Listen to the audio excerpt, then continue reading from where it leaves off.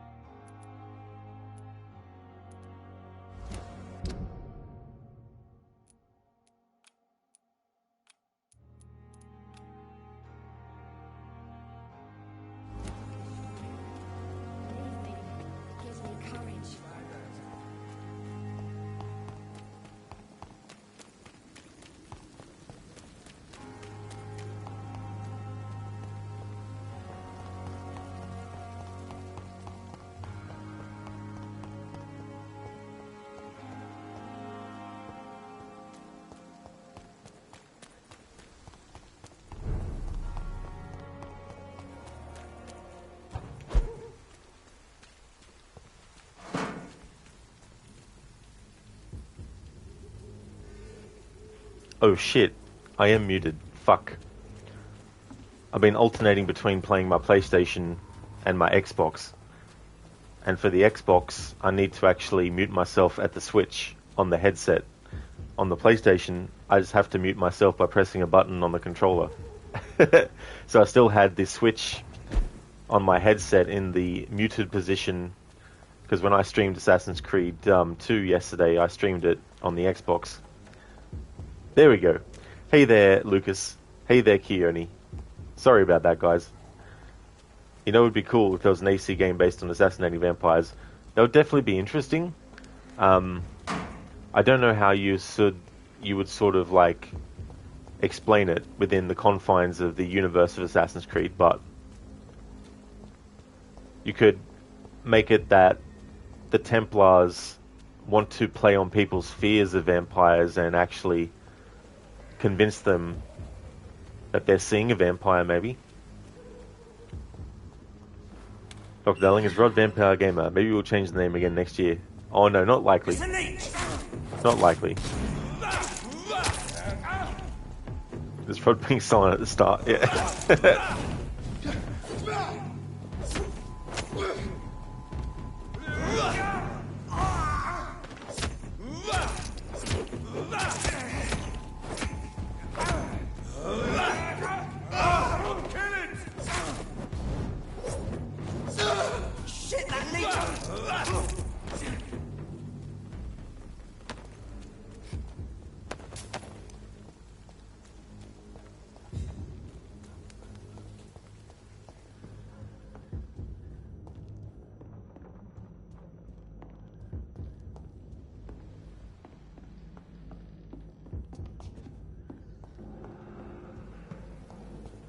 I don't know why it still says on the screen, Widow in Distress. Convince Xiao Xun to go back to Whitechapel. But in the location that we found her in, we already saved her from the vampires. So I think that's just a glitch for that message to still be on the screen.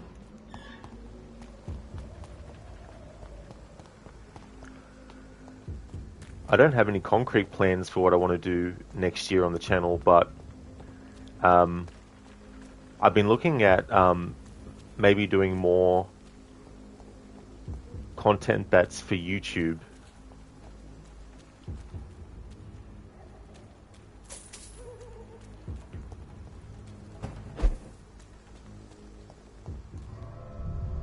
But I can't stream directly to YouTube via consoles because when I've tried to connect the two, it said that I had to wait for approval or something, and it's like, it's been months now since I tried. I check every so often and it hasn't been approved, and I'm like, okay, fuck it then.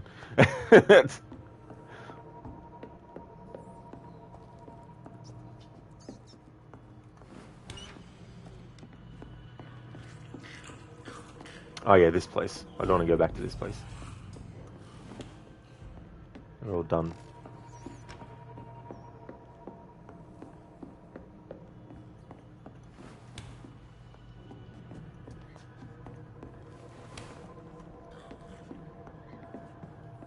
It's going to take me 20 minutes to figure out how to get out of this location now, because I remember last time I was in this location I kept going around in circles.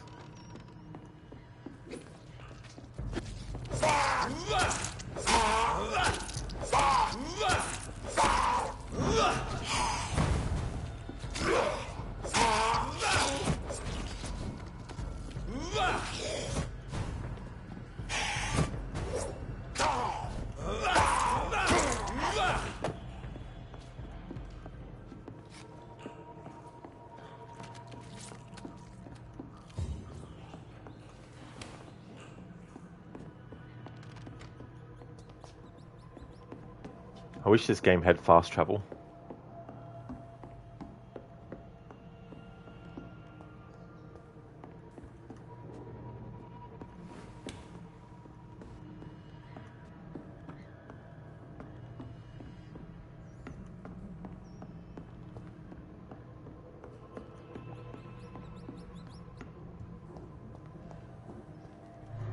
Here we go. Here's the exit.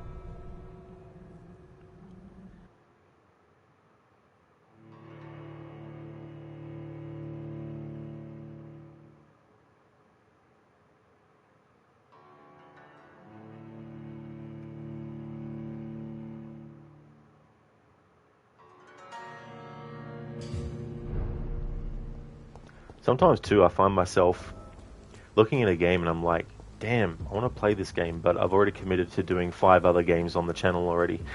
So I can't just drop those to jump to the other game that I feel like playing, because I don't like to leave playthroughs unfinished if I can help it. Like, there are some exceptions, like that GTA 1 playthrough I was trying a couple of years back. I gave it a good effort, spent hours and hours with it, but I was just like, no. If I spend any more hours with it, then I won't get that marathon done before that year ended.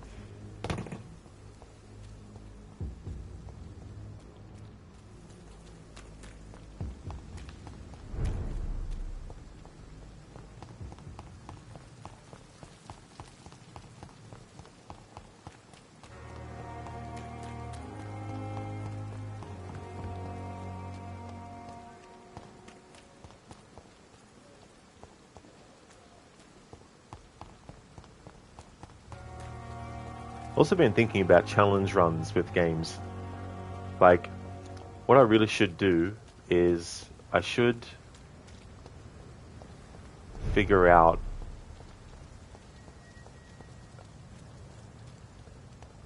because some challenges that I do with games, I think, oh, this would be interesting. This is not a place for you, sir. Or this would be Off you trot. a unique kind of thing. And then after it's done, I'm like, was it really unique? Like, was it something that people actually liked? You know, that's the other thing too. Like, I like doing challenge runs because it gives me a fresh way to approach a game that I might not have done before. But like, I've seen other people do challenge runs. Mine. I'll take it. And they stream it, and like a lot of the challenge runs I do, There's one of them. I might do some testing for it just to see in the early stages of the game if there's enough to build upon for the rest of the game with the challenge, which means I don't play the whole game off stream first with the challenge and then figure it out like that and then decide, hey, because I think what I like about challenge runs where I do that is I'm kind of figuring out things as I go through it, you know, and testing stuff and going, you know, can this be done? If it can't be done, just create an exception for that rule and then continue on and all that kind of stuff. I've also in the past had, you know, thoughts about what sort of like challenges should I even do at all, you know? Because in doing challenges and trying to come up with different kinds of things to do, I'm also trying to make things more interesting for people watching the game as well, because it might be something that adds a little bit extra oomph to the playthrough.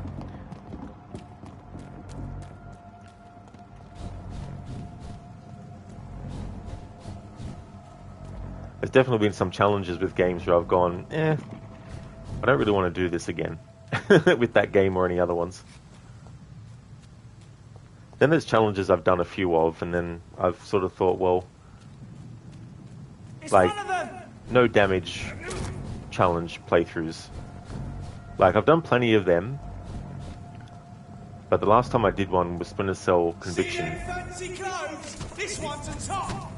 And it made me go, yeah, I don't really feel like doing no damage challenge with any games moving forward. I think I've done enough with that kind of challenge as well.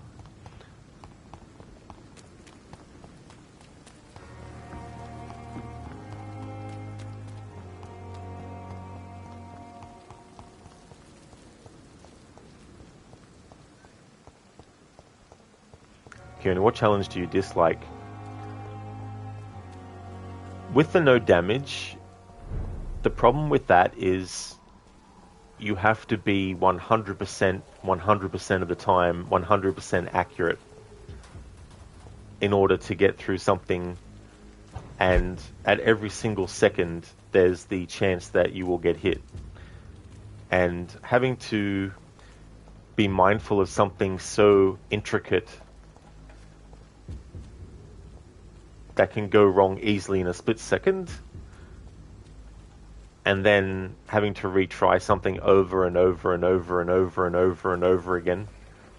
I feel like, while it can happen with no death challenges, at least with a no death challenge, if you get hit, it's not the end of the world straight away. You don't have to, restart the chapter or restart the game, whatever your punishment you made up for it is.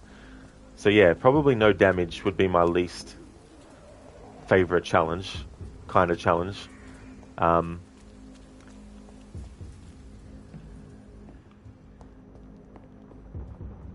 don't mind challenges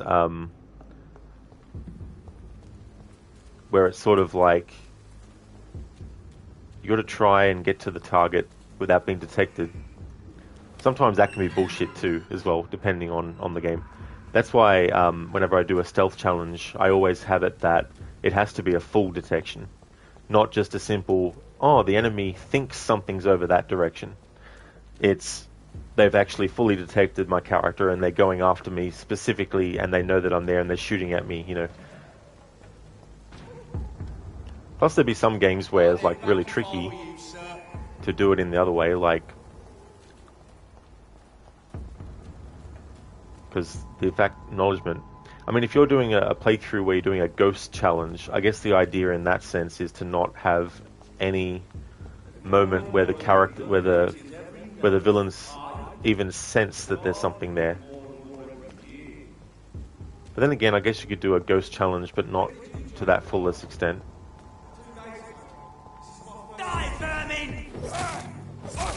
He went to T-pose. Die, vermin!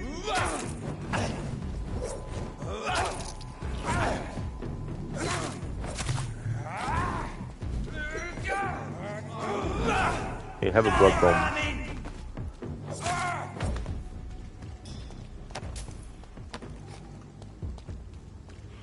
Yeah, Keone is very tricky too, with those no damage runs.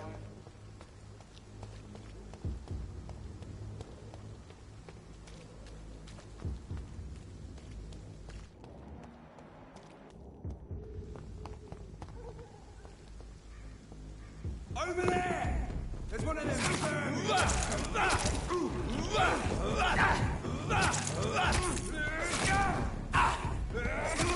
murdering bastard!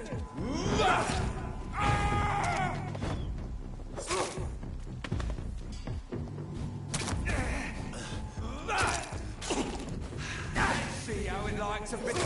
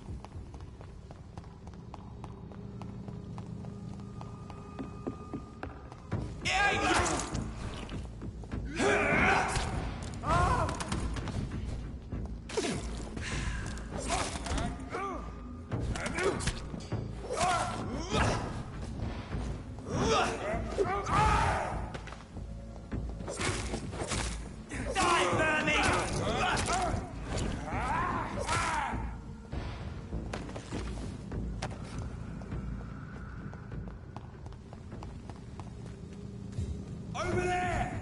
There's one.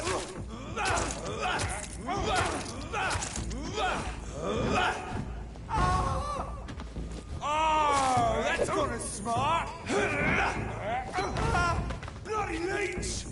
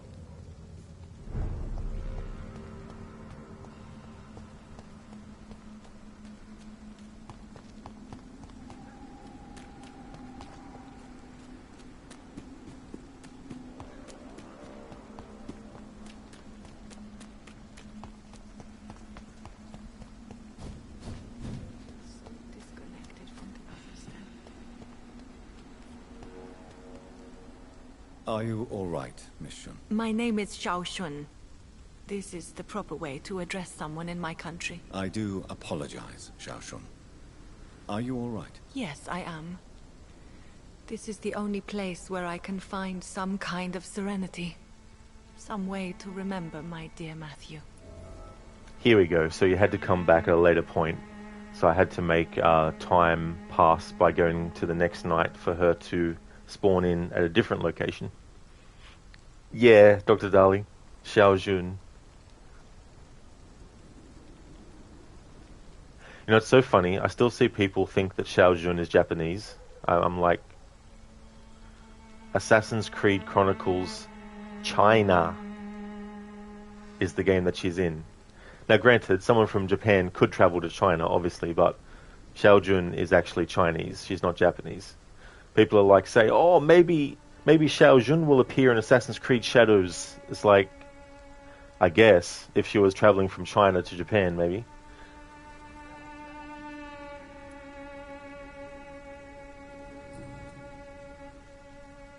Are you on your own? Do you have any friends or family who you could be with? I have family and friends, but I need to be here alone. One day maybe I'll go back to them, but not now. I need silence, and I need sadness.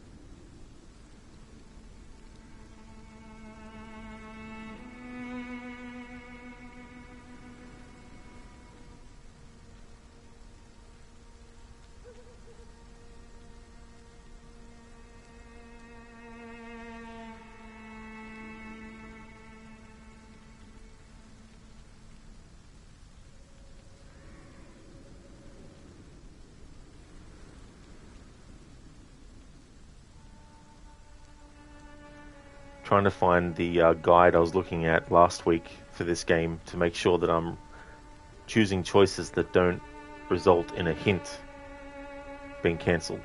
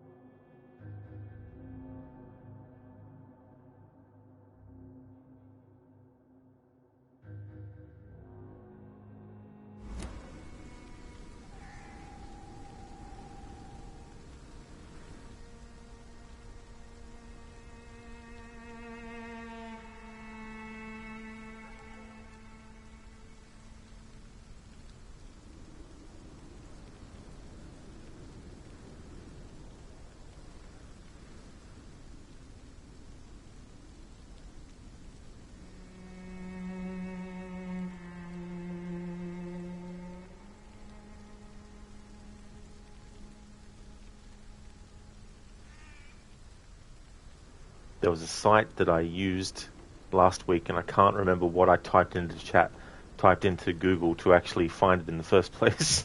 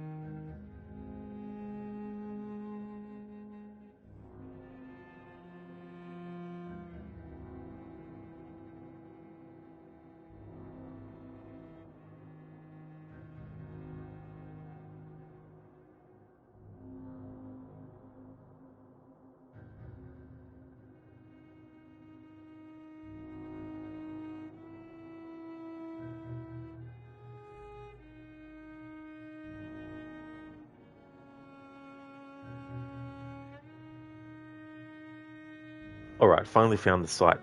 Alright, cool. So, Shaoxun. Lucas, eat her. Not yet. We will be in the game later, though.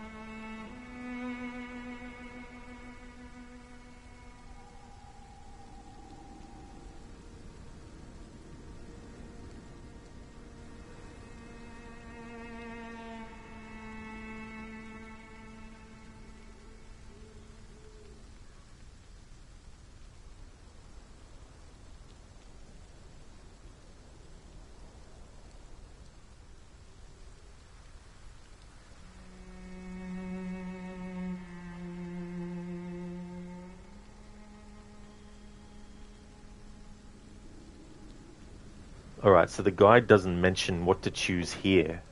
So I'm assuming that means it doesn't matter what you choose here.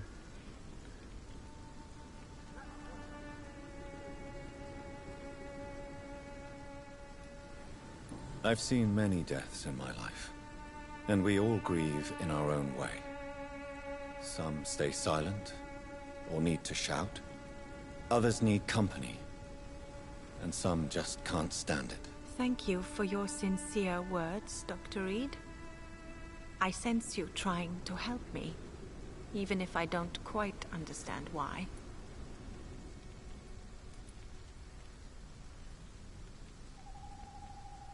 Tell me how your husband died, Xiaoshun. Matthew died of the Spanish flu, like so many others.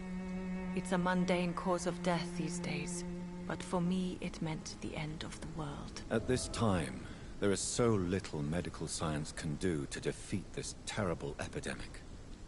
I'm truly sorry. The worst thing is not his death, even if it tears me apart. The worst is not to have seen it coming, to have lost him so quickly, even before realizing it. Did he hide his condition from you? Matthew was a smiling type, a happy sort. Everything that I am not. Did he laugh at his death to come, or did he not realize what was going to happen? I'll never know.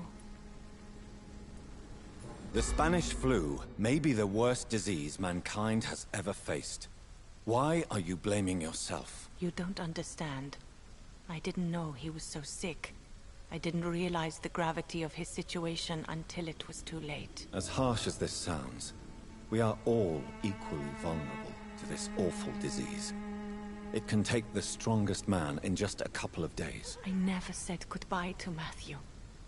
We never realized how bad it was. We laughed about it even. He always made me laugh.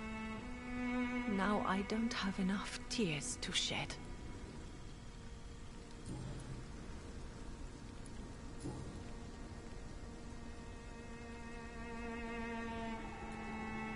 You realize you can't stay here forever, don't you? Eventually, you'll have to leave the cemetery. Why? Why should I go? Since this is the only place I can find peace of mind.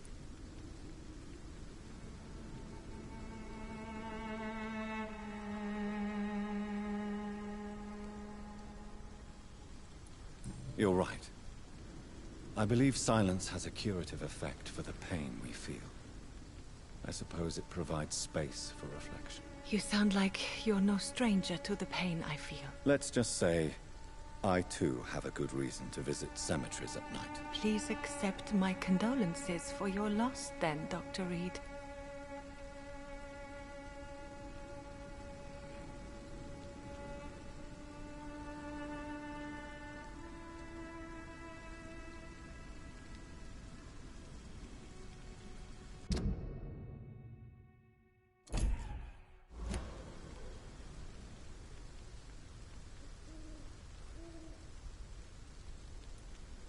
Are you a doctor yourself? Is this why you feel so guilty for not saving your sick husband? No, I am not. But I still need to blame someone for Matthew's death. And who else, if not his wife, who did not see it coming? I'm a physician, one of the best in the country. But I was unable to save my own sister, Mary. She died in my arms. Why tell me this? Is it supposed to make me feel better? No. But I wanted you to know that you have done nothing wrong. Unlike me. May I ask what caused the death of your sister? You could say she was also killed by a terrible disease. A disease I have sworn to fight and cure, no matter how long it takes. Thank you for sharing that with me, Dr. Reed. Maybe it's time we start to rebuild our lives, you and I. You should go home now. I think you're right. Cemeteries are for the dead, for they need silence too. Thank you for your honesty and your wisdom, Dr. Reed. Thank you for your company, Xiaoshun. Take care on the way home. Maybe I'll see you again in Whitechapel. Goodbye for now.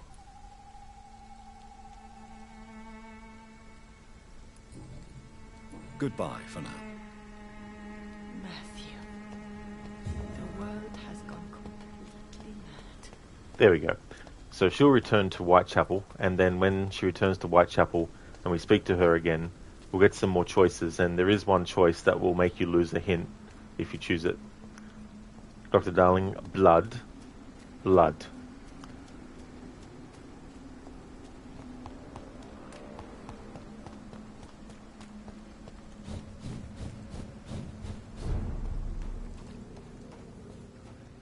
I reckon they should revive the Count Duckula series. I wonder who owns the rights to it now.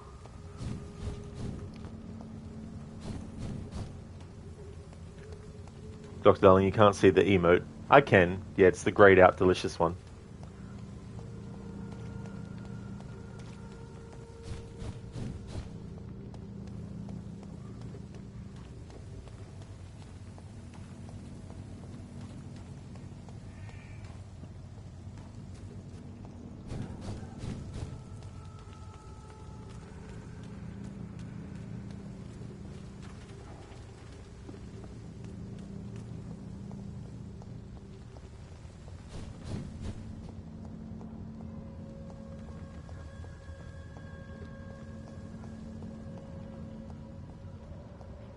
Dr. Darling, sometimes it doesn't work immediately. Oh yeah, the changing of the emote, yeah.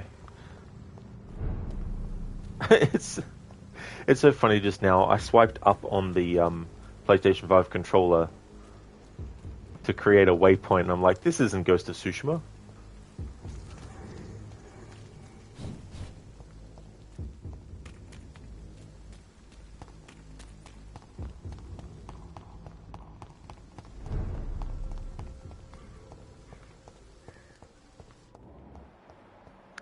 Dr. Darling, must have been the blood.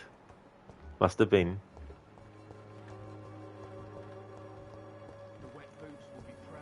Got some more people to heal.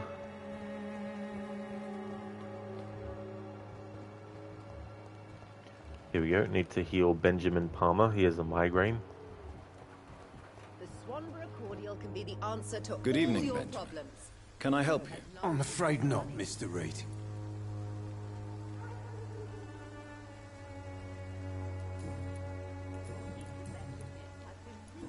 You don't seem well, Benjamin.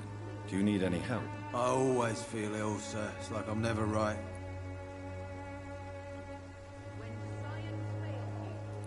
I can try to help your body heal, sir. But you must stop destroying it. The war destroyed me, Doctor. A gun, alcohol, and a bad temper make a terrible cocktail, sir. Its effectiveness has been proven by many. Even Cadogan has a cold. Good evening, sir. Do you remember me? If you're here for a reward, you'll be sorely disappointed. But I'll gladly shake the hand of a fellow countryman. I'm not here for a bounty. I'm a doctor. Dr. Reed from the Pembroke. A doctor? In Whitechapel? What an opportunity. My name's Bates. Cadogan Bates. Do you require assistance, Mr. Bates? Not me, but your skills could help a lot of people round here. That would help my business, because I say, a live tenant's a paying tenant.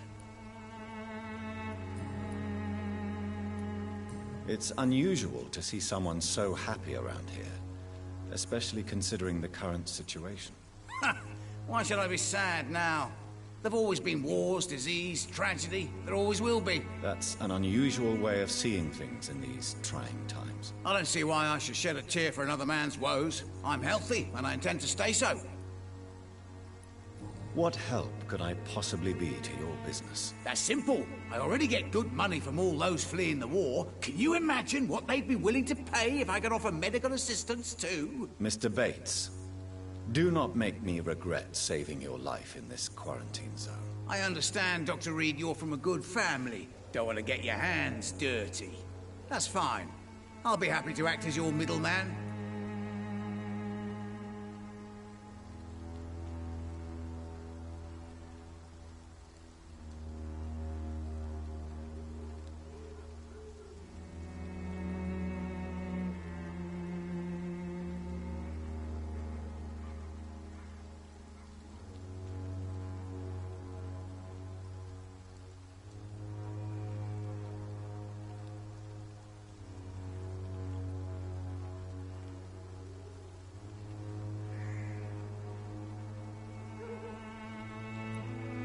I've no interest in money.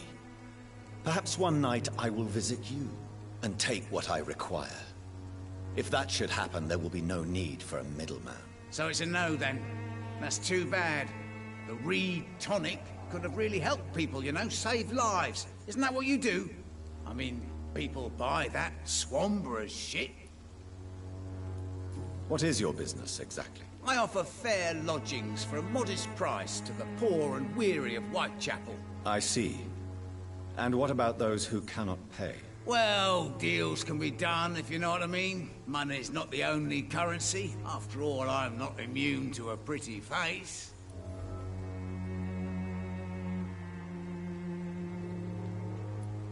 In other words, you take advantage of these poor lost souls. Begging your pardon, I thought you was a man who could appreciate the complexity of the modern world. Things ain't just black and white, you know. Tell me, what's your honest opinion of the increasing violence in London? People are just beginning to discover what we've always known. This city's rotten to the core. They just took their bloody time to wake up and notice it. What do you mean? People are acting like the violence is news. But it's always been savage down here. It just bubbles to the surface every now and again.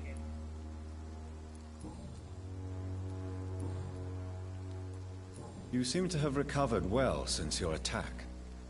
Do you ever think about what happened to you? Not much. It was a fucking nightmare. Savages, absolute bloody savages. Their appearance. Jesus. It made me want to puke. You'd better not come back here. I won't be around next time to save you. They made you want to puke, huh?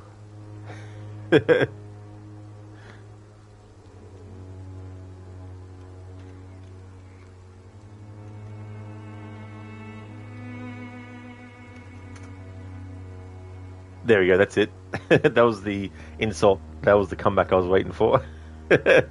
You make me think somebody already did. I want to know everything about the recent violence, Cadogan. And I want the truth. Well, rent may be a bit high, and yeah, I've had to evict a few people. But that's business, isn't it?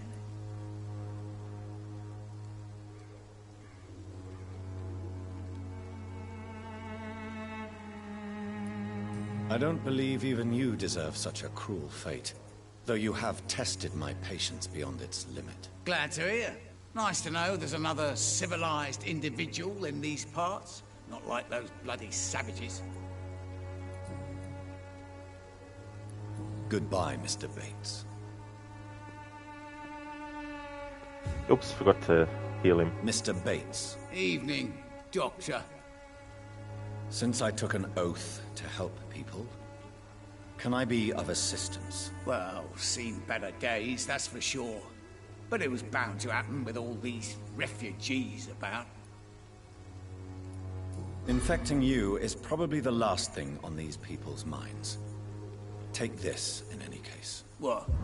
You give me this for free? Don't have a clue about this place, do you? Goodbye, Mr. Bates.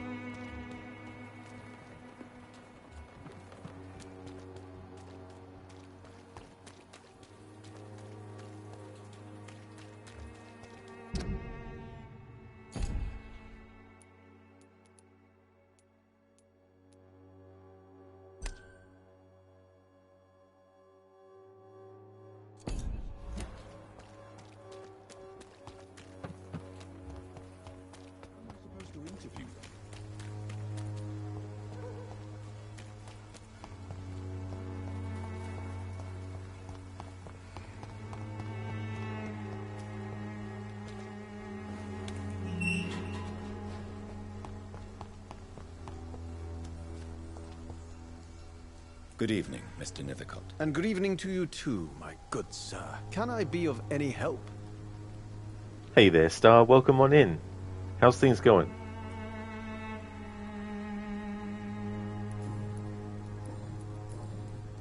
Do Do you need medical attention, sir? It may be wise to let you prescribe me something. I don't feel like I should. I understand your appetite for words and macabre beauty, sir.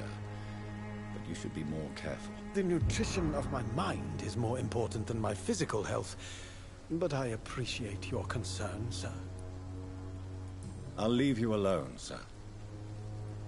So the only other character at the moment that needs to be cured of something that is in Whitechapel is someone that we can't actually get to yet. But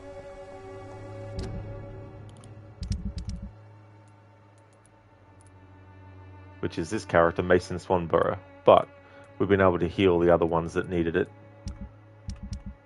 And also the one in Pembroke Hospital.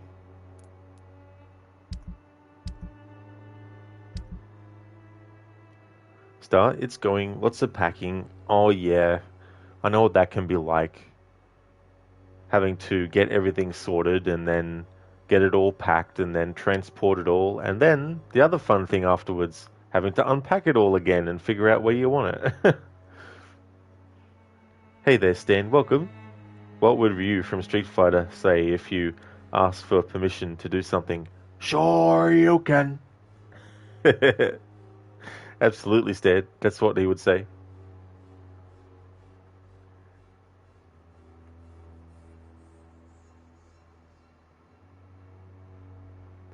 Star, gladly it's not that type of packing. Oh, okay. So it's a different kind. Well, hopefully it's going well in that direction.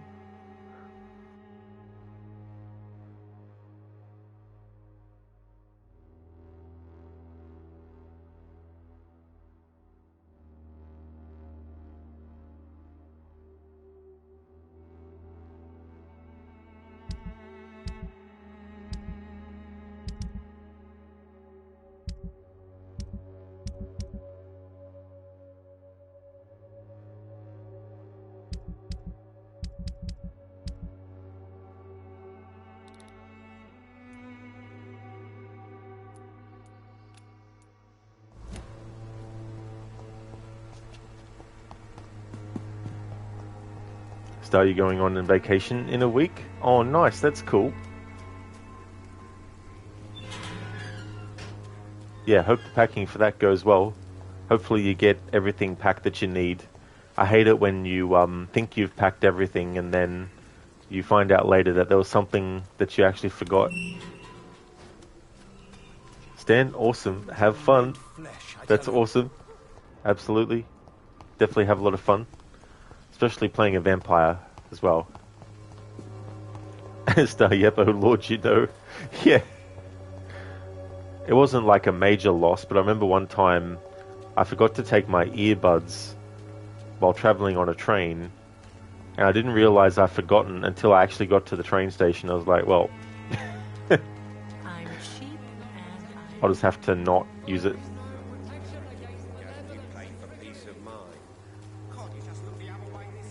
Can't you just look the other way, mate? Can't you just look the other way? Come on. We used to be friends. What are you shaking me down like this for? Star, that sucks, lol. Yeah, I was kind of annoyed. I thought, oh, that'd be right. I don't remember it before I leave. I actually don't only remember it when I get to the location.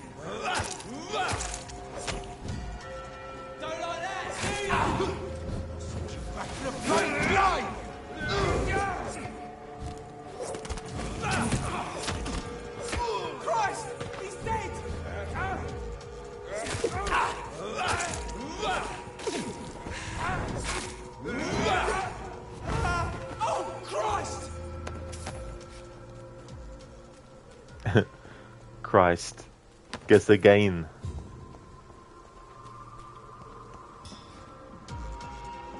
Star, you're going on a Royal Caribbean cruise. Oh, nice. So, have you been on one of those before?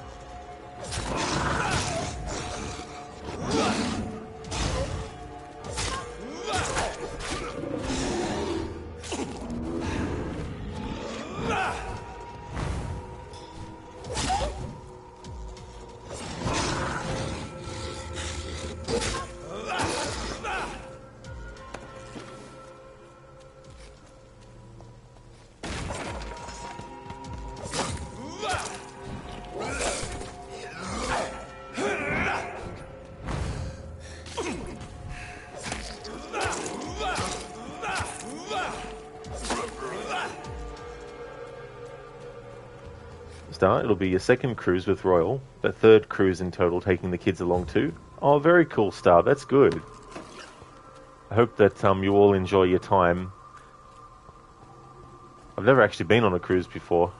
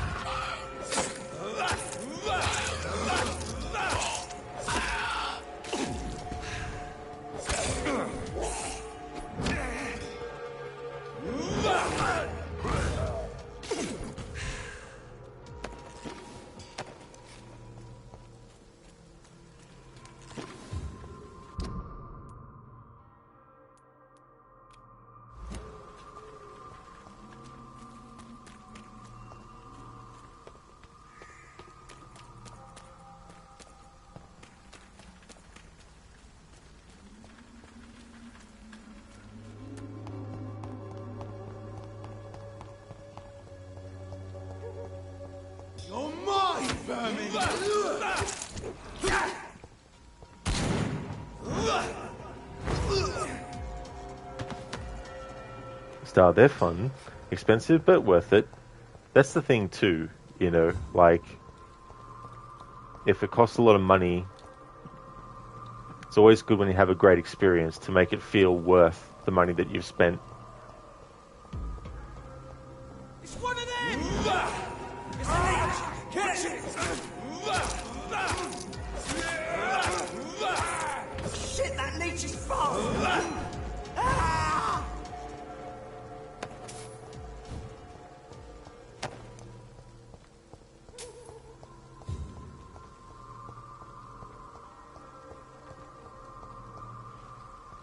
Okay, so we can't get to the West End without going through this area that we need to go through the main story, which is totally fair. I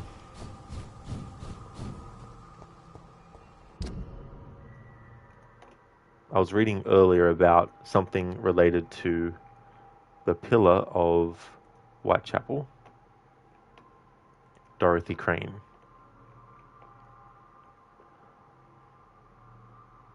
Alright. So, the next main story mission that we're doing relates to Dorothy Crane. And the outcome that I need is I need to make sure that she dies. It'll put the burrow in worse shape, but you don't get an opportunity to kill her later if you decide to save her or whatnot. So we need to go with the actual choices to make sure that she'll be, you know, embraced early. Alright, so we need to speak to Barrett Lewis. Alright, so just to do a bit of a recap. So in the first chapter, Jonathan had to identify and confront the vampire who created him.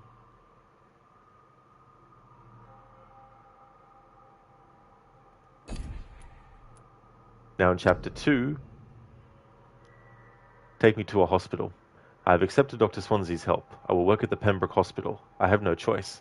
The man knows about my condition and about what I have become, a vampire. I can't believe this. I don't know anything about this secluded medical facility. Everybody here will take me for what I'm not anymore.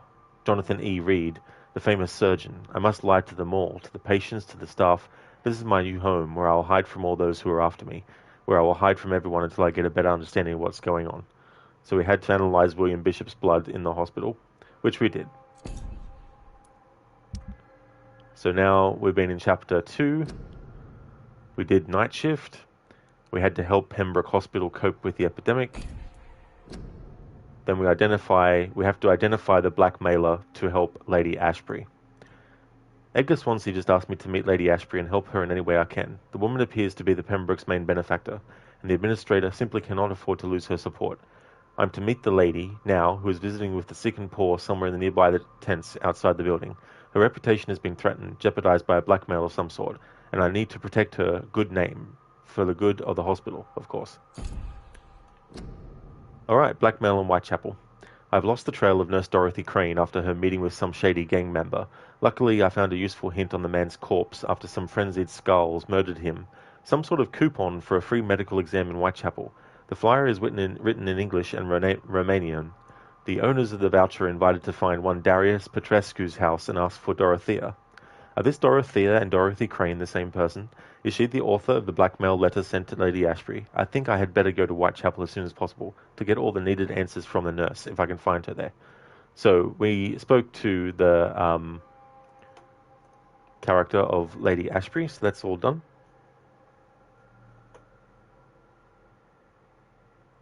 Star, what? What? Not sure.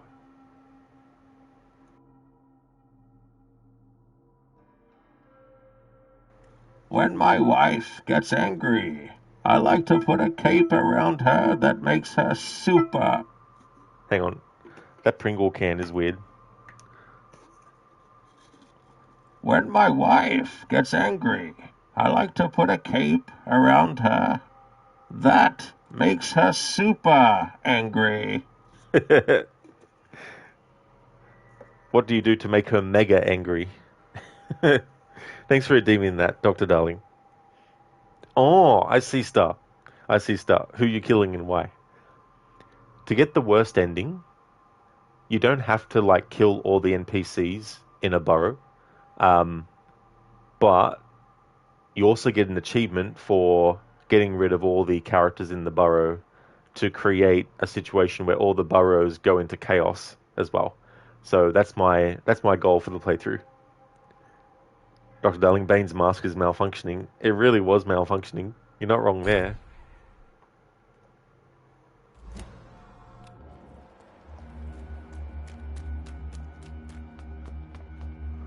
Alright, so there's some clues that I need to get about the character, so we need to go and speak to specific people.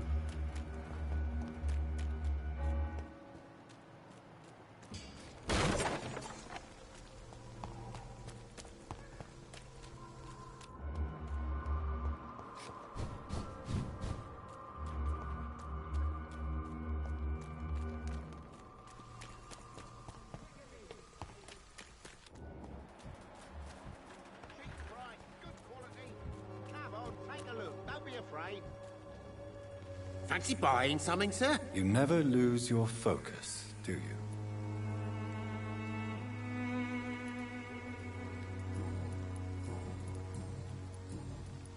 Have you heard of a nurse called Dorothy Crane? Nurse Crane? So the bitch really is a nurse, then? Always thought she was just some crafty foreigner, that one. Yes. Those bloody immigrants should know their place, eh? How dare they do a better job than the lazy natives of this land? Dorothy Crane ain't even a real name. Something like Dorothea Craniu. Something like that. Came to England fleeing the war, I was told. That doesn't explain why she irritates you so much. Your precious Nurse Crane gives away medical supplies and prescriptions for free. I offered to sell it for a fair cut, but no. Miss Crane wanted to play the quiet saint. Goodbye for now, Mr. Lewis. Hey there, Spectrum. Welcome to the stream. It's going good. Things are going well. Having a good Friday today. Doing some more Vampyr. How's things with you?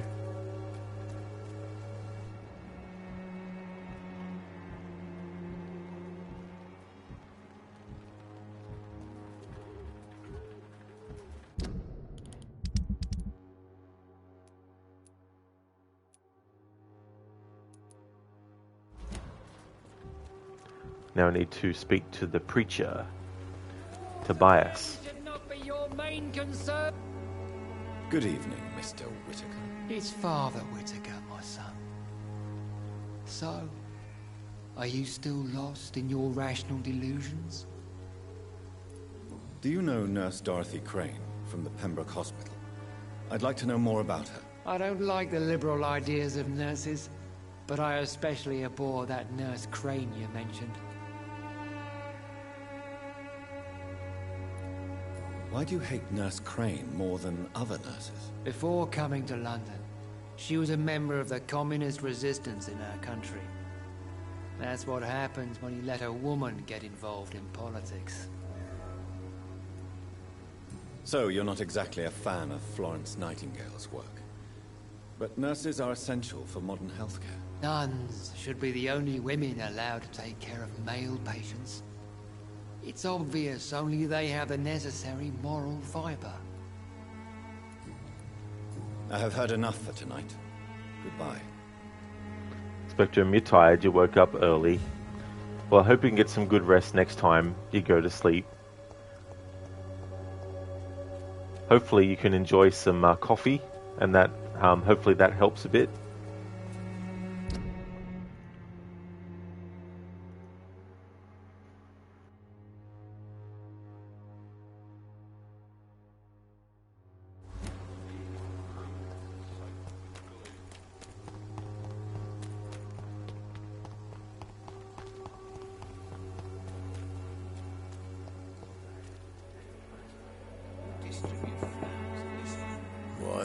What do you want? Leave me alone. Good evening, sir. I'm Dr. Reed.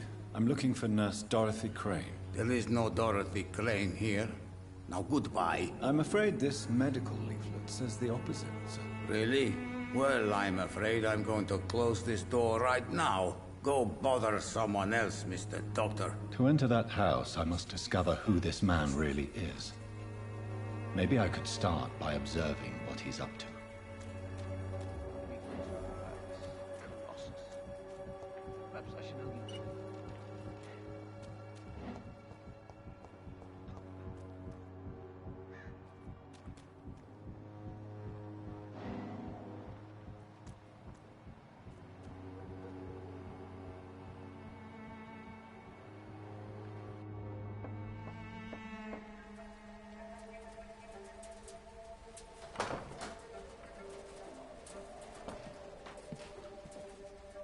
A strange man was at the door with a pass for our medical facility. I refused him entry.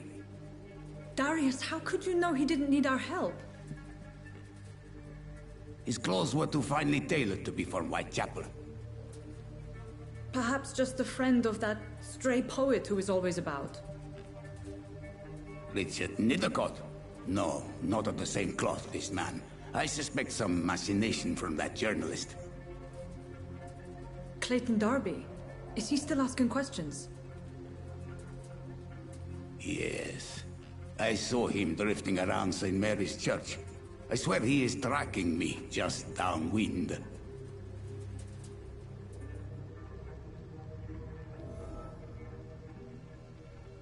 I must talk to that journalist or the poet. They must know about Darius. Nearby the church they just mentioned.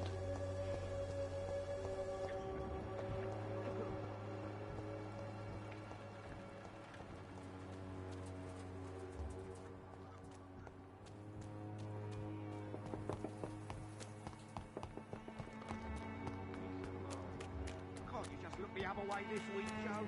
Come on, we can sort it out, right? It's not my fault. Walls of your home will not protect you. I'm not gonna drain you completely. You're gonna turn for me. You'll be my slave. You'll live for me. You'll eat bugs because I order it. Why? Because I don't think you're worthy of human blood. You'll feed on the blood of stray dogs.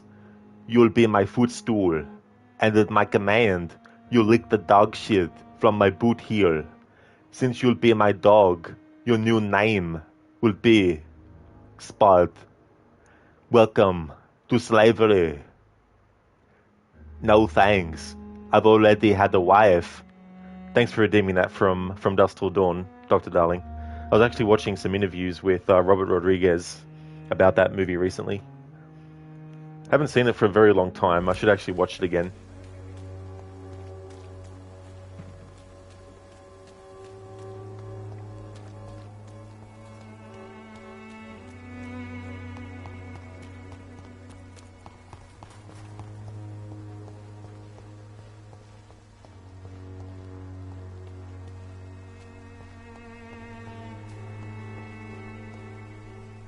Good evening, Mr. Nethercott. And good evening to you too, my good sir. Can I be of any help?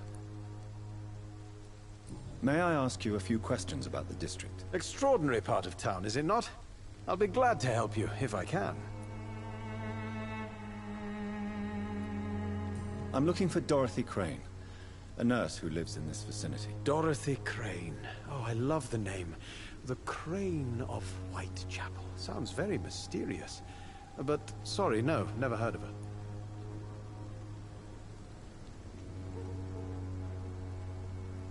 Dr. Darling, it's Blood Day, aka Friday.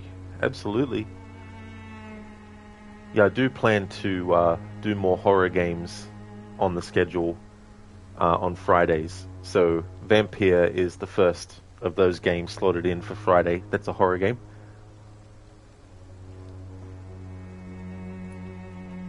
What can you tell me about an old man called Darius? Darius Petrescu? Yes, I know him. At first, I thought he was only a small publisher. I invited him to publish my work, but his reaction was pretty clear. Not interested in your talent? Darius is an old political activist who takes delight in printing tracts and lampoons. Those communist activities only require mediocre writing skills. I'll leave you alone, sir.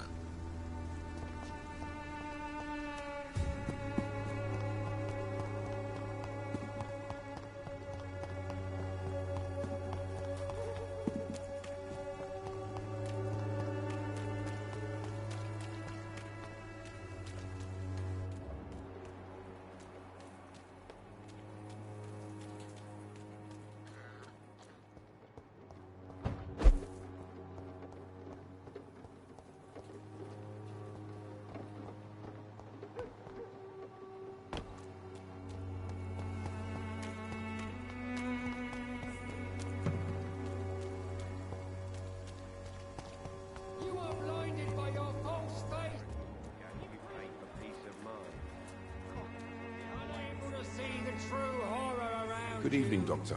Can I help you? I heard you're investigating an underground medical dispensary in Whitechapel. What do you know about it? Not much, I'm afraid. They are wary of strangers, and I'm not really an acquaintance of theirs. Why do you care?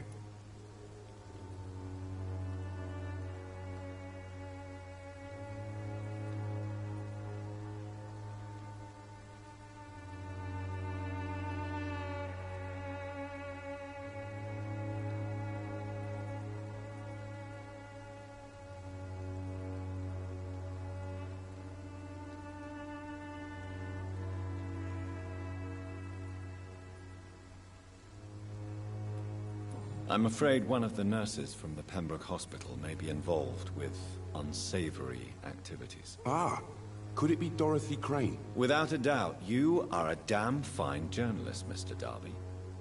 What do you know of her accomplice, a man named Darius? I don't know much about the man. He's very cautious. Never goes out.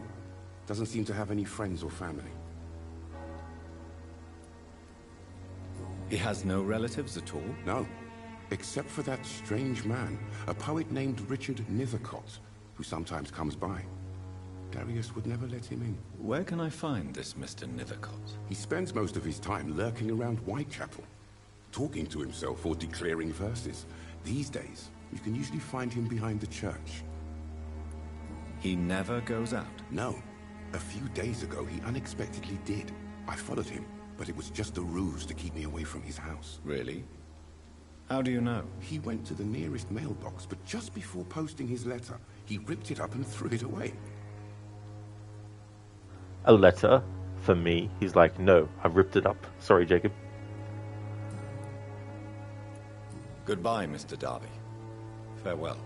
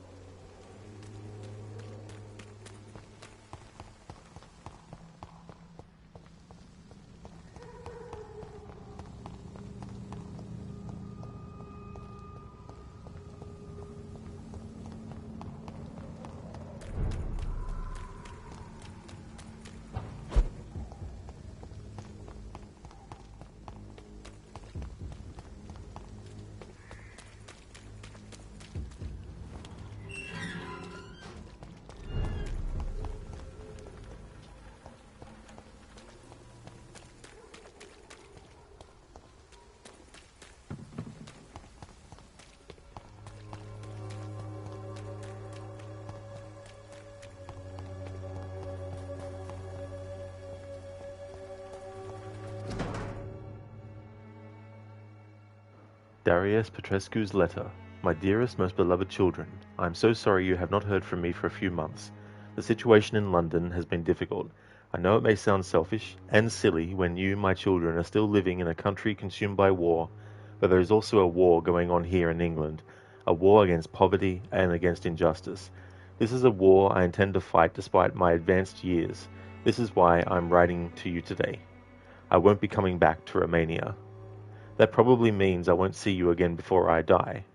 Don't be sad, my darlings, you are grown up now and you have children of your own. You know the sacrifice we sometimes must accept to make the world a better place. This is one I must make now, to feel useful one more time. I wish you a long and happy life. Kiss my grandchildren for me, and remember that your father loves you all the way from this cold, damp country. I am, as ever, your loving father, Darius Petrescu. The content of Darius' letter to his children could give me more leverage to enter. Darius is a bit less of a mystery now. It should not be that difficult to incite him to let me in. Stan, bloody Friday, isn't it, bruv? You cannot believe they stole Whitechapel from AC Syndicate. Shaking my head. Tisk, tisk, tisk. What has the world come to? It's so funny though, Stan, because this game came out a few years after Assassin's Creed Syndicate. So even though it's an impossibility that Assassin's Creed Syndicate was the first to have Whitechapel as a location in their game, but still it is funny. Dr. Darling? Darling? Who? Dealing?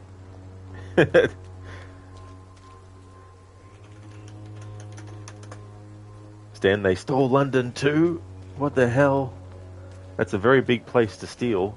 Like, where did they put it when they were transporting it? You play for peace of mind. Can't you just look the other way this week,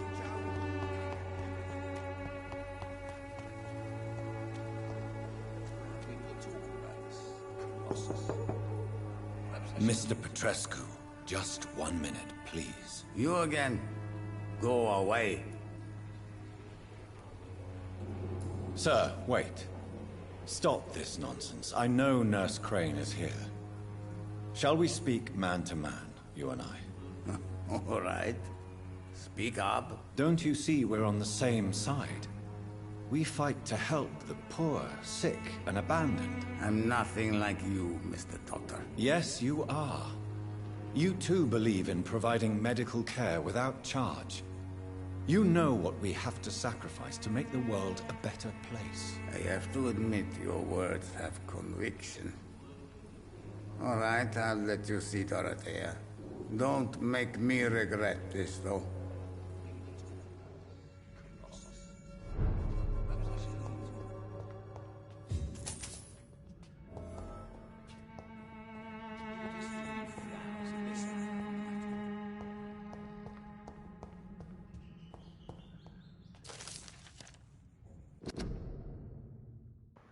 Stan, they help the poor and sick and hungry and dying. Please, sir, I just need money. The antique figure of the Vrykolakas. Of my many journeys, I believe I was the most amazed by my exploration of the Mediterranean Isles, and particularly the island of Santorini, searching for traces of vampire presence in these sunburnt lands. Herodotus himself refers to the island in his 4th book, and I'm personally convinced that there are many mysteries to be unveiled in this part of the world. Who knows that, even today, the island of Santorini is still considered by some as the most vampire-infested place in the world, way more than the Carpathians, and that its inhabitants are considered as specialists of the vampire hunt, or the hunt for Vrykolakas, as they call this creature. According to the local myths, the Vrykolakas is a dead person who does not decay, and who can show a vermilion complexion as long as he is gorged with fresh blood. He cannot enter a house without knocking and getting a response. Garlic makes him flee. He does not consume under the sun, but his skin blackens. He can change into wolf and other animals. What struck me the most is that the same name exists, with small variations from Mediterranean Sea to the Balkans. The Greeks call him the Vrykolakas, the Bulgarians and the Macedonians name him Varkolak or Varkolak. The Serbians call him Vukudlak. Yes, Vukudlak is a name so similar to the Volkod we already know, my dear brothers. Just to write the few words now gives me the shivers. I'm personally convinced that we are here confronted to some of I'm personally convinced that we are here confronted to some of proto-vampire. That should be, I'm personally convinced that we are confronted by some kind of proto-vampire.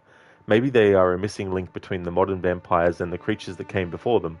If God allows me enough time, I wish one day to go back to the Santorini island and find the trail of this antique and forgotten figure. From Drinking at the Fountain of Knowledge by Usher Talltree, Primate of St. Paul.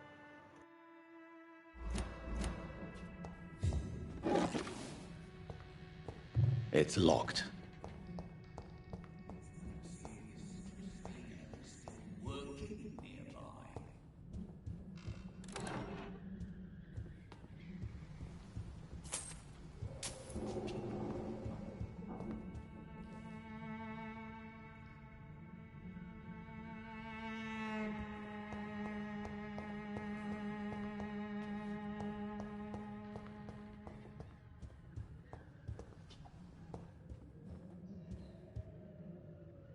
If you want to talk to Dorothea, you must go across the courtyard and take the stairs. We've not been formally introduced. May I ask your name and occupation, sir? I am Darius Petrescu. I'm here to keep snitches and spies away from Dorothea. And I also run this little print shop. Dr. Darling, the creatures that came before. Vampyrisu. Hey there, Anasune. How's things going?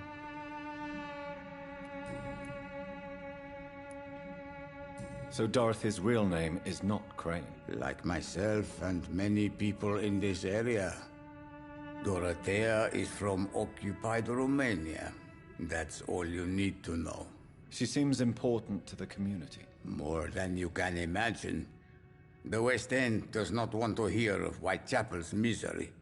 Dorothea is one of the few doing something about it. Lucas, thank you so much for redeeming the Arnie movie scene impression.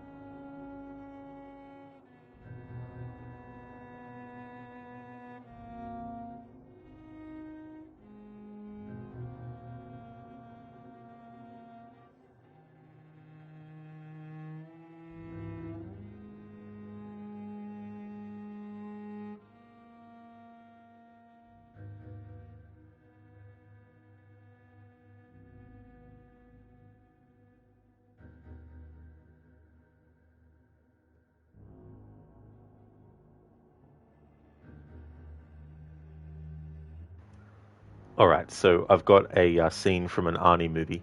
I'm actually putting two together, but they actually happen one after the other. They said you'd come from the north, a man of great strength, a conqueror, a man who would someday be king by his own hands, one who would crush the snakes of the earth. Snakes? Did you say snakes? What is it you seek?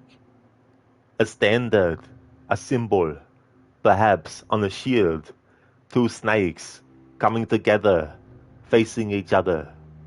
But they're one. With a sun and a moon below, black sun, black moon. Yes, there is a price, barbarian. Then there's like a sex scene. And then after that, the next day, Conan walks out of the hut. Food! Food! I've not eaten for days. And who says you will? Give me food so I have strength when the wolves come. Let me die not in hunger, but in combat. Who are you? I am Subutai, thief and archer. I am Hyrcanian of the great order of Krelath. So, what are you doing here? Dinner for wolves. So that's from the first Conan the Barbarian movie. Lucas, you're welcome. Darn Romanians. When you were a kid, you thought Romanians were from Rome. I mean, I don't blame you for thinking that. You know, like, I can't remember now the first time I heard as a child about various countries around the world and all that kind of thing.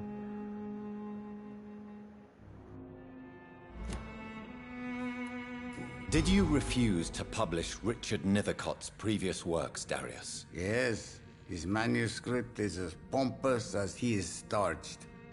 Now there's a man who loves the sound of his own voice. You could have told him so. As a great writer recently said, politeness is the most acceptable hypocrisy.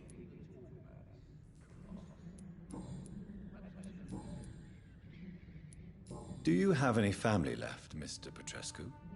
Children or grandchildren? Who knows? I have abandoned my people for so long, they might as well be dead. As dead as I am for them, I suppose. Don't be embarrassed, sir. If you must know, my own father disappeared many years ago, and I forgave him. It's quite awkward to talk about our families like this, but thank you, Dr. Reed. I appreciate your trust. This war won't last forever. Did you ever think of returning to your country now it's free? No. I have taught strength and determination to my sons and daughters. I'm an old, dying man who only has memories of better times to cherish.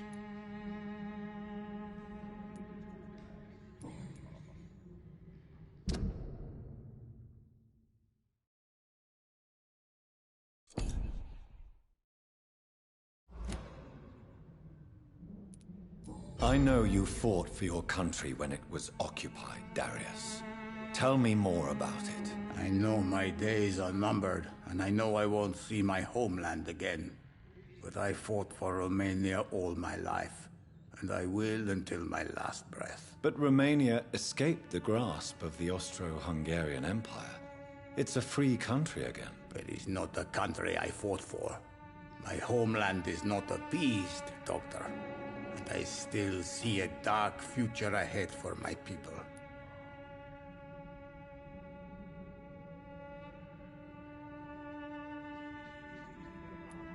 How did you meet Nurse Crane, Darius? Why does she trust you? I'm her oldest friend in England. Dorothea and I share many ideas about this country and about the country we left. You mean occupied Romania, don't you? Even if not directly, I fought against your enemies. Really? Then perhaps you have more in common with Dorothea than meets the eye, Dr. Reed. Goodbye, Mr. Petrescu.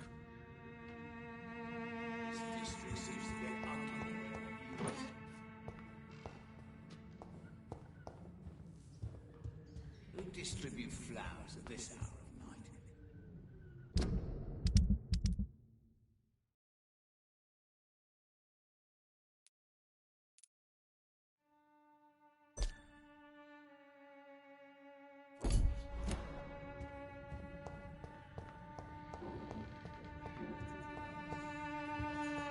It's locked, all right. Alright, I'll come back to this in a moment. Who distribute flowers at this hour of night? The flower deliverer. Maybe they were like, I need to get a head start on my flower deliveries tomorrow, so I may as well start now, really early in the morning.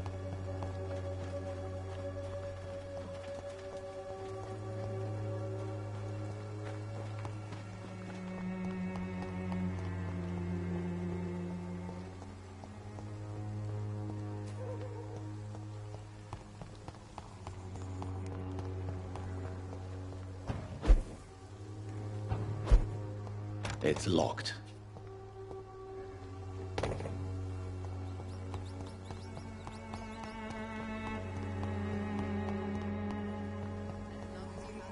are talking about this Colossus. Perhaps I should look into it.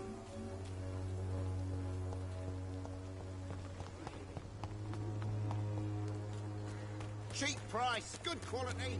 Come on, take a look. I cannot enter.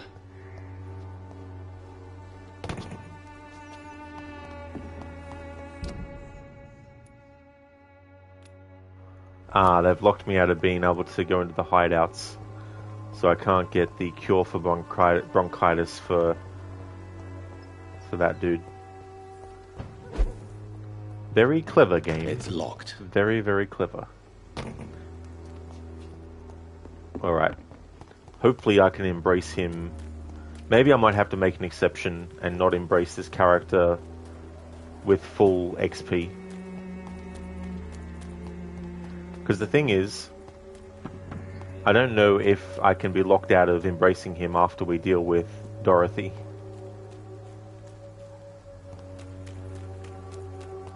It's locked, all right. Just jump over it. You're a vampire.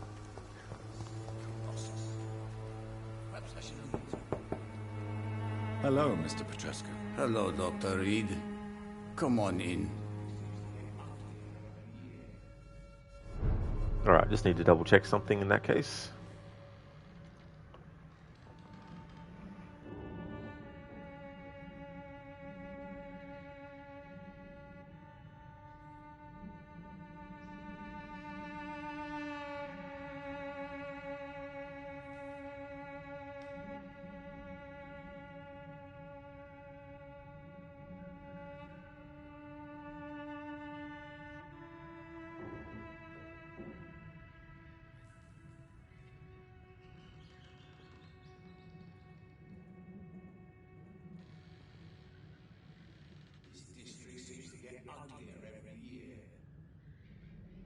So the choice to kill Nurse Crane will upset Elizabeth Ashbury, which I think contributes to the worst ending. So choosing that outcome won't be terrible.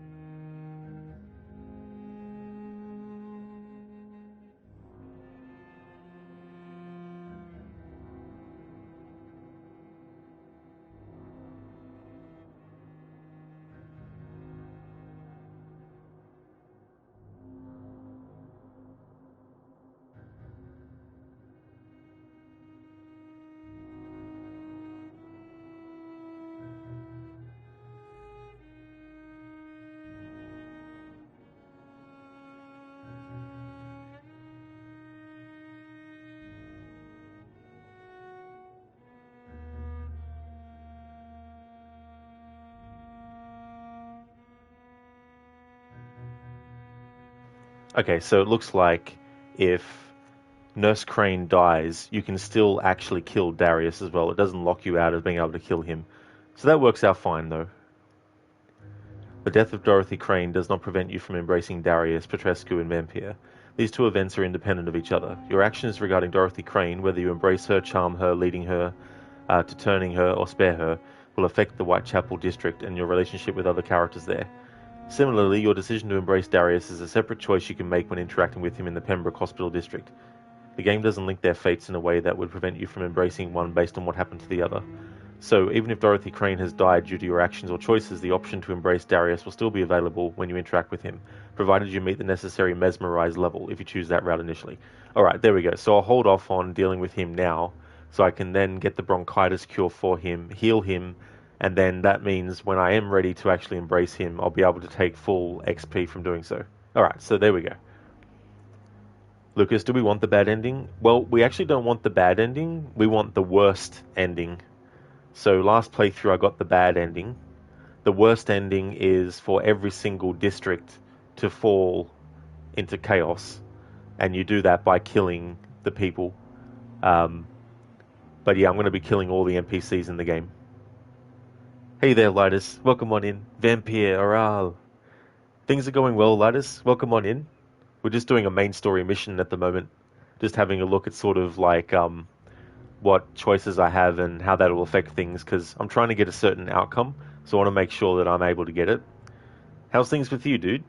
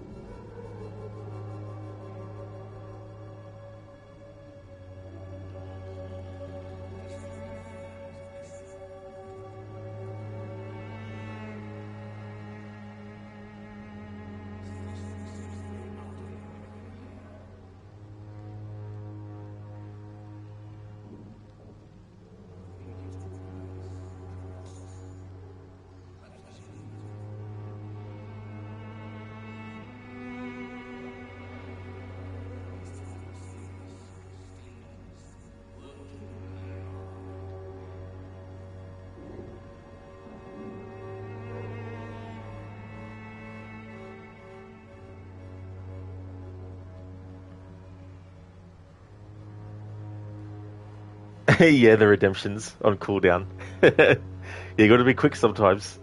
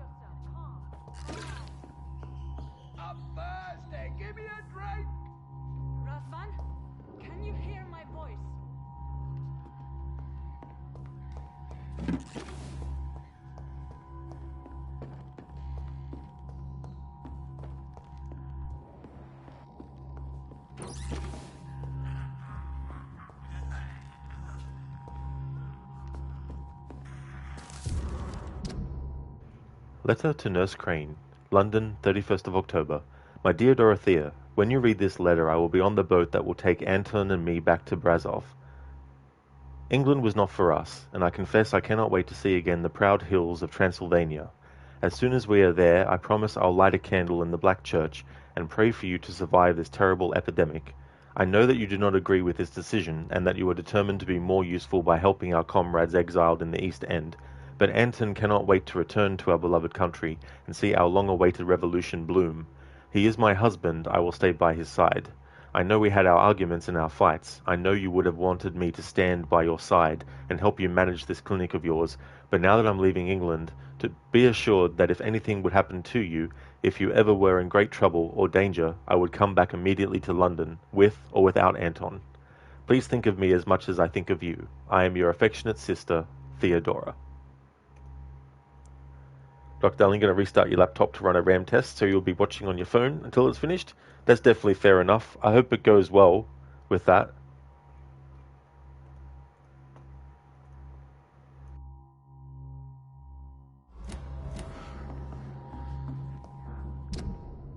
Nice, so we have all available hints for Dorothy Crane.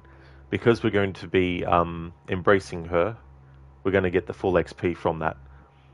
Dorothy gives away drugs and medicine for free. Dorothy was a clandestine resistant in her homeland, and Dorothy has a sister in Romania.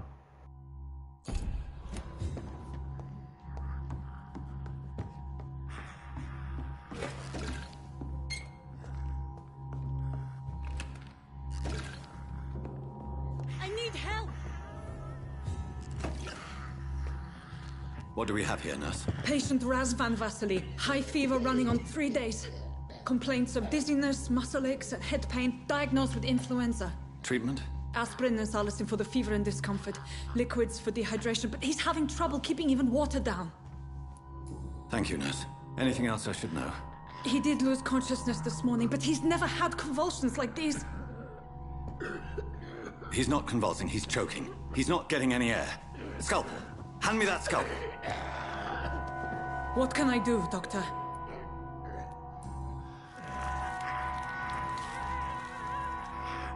I need to perform a tracheostomy. Short pipe. That rubber tube will do. We're going to cut a passage for air through the neck.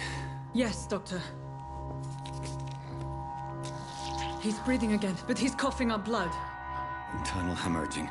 I need to make another incision into the chest cavity to drain the fluids from the lung. Prepare another tube. A thoracostomy? Doctor, we've nothing to fight the infection. We need an aseptic environment.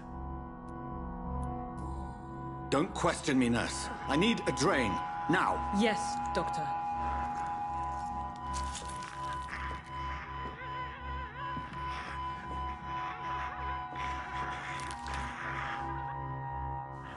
He's still bleeding, Doctor.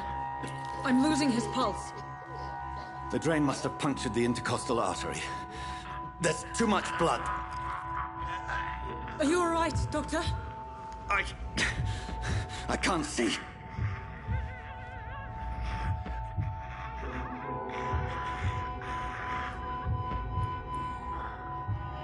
I must first suture the artery. Find the wound. The source of the blood. Needle and thread, Doctor. Good. The stitches are holding. How's he doing? We're losing him. We've lost his pulse. He's dying, Doctor.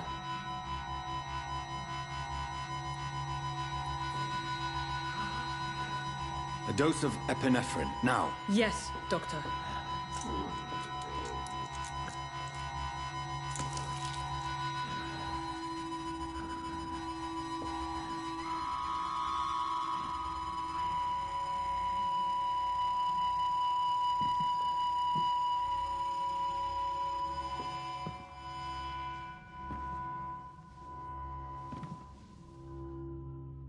We've lost the pulse. He's gone, Doctor. Nurse, we did everything we could. Yes, I know. You are true to your reputation, Dr. Reed. Dedicated and precise. No one could have done more. This was not an influenza-induced seizure. I've never seen symptoms like these on the continent. Neither have I. But the previous symptoms leading up to this attack were the same, indistinguishable from the epidemic. No. There was something more vile in these reactions, something primitive. There have been numerous reports of mental breakdowns caused by the fever that accompanies the flu itself, Doctor. Yes, but I'd best take some samples of the blood for analysis.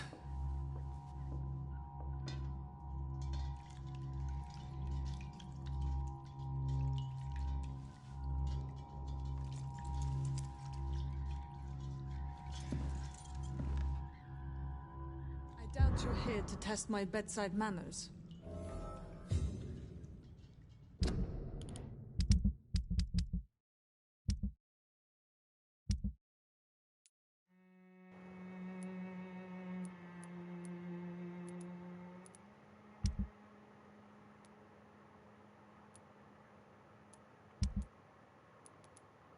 Razvan blood sample. A blood sample gathered on Razvan's corpse. Dr. Darling, you had some Ghost and Indiana crashes, so you're troubleshooting. Hopefully you can get to the bottom of it as well, and that there's a good solution too that you can put in place. Hey there, Arctic Troika. Welcome on in. How's your day going? Lucas, as a vampire, the blood is probably driving him crazy. Oh, absolutely, yeah. Could you just imagine? And having to hide it from the person that you're working with while it's happening as well. Like, this isn't anywhere close to it, and this is a very, very small scale thing, but I don't know if anyone's been working at a job and you're in the middle of doing something, like you're dealing with a customer, and then you get this really bad urge to sneeze, and you're trying to hold back the sneeze and trying to not actually sneeze in their presence, and you're hoping that you can stave off the sneeze until you're actually, able to be somewhere else to take care of it. I've had that happen before. I've tried to come up with ways to prevent myself from sneezing when I don't want to. Yeah. But just imagine that on a scale of you're a vampire and you really want to drink the blood of the person, but you need to make sure you don't because you don't want the person near you to know that you're a vampire, That whole scene is actually pretty intense. I really like how they did that. So whatever choices you make, that patient will still die. So there's no way to avoid killing him. But the choices I made make it so that Dorothy says the things that she says to you. Like if you choose the other options, then she'll be angry at you or she'll be upset at you. Lucas, hence why he was breathing so heavily trying to contain it. Exactly. Yep. Plus it was affecting his vision as well.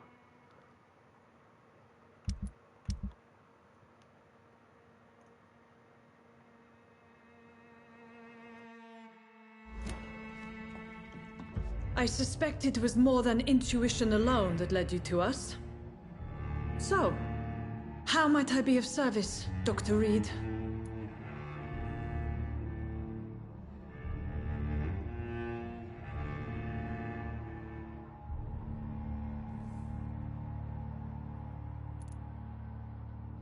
I've come to put an end to this insufferable blackmailing, Dorothy. Doctor, you think your warnings scare me? I've stolen and plied, blackmailed and lied, but what else am I to do? I'm all these people have. But why Lady Ashbury? Why her, of all people? She's pristine and proper, all right. But that she-wolf in sheep's clothing murders the poor for sport. I have her where she belongs, and I'll milk her for all she's got. Dr. Swansea is a sensible and honest man. He wouldn't have refused your friend's care at Pembroke. It's easy for you to say, Doctor.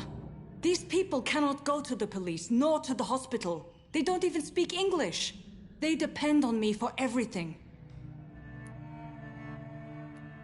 So, the end justifies the means. Is that your defense? I know you're kind, Doctor. Just another fine-heeled, silver-spooned gentleman who was given the world on a platter. You know nothing of poverty. Nothing of the shame, the hunger, the loneliness. That's right, Lucas. Yeah, Dorothy is the nurse. If you're doing a playthrough where you don't want to kill anyone, there's a Y option coming up next that will be the determinant factor of what kind of repercussions happen with this. So if you don't want to kill anyone in the game, then there's a certain choice that we'll have to make, or that you would have to make, sorry. But because I'm not worried about not killing people in this game for this playthrough, there's a certain option that I need to choose. There's also an option that makes Lady Ashbury have a negative reaction to what you do as well. So I'm all for that in this playthrough, because I'm wanting to get the worst ending anyway, and I want to kill all the people in all the districts. So we're gonna do the choice that gets the outcome that I want. But I'll go over a little bit of the choices of the other options that get presented. You've convinced me of the sincerity of your actions and their noble justifications. But all the same, blackmail is a crime, and it will stop, Nurse Crane. So, are you going to turn me over to the authorities? Alright, so if you choose to spare...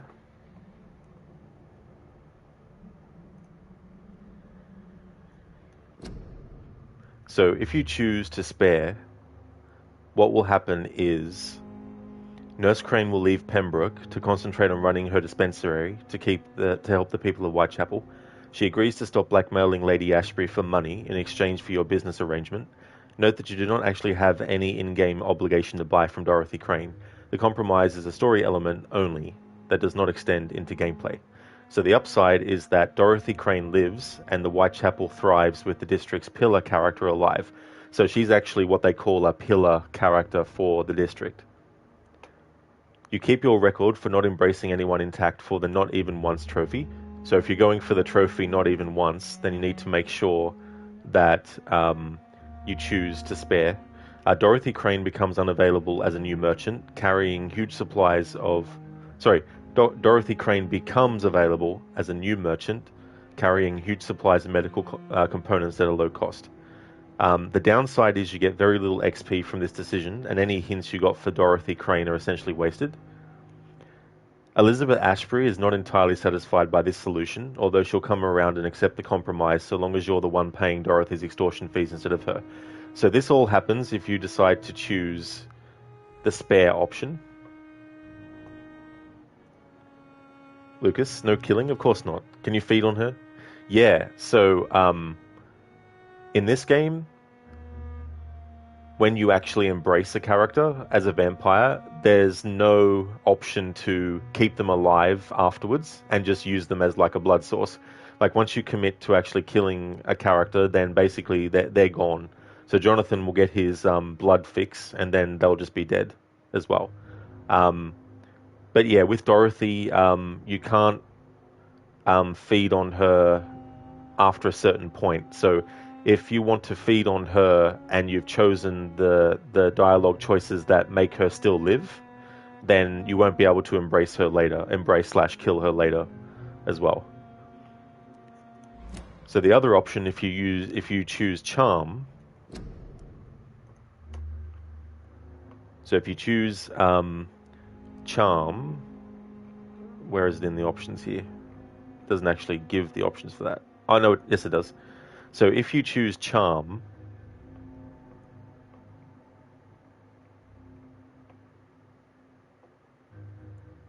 she'll forget about Elizabeth Ashbury. However, because of the nature of the discussion, he also ends up forcing her to forget about her medical dispensary and basically everything she cares about. She's a strong-willed woman, as many characters have pointed out, and forcing her to your will in such a way does indeed fracture her mind. She's left as a soulless shell. Without her wits, Dorothy will soon find herself infected and changed into a mindless skull. You will return after your rest to find her turned into an level 24 ill-formed, dazzled skull with resistance to melee and blood damage, who uses dangerous poison attacks and explodes into a cloud of poison upon her death. So if you choose this option, the upside is that Elizabeth Ashbury is happy, she appreciates the subtlety of this solution, is impressed with your ability to solve her problem without technically killing anybody, although she likely doesn't understand the full repercussions of your actions. You get Dorothy's key if you kill her, giving you access to a treasure box on the top floor of the dispensary, although there's nothing really good inside. It's mostly just a large stash of medicines and medical components. While Dorothy dies, you did not embrace her, so you do not lose your vampire virginity, and you keep a clean record in terms of the Not Even Once trophy. Alright, so the downside is, if Crane, she'll die, or at least becomes a mindless skull who is dead for all intents and purposes. You'll lose access to the medical dispensary as a place to buy cheap medical components. The district takes a huge hit in health. Darius absolutely hates you for what you did to Dorothy. You also miss out on your chance to embrace Dorothy, meaning that you missed out on tons of XP that could have been yours had you embraced her. Alright, so that's what happens if you choose the other options. So for me, for this playthrough, I need to choose Embrace. I'm ending this right now, because I need to get as much XP from her as possible, and I doubt that killing her when she's a skull would actually give that. Plus, it also ties into my approach for this playthrough, where I need to kill all the people in every district. So that's the choice we'll make. Yeah, Lucas, so I'll be choosing that option, the bottom one.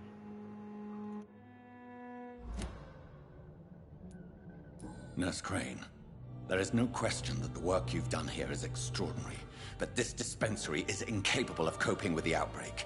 It's only a question of days before the situation at hand will overwhelm us. I cannot allow it. It's my duty to put an end to this immediately.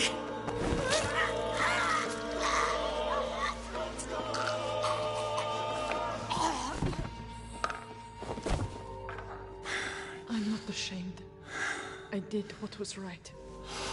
For in the end, I saved lives and you took them. But we had so much in common, Doctor. Don't you see that?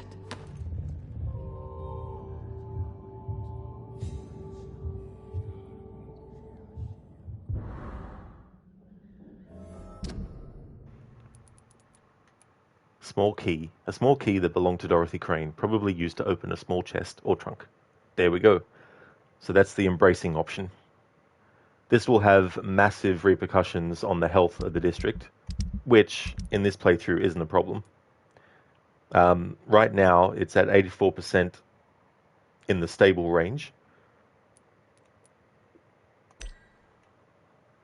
Dorothy Crane, 27 years old, female. Mrs. Crane, born Crăciunescu, grew up in Romanian Transylvania, and it was there she first studied medicine.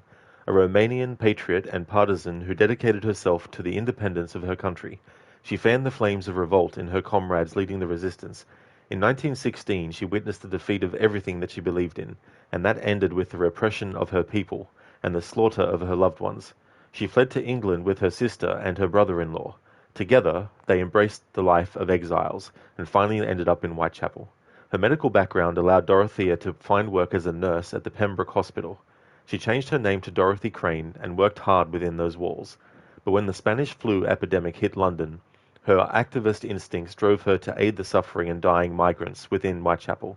With the help of Darius Petrescu, another old Romanian activist she knew from her partisan years, she set up a dispensary. Thereafter, she made some dubious choices and alliances to finance this illegal haven. Dorothy stole, bribed, and even blackmailed the wealthy to get the money to support it. The night she suspected Lady Ashbury of deviant attitudes, without even realizing what kind of deadly foe she was threatening, she went one step too far. As she died in my arms, she remembered all the legends from her homeland and found the energy to scold me for what I was, and what I chose to do. Dorothea Crăciunescu never surrendered, even in death. You got 4,000 XP from this soul. Lucas Dorothy Juice, lol. Yeah, every single NPC in this game is going to be juice for the vampire. So that is the first character in this game that is part of the citizen menu that we've actually killed.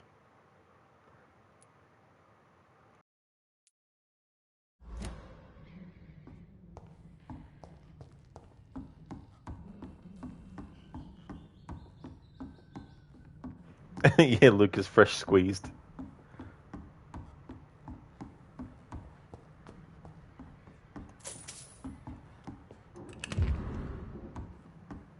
So another thing that happens with Dorothy gone is that the actual health of all the other characters, I think from what I read, it will impact how often they actually get sick. Medical voucher. A medical voucher printed in English and Romanian that grants a free medical exam.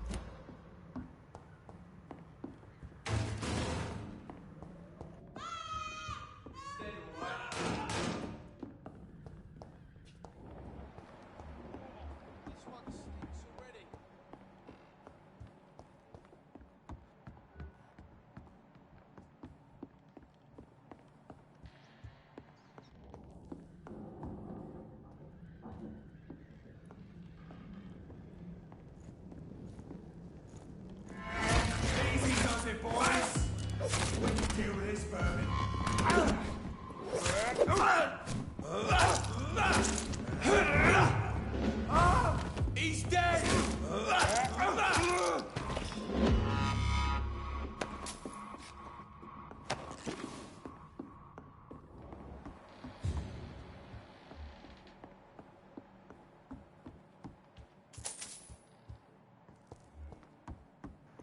Lucas, so Dorothy was pretty much keeping the place running. That's true. Yeah, so she was actually helping a lot of people.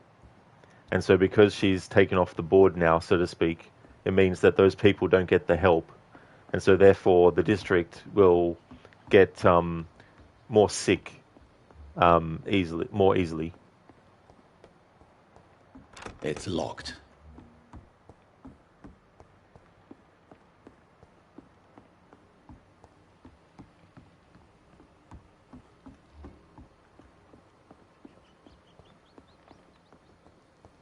Doc Darling, damn, you missed Ghost of Tsushima already? I don't blame you though, dude. Like, if you play a game and it really is a great experience, and you really enjoyed the game world too, it's one of those things where there's so many games where I'm like, I can't wait to revisit that and experience all that all over again.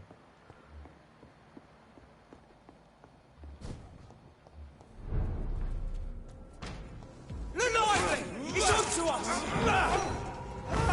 I'll kill it!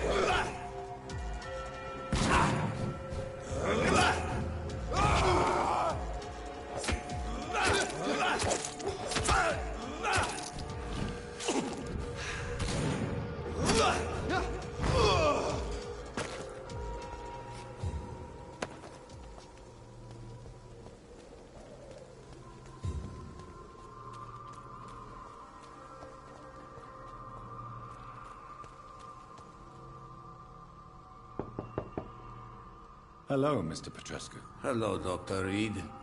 Come on in.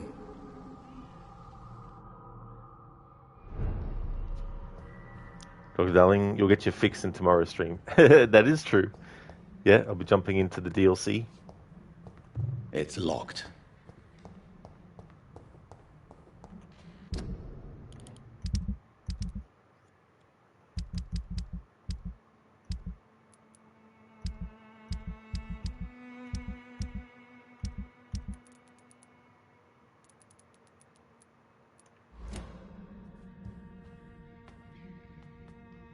Yes?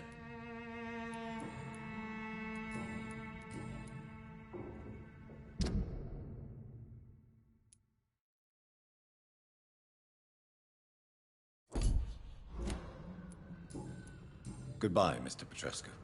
So the changes that will happen won't actually happen until we have Jonathan rest, and then it becomes the next night.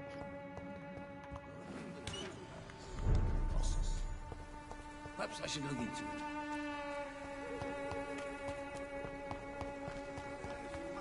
Come on, Baron, you know the game. You pay for peace of mind.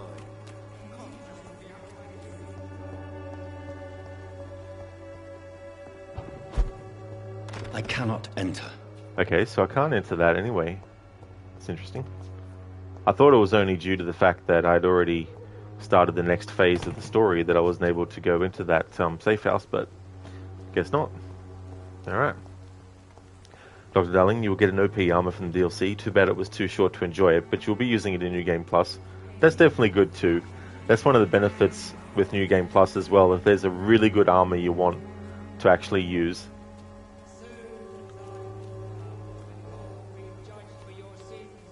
Even now he judges your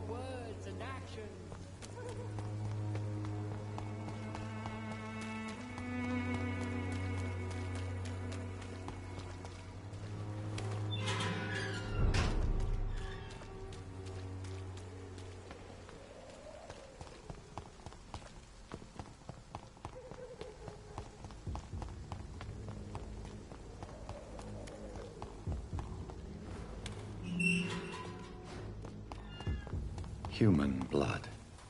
Whoever left these marks did so deliberately.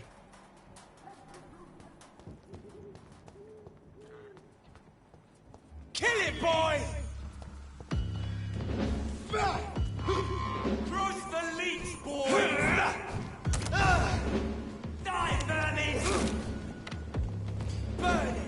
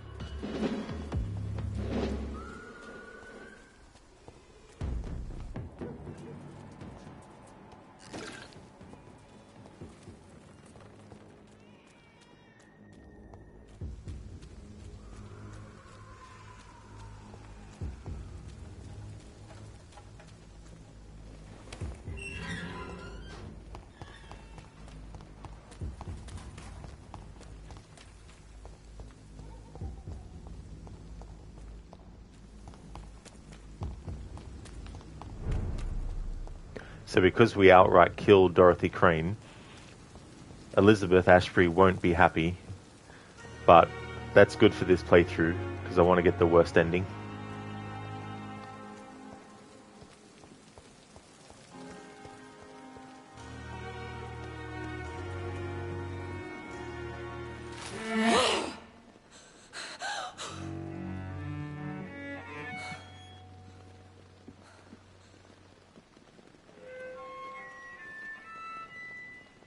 I would ask you to avert your eyes, sir. Or did you not know it was rude to stare? I knew it. Speak up, Dr. Reed. I like a man who speaks his mind.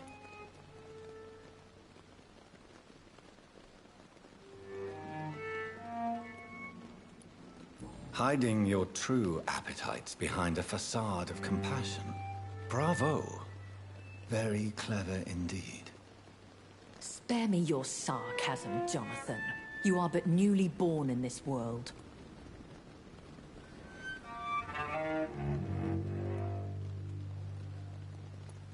We are vampires. We live by leeching the blood from weaker prey. We are Darwin's next chapter. His cynical and perhaps ultimate expression. The situation is somewhat awkward nonetheless. I have not been observed sustaining myself for many decades. I have to say I'm a trifle embarrassed. Anyway, I have concluded my inquiries concerning your blackmailer. I see. Please excuse my agitated state. Under normal circumstances, I wouldn't let anyone see me in this condition. The case is closed. Permanently. You will not be bothered anymore by the woman. And who was this woman? If you must know, she worked under my employ as Nurse Crane. But I'll wager that's not what will be written on her gravestone. You killed her? Is that what you consider discretion and diplomacy, Dr. Reed? I did what I thought was best, and acted accordingly. You will learn that trust is a rare and precious commodity in the Immortals' world, my young doctor. And your actions have not induced me to offer you my support.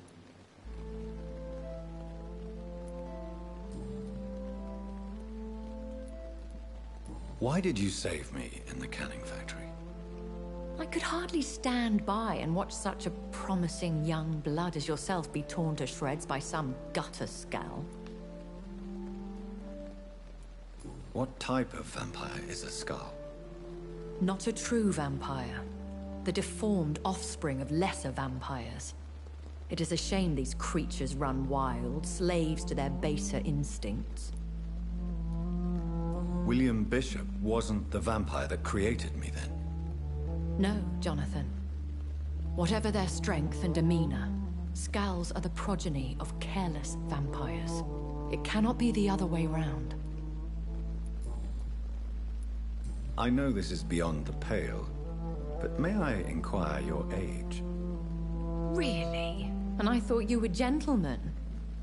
If you must know, I'm 27. I've been 27 for a long time now, and 27 I shall remain. And who bestowed upon you this eternal youth? My maker. He left this isle a long time ago. Very well. But I believe there is more to this than you are saying. A lady has to have some secrets. Why does Dr. Swansea allow you to feed on the patients of the hospital? Dr. Swansea is a good and compassionate man. He is trying to find a solution for our hunger. Until that happens, he is clever enough to understand that I only feed upon the dying. And no one suspected you of the murders? As you well know, suspicion has recently fallen on me of killing for pleasure. But you have my word, Jonathan. I take no pleasure in taking a life. What do you know about this Brotherhood of St. Paul's Stole? The Brotherhood is well known amongst London Vampire Society. As long as our kind is discreet, and as long as they do not interfere, we have come to a mutual understanding.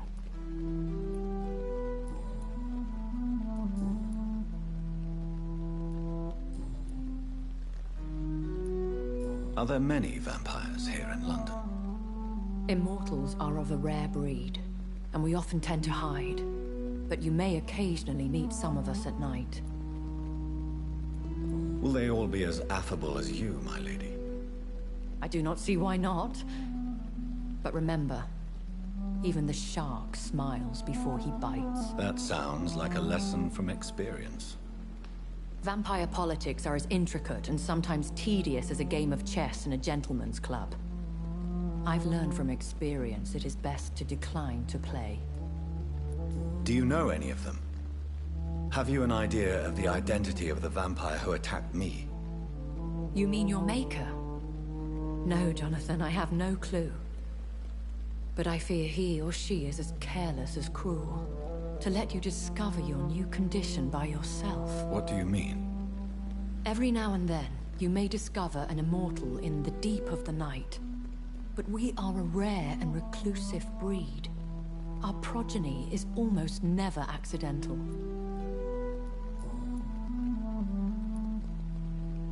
When I awoke, changed, I was chased and attacked by vampire hunters. Prepared and well-trained. Though I can't be certain, more than likely it was the once glorious Guard of Priwen. Once glorious, but still dangerous. They have seen better days, but all fanatics are dangerous. You would be wise to stay clear. They are sworn to destroy our kind. You make them sound like some sort of cult. More a society.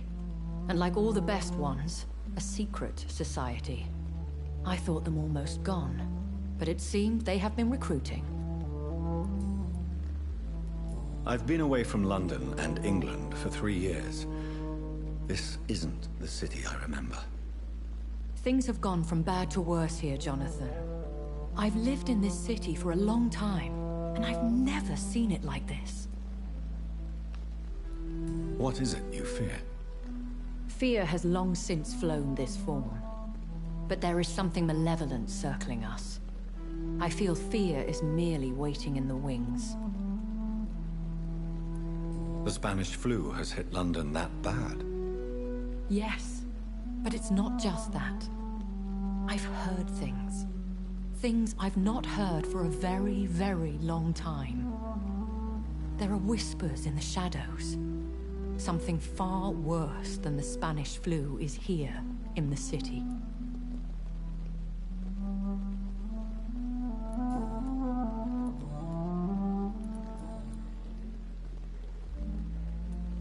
A vampire? Is that what I am? What we are?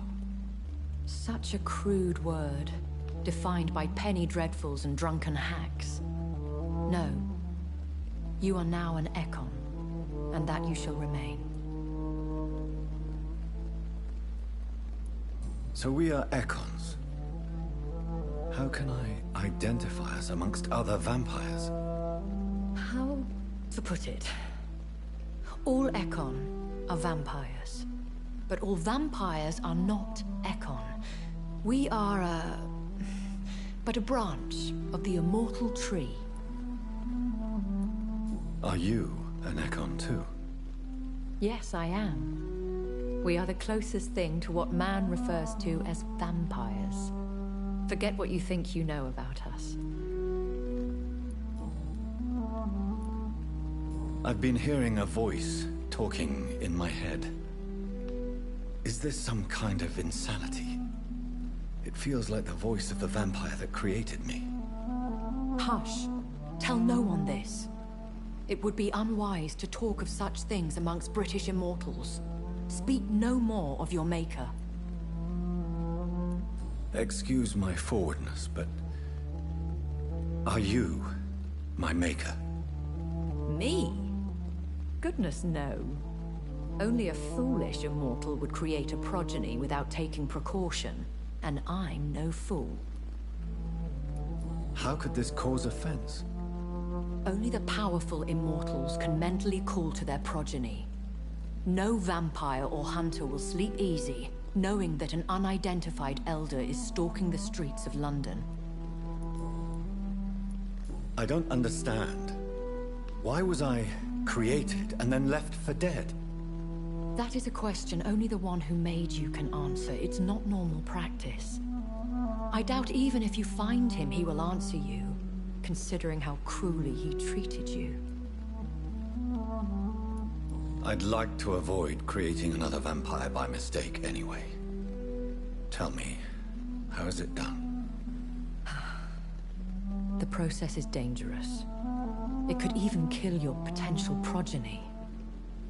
If you did decide to sire an offspring, they must drink of your blood, Jonathan. So me being a vampire could have been a mistake? I very much doubt it, Jonathan. Contrary to the legends, it is not as simple to make another vampire by just biting someone.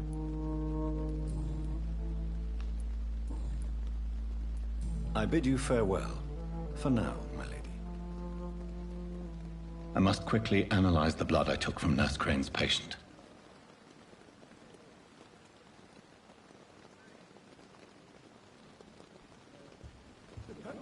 We're so lucky to have Dr. Reed, you know. I met him in New York. If only there were more of us. Not of my own life.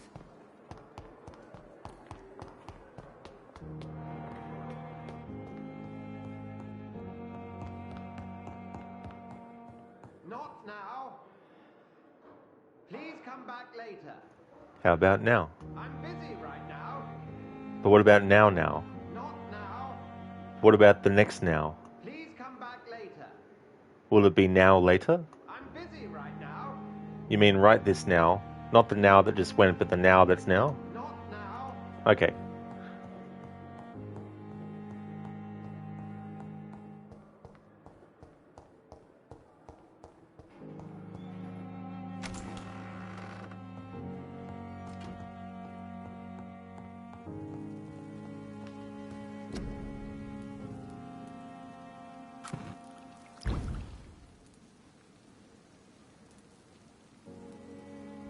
Razvan Vasily was infected by Spanish flu, but also has the highly unstable blood of the Scowls. Is the London vampire epidemic transmitted through the flu? I should talk to Dr. Swansea about it.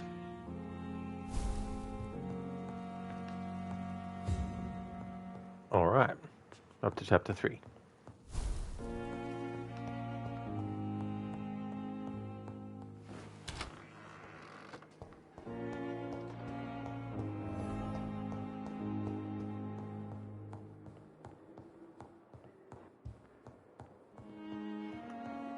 Alright, so we're going to hold off on more main story for now.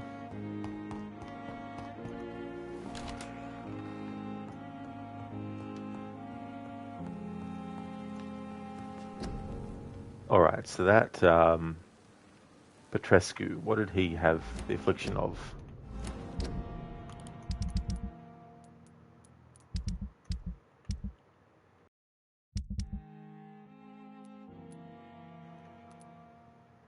That's right, it was bronchitis.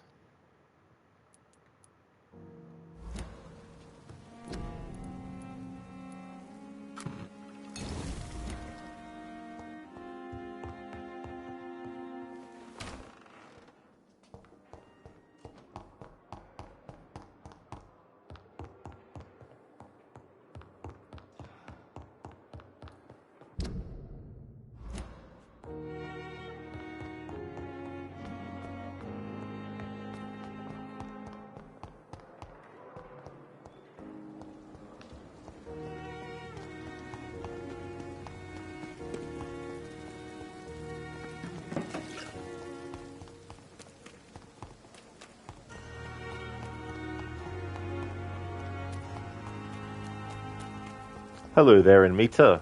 Welcome on in, dude. How's things going?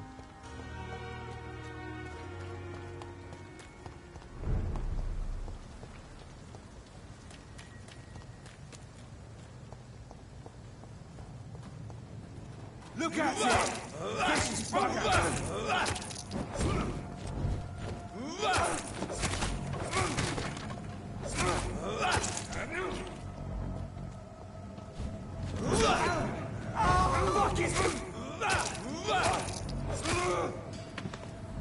Oh, nice Anmita. That's great, dude.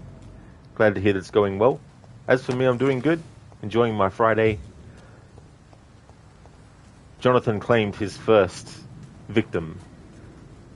We dealt with Dorothy Crane.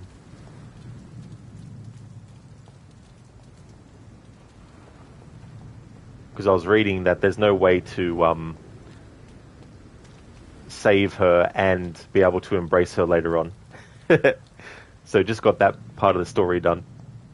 Hey there, Senny. Welcome on in, dude. How's things going, Crooked? Cheers, Anmita. Thanks, dude.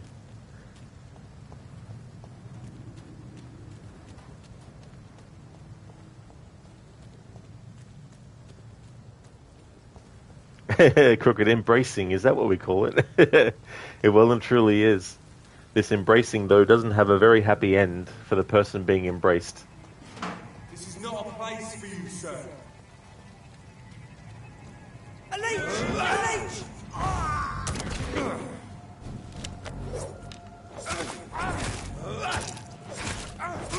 God!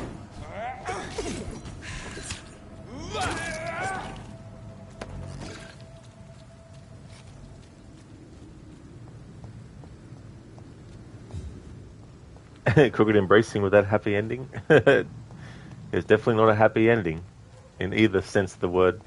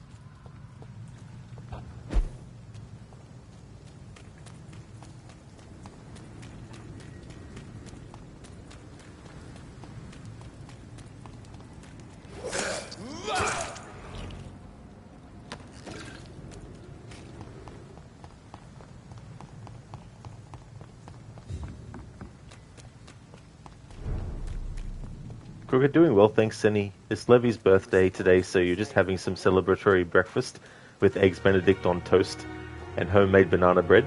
You also could finally give her your gift, a modded Wii U that allows you to play pretty much any Nintendo game from the oldest console up until the Wii U era. She wanted to play the Mario games for a long time, and with the Wii U gamepad you can technically also play them mobile. That is awesome, Crooked. That's a great gift.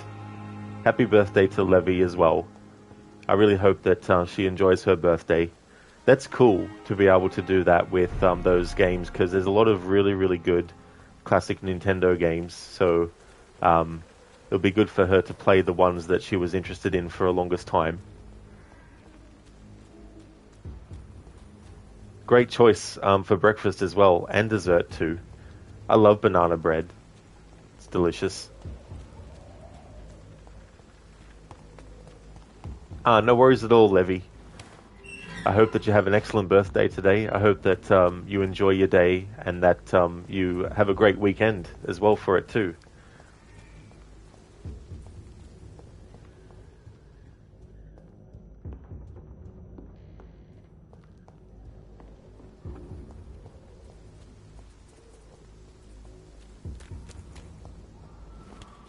Oh, it's been going good, Crooked. Been having a good Friday today. And made some more story progress in this game too. It had been a while since we actually did. I had to do a bit of checking and double checking to make sure that I was doing the right thing to get the outcome that I wanted. So that worked out well. Going towards the worst ending. So the things that I chose ended up being things that are very fitting with that kind of playstyle as well.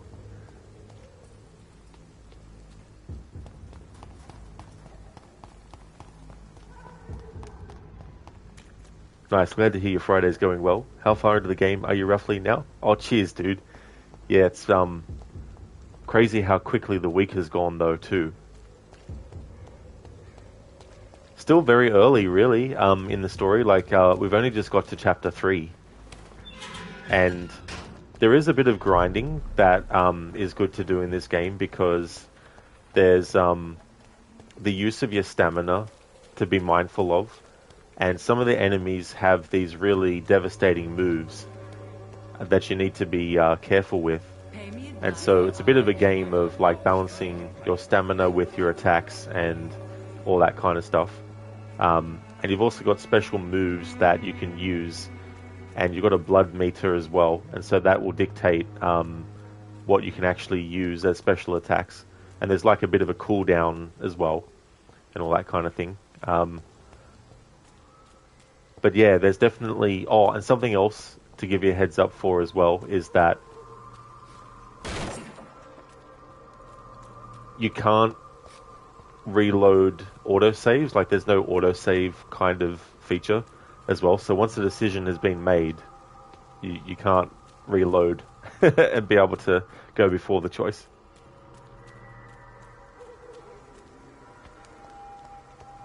Oh yeah, Mitra, exactly. Yeah, I've put the story on hold, and the objective is to talk to Edgar Swansea. So I'll definitely be doing that before we actually do any other mission.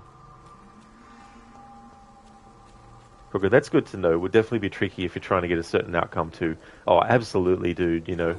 And there's certain frustrating things too, like if you were going through a playthrough where you wanted to get all the clues for every NPC, some clues can actually be failed, and there's no indication of whether or not you're going to fail it before you choose the option. So it can sort of sneak up on you.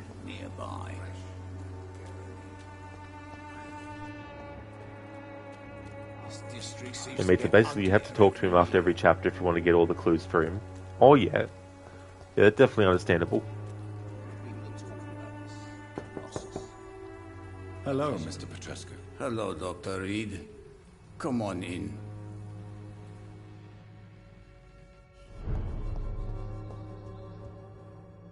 Yes? Do you need some help, Mr. Petrescu? I am very tired, but that is all. I don't need you, Doctor. Crooked, you're going to go on a morning dog walk, so be right back. No problem at all, dude. I hope that you all enjoy the walk. I hope it's really good weather for it as well. Well, I think you do. Take this, and you'll feel better. Free drugs from an English doctor. It must be my lucky day. Goodbye, Mr. Petrescu. My lucky day. Money.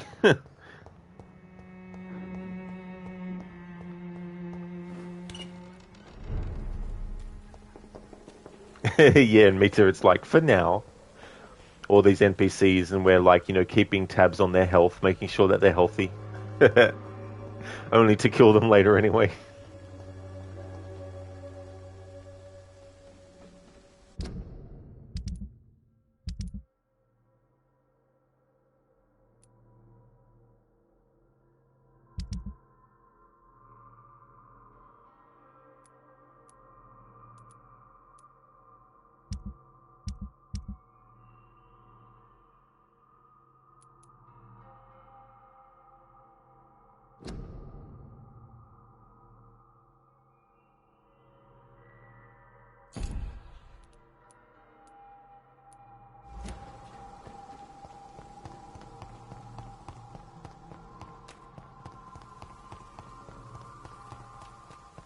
This district seems to get uglier every year.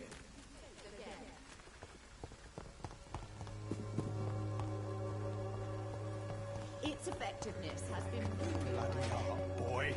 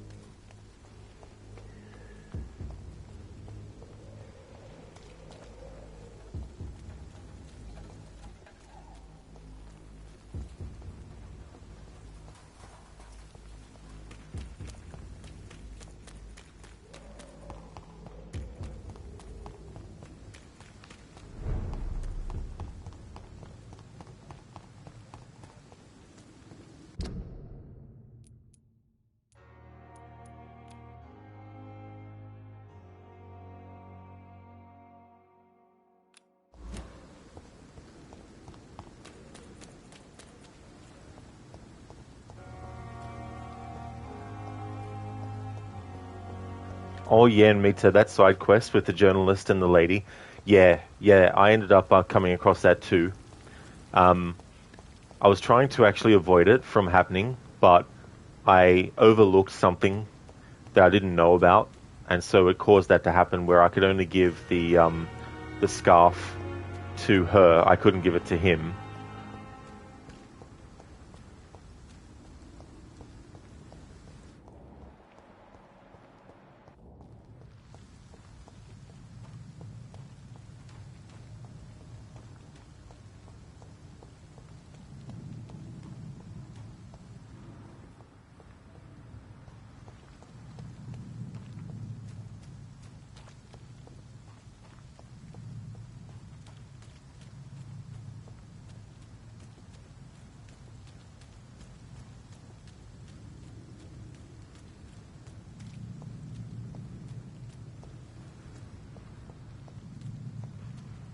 Yeah, it's really annoying. You tried to do it right in 3 different playthroughs and still got the same result? Oh man.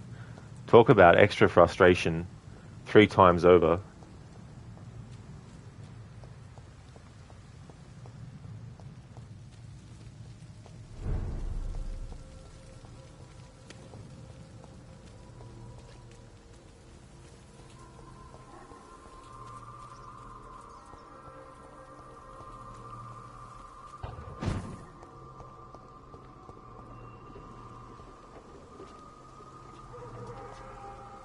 It's one of them!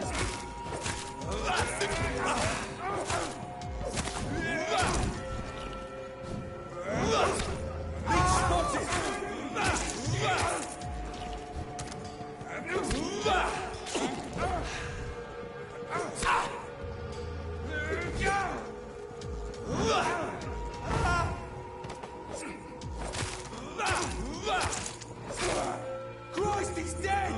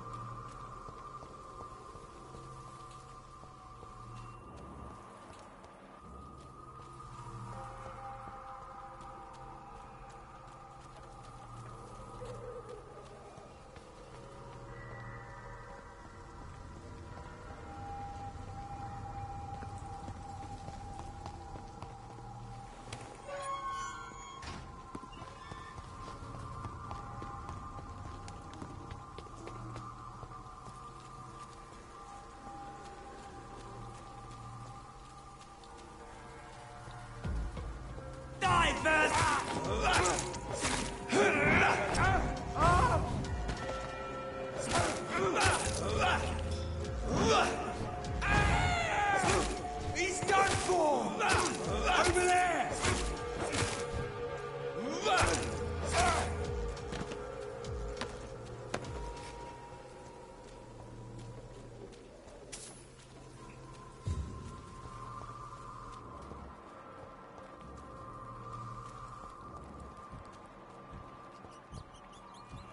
It's locked.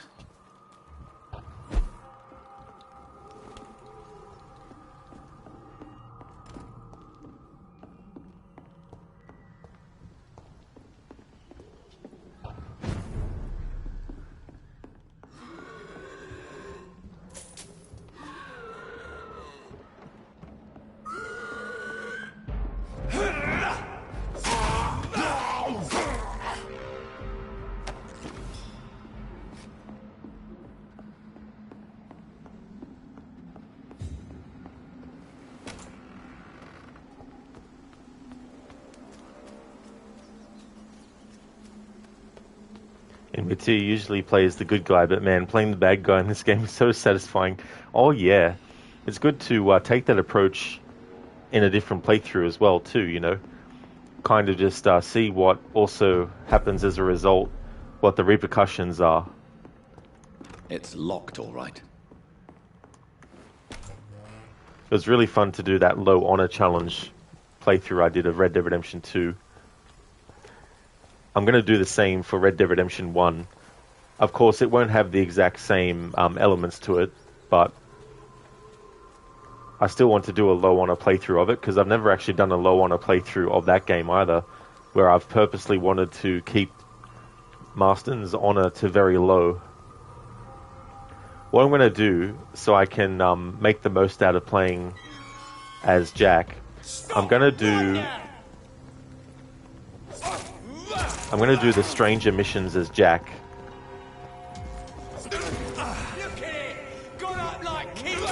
Except for the I Know You ones, because only John can do those ones.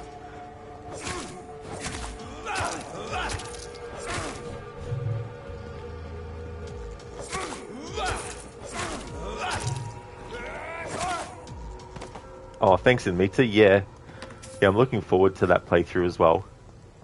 That game's celebrating its 15th anniversary this year, so I'll be doing multiple playthroughs at different points.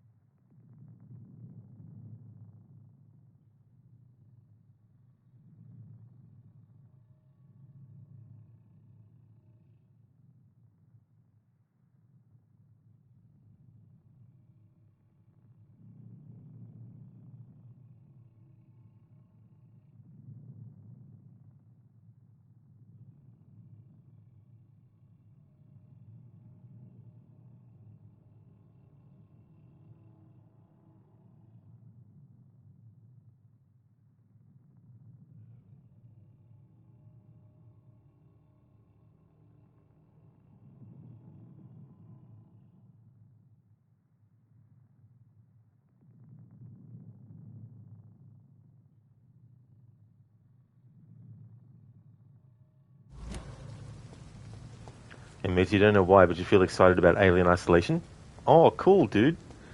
Yeah, that one is a game that I really enjoy.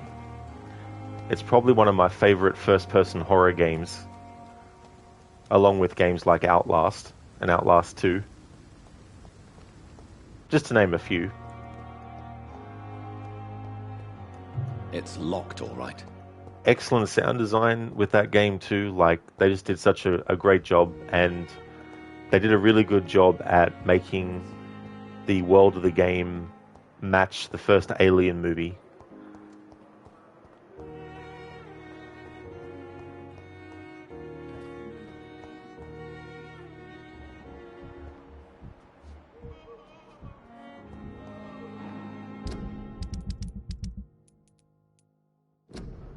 So this quest was Dr. Thoreau Strickland is a young and daring physician who is fascinated by the science of medical advance. He is presently conducting some experiments on his own, but he is waiting for some products he recently ordered. He suspects the present shortage may have incited his supplier to sell the batch to a more eminent doctor than him. That's why he asked me to go there and use my reputation to obtain the needed supplies. So we reached the pharmacy, we searched for Thoreau Strickland's order, and now we need to tell what happened to Thoreau Strickland. And mate, you like games with aliens and space games, so you feel like you'll enjoy it? Oh, very nice, dude. Yeah, that kind of thing is very, very good with like first person, because like, don't get me wrong, you can also do really good third person games with those elements, but having it be in first person, it just brings you much, much closer to the action. You know, it takes away that barrier, you know, like in third person you've got your screen, then you've got the character, then you've got what the character's experiencing, you know. But whereas with the first person horror stuff, you've got yourself and then your screen is the character's vision, you know. And so you're much closer to the action of what's going on, which can mean that you're much closer to the suspense of everything, and it can sort of play on how suspenseful things are and all that kind of stuff. Exactly, Mita. Yeah, it feels like you're in the game. It's really good with immersion. Good evening, Dr. Strickland. And good evening to you, Dr. Reed. Can I be of any help? I located the shop, but it was vandalized, and the owner is missing. All I found was your order. I was afraid of such bad news. People are so desperate they're ready to burgle a shop for drugs. That's quite a list you ordered. Opium, sodium hypochlorite. It can't be just headaches you're trying to cure. This dreadful influenza, of course. I already ran some tests on hopeless cases. Without success, I must admit. Do you realize you could create a lethal poison without the correct dosage? Then there are the legal ramifications. Is this not true of any medical substance, Dr. Reed? However, if you would agree to improve it, I'd be glad to accept your help. As long as you promise to be scrupulous with your experiments, I may try to gather these substances and even help improve upon the mixture. That's all I'm asking for, Dr. Reed. That's all I'm asking.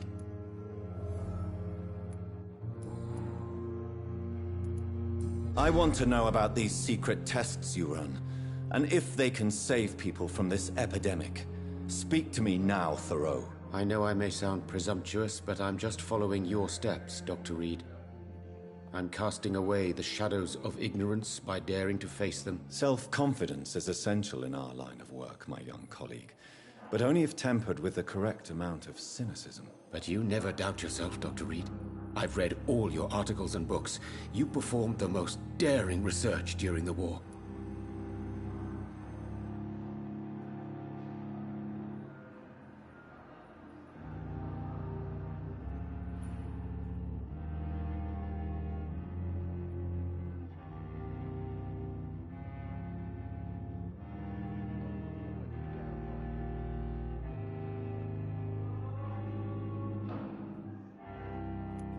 You have my support, Dr. Strickland. I know exactly what it feels like to battle an unknown disease with only your mind and force of will to help you. Thank you, Dr. Reed. You don't know what that means to me.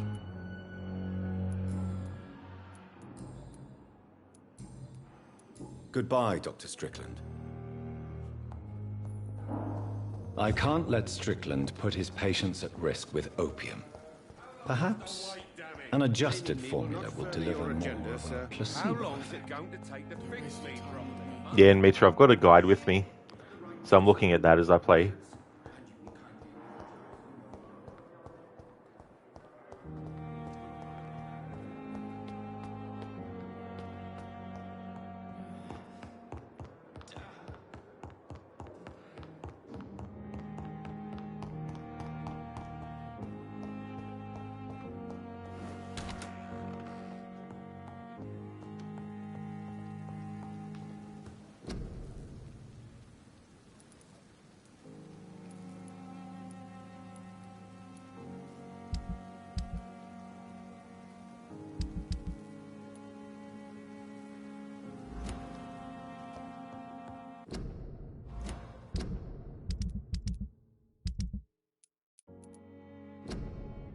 It would help if I actually gathered the ingredients first.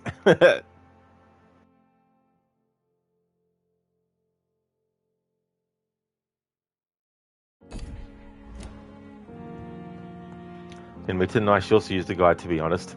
Oh yeah. Ever since that clue failed, I'm like, damn it. Want to avoid that.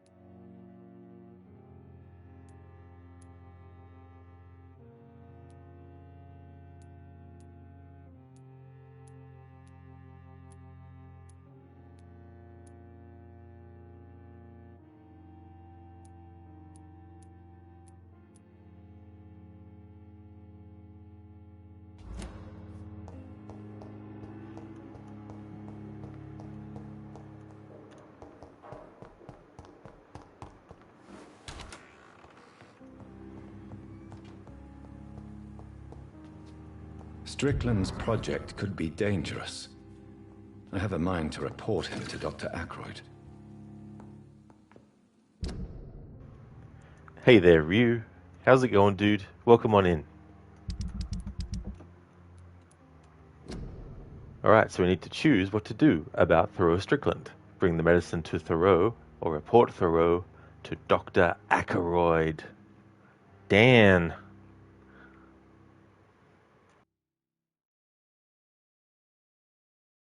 You going well, Ryu? You just woke up. Oh, very nice, dude. That's good. You know, earlier today, I was looking to see who was streaming on Twitch, and a recommendation came up for Casper Van Dien. And I was like, that's cool. Like, I haven't seen him in a lot of stuff, but I was like, damn, I didn't know he had a Twitch channel. So yeah, he's got a Twitch channel. He was streaming some Red Dead Redemption 2, doing the online mode as well. Didn't he play Johnny Cage in something? I can't remember what he played Johnny Cage in though, but on his About Me on Twitch, he mentioned that role. Which Loban? Little old basket case on wheels, or the 10-foot tall roadblock. Thank you, Mr. Gote, for redeeming that from my favorite movie. Admit to the result, he doesn't really matter who you give it to. Yeah, I was going to give it to Thoreau because I don't like the other guy. Don't like his attitude.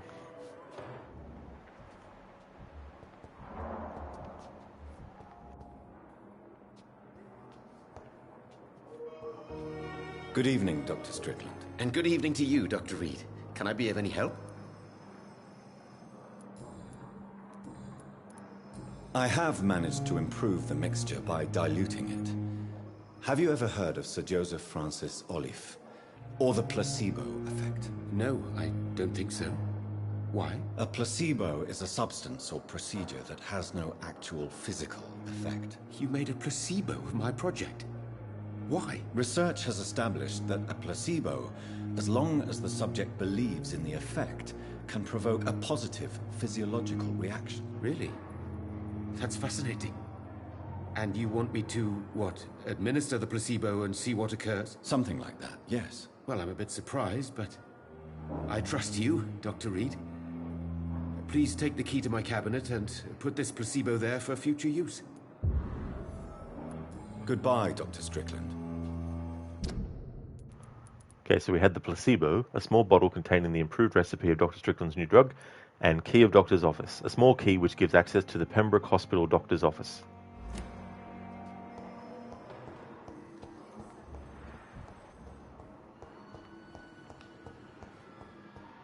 review. He was Johnny Cage in Season 2 of Mortal Kombat Legacy. He definitely wasn't the problem with that series. Pardon me, that series, particularly that season. So yeah, well, the Legacy series, that's right. Because I was kind of thinking, did he voice Johnny Cage in like a video game, or was it like one of the animated stuff or things? But that's cool. Oh, Vampire's going well, Mr. Gote. I'm in chapter 3 now. Dr. Jonathan Reed embraced his first victim. Just the first of many. Somehow you can buy Casper Van Dien as Johnny Cage more than you can Carl Urban. Oh yeah.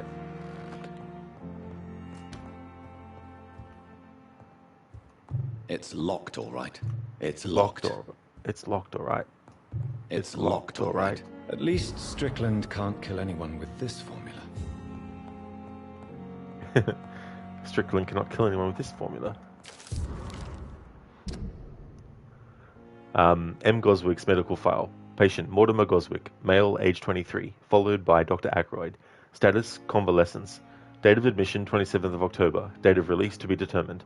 Notes, the patient shows many signs of extreme fatigue and major sores on the throat, mouth, and tongue, but no sign of flu. Refuses to speak, claims it is too painful.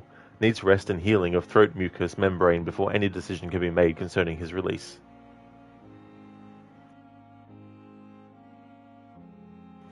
It's logged, alright. What am I doing?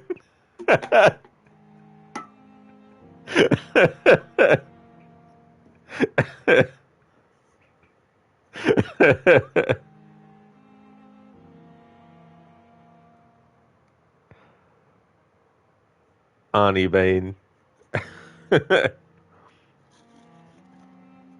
You merely adopted the dark.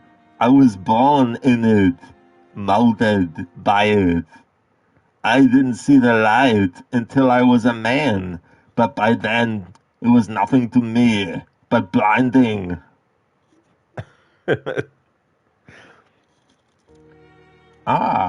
It's locked, all right. There we go.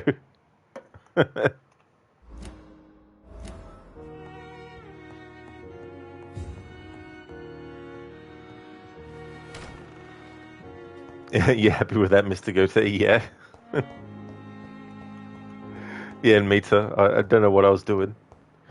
Ryu Arnold with Bane mask. Imagine if he was Bane instead of Mr. Freeze. Oh yeah, that would have been an interesting casting choice, actually. Yeah.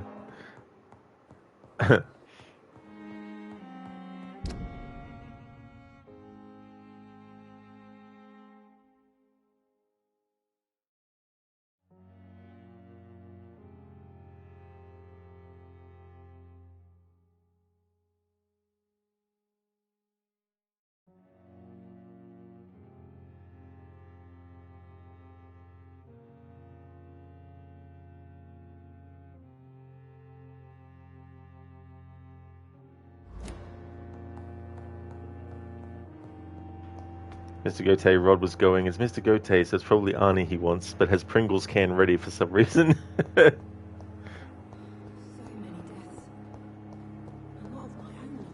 Pringles.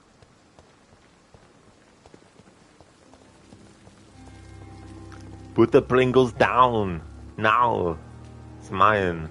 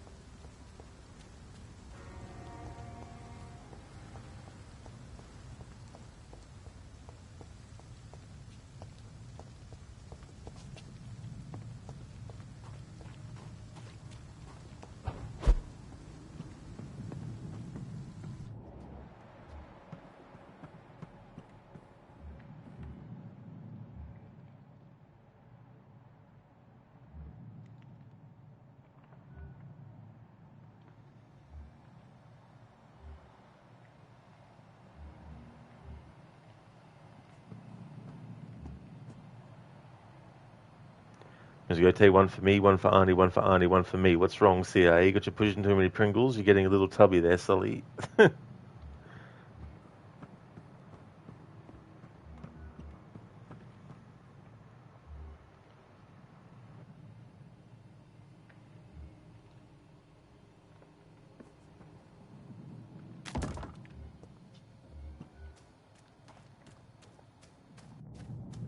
You sounded like a tongue twister. Oh, absolutely. There can be some very, very difficult tongue twisters to deal with.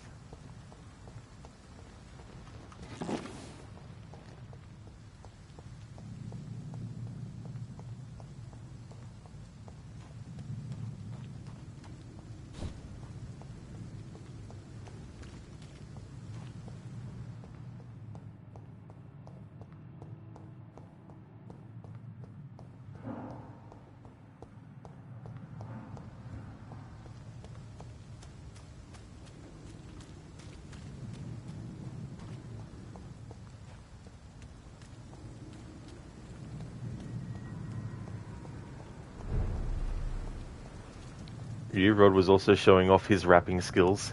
Well, I'm good at wrapping paper around stuff.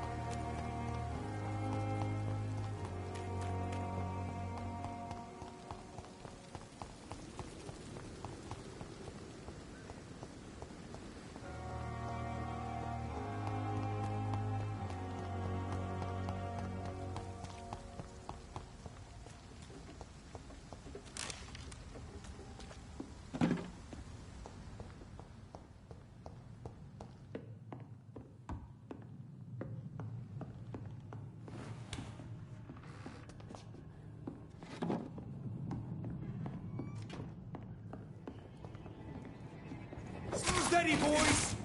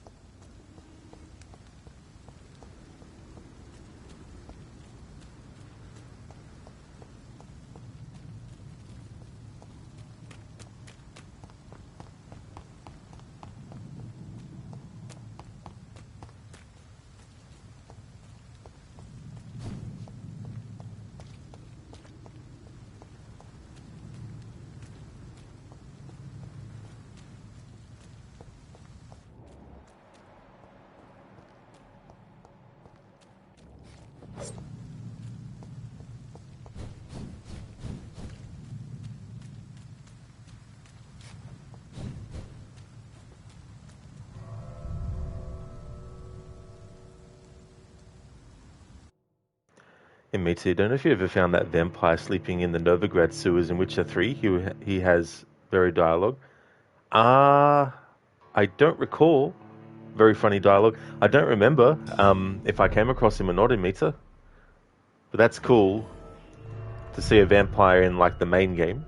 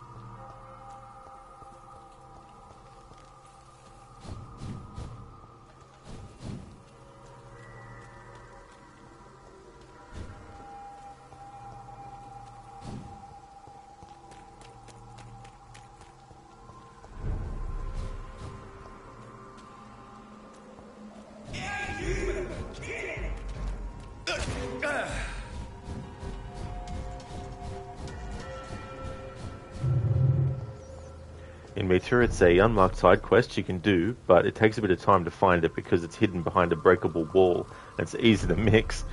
The old make a texture different on the wall to signify that it's potentially something you can break. Nice.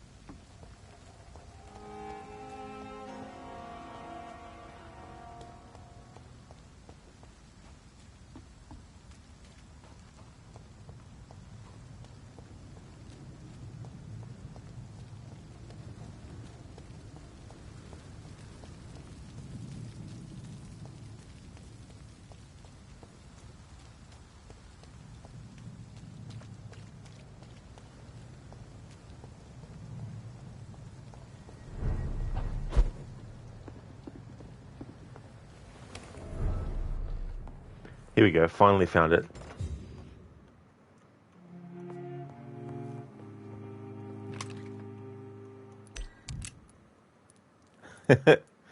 $69 bullets.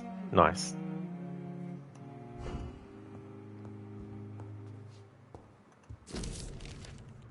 Folded letter. My dear mother, when you find this letter, I'll be gone. I want you to know that I don't leave because of you. I leave this world because of the crushing weight that existence puts upon me. These times are too much for me. Sometimes I feel like Baudelaire's verses have been written as an echo from my own heart. When the low, heavy sky weighs like a lid upon the spirit aching for the light, and all the wide horizon's line is hid by a black day sadder than any night. It's as beautiful as it is painful, Mother. I can't suffer it anymore. I don't want you to try to convince me, and it would only delay the inevitable, for I would do it again if by any chance you managed to save me once. Farewell, your son, Mortimer. In this letter, Mortimer Goswick does nothing to hide his desire to die. I could give it to his mother, but doing so would betray his trust.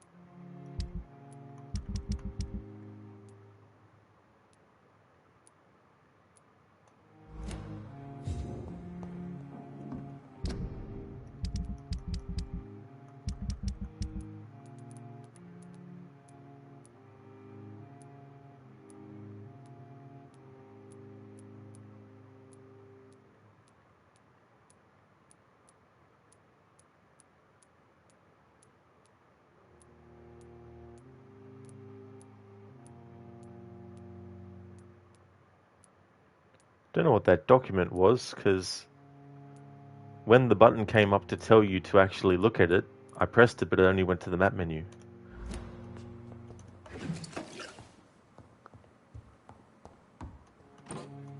It's locked.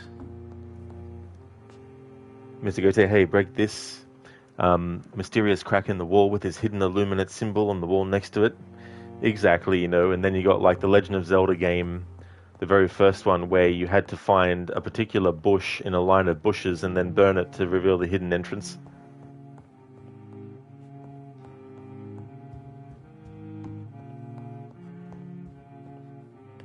Which is funny because it's as if though the vampire built it and went to rest. When you think you press space, the autocorrect turned it into a name.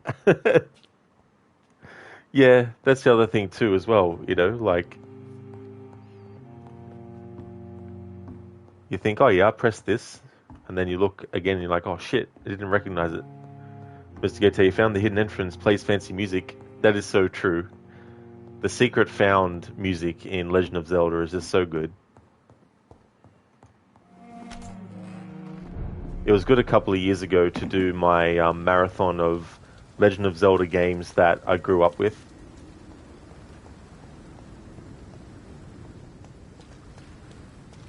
Which was Legend of Zelda, Zelda 2 Adventure of Link, A Link to the Past, Ocarina of Time, and Majora's Mask.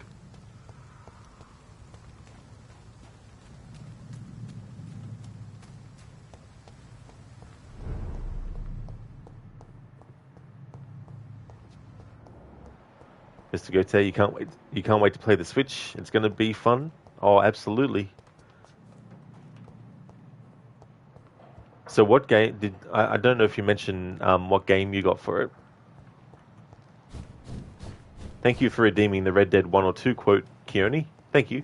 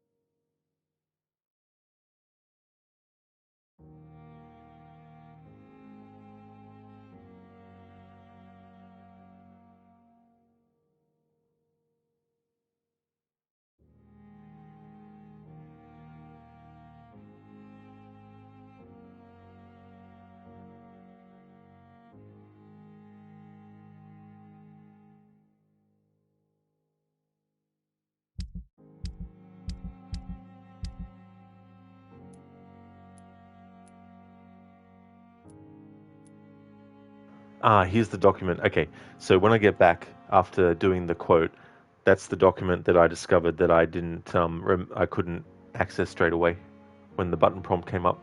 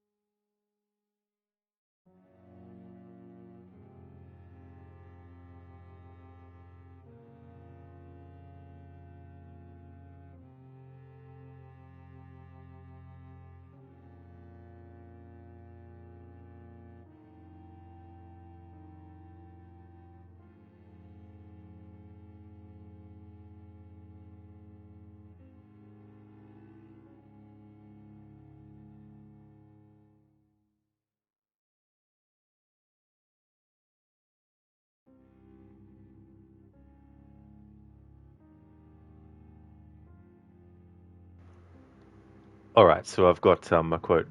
Let me out of here, you maggots. Arthur, Arthur. Hello, old friend. Had a good time, did you? You're gonna get me out of here? I ain't decided yet. Real funny. Oh, I ain't joking, cowpoke. I heard so much bluster out your mouth these last 6 months, and now I got an opportunity to watch you be silenced. But you gotta do something. Why? I always looked up to you, Arthur. Well, that's your first mistake. Listen, there's one little problem. There's only one of me, and there's a whole town full of people wanting to see you swing. You've got to do something, Arthur. You got any dynamite? Yes, hook that over the bars, see if you can pull them off. What a modern disaster this is going to be. Just pull that lever, come on. Let's get out of here, come on. What the hell you doing? He was an O'Driscoll. I knew you were scum the moment I laid eyes on you. Come on, Arthur. Don't go that way. Let's get the hell out of here. I got some unfinished business. Trust me, Morgan. Trust you? You have finally lost your damn mind. You goddamn maniac. I should have left you to hang. That is from the mission where you have to, unfortunately, rescue Micah. Thanks for redeeming that, Keone. That's from Red Dead Redemption 2. Mr. Gote, so far you bought 3 in games case for it. Tears of the Kingdom, Breath of the Wild, and Pokemon Scarlet. Oh, that's cool. Pardon me, that's cool. Got the hiccups. That's cool that you got about 3 games to sink your teeth into as well. In Meta, sometimes you type and you forget to press space. The autocorrect turns it into name Andy. And I. Mr. Gote, then you're going to put that games case in a big deluxe travel case. Oh, that's a good idea too as well. Hey there, coffee. Hey there, code. Noon's all with coffee and bagel in hand. Well, I hope you enjoy that combination. Hope it's delicious. Fertile is the belly of the beast, a page probably stolen from some sort of manual or guide. Vampires create their foul progeny with blood. We all know that. Some of us witness the process, even. But what is really going on there? Is it the only way for a vampire to breed? Let's review what we know so far. When willing to create a progeny, a vampire will not bite, but give its blood to drink. Most of the victims die when bitten, but some of them survive and turn into leeches themselves. This only happens when they have assimilated the vampire blood, one way or another. It is not the predator's bite, but its blood that infects the victim, who will turn if he or she survives the suffering of the metamorphosis. It also seems that a vampire can breed by having intercourse. The vampire mates to produce a child. Sexual intercourse between vampire and human rarely produce any birth, but some of them tried anyway. A vampire gestation is only a few weeks short, and the pain is almost unbearable for the mother. If she is mortal, she will not survive the birth. The vampire comes out of her womb by tearing apart her entrails.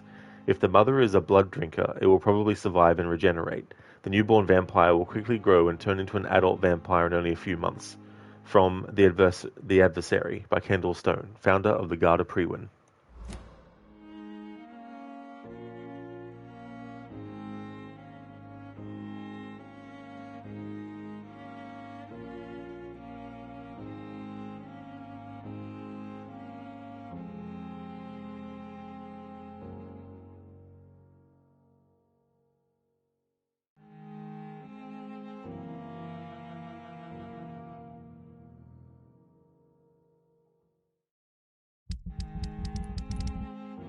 Alright, so this side mission here. Burn after reading. Mortimer Goswick is a depressed and frail young patient at the Pembroke Hospital who tried to take his own life. He asked me to go to where he tried to kill himself and bring him back the suicide note he left there for his mother Beatrice before she finds and reads it. So we went to his place, we retrieved and read the letter as well. And we're going to give it to Mortimer. Good evening, Mr. Goswick. How are you? I'm okay.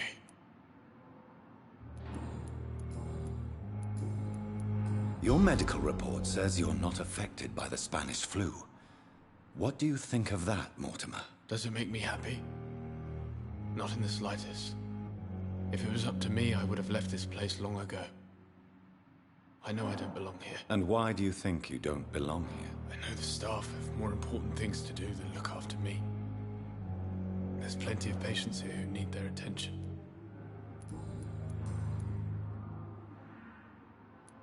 I've read your letter, Mortimer.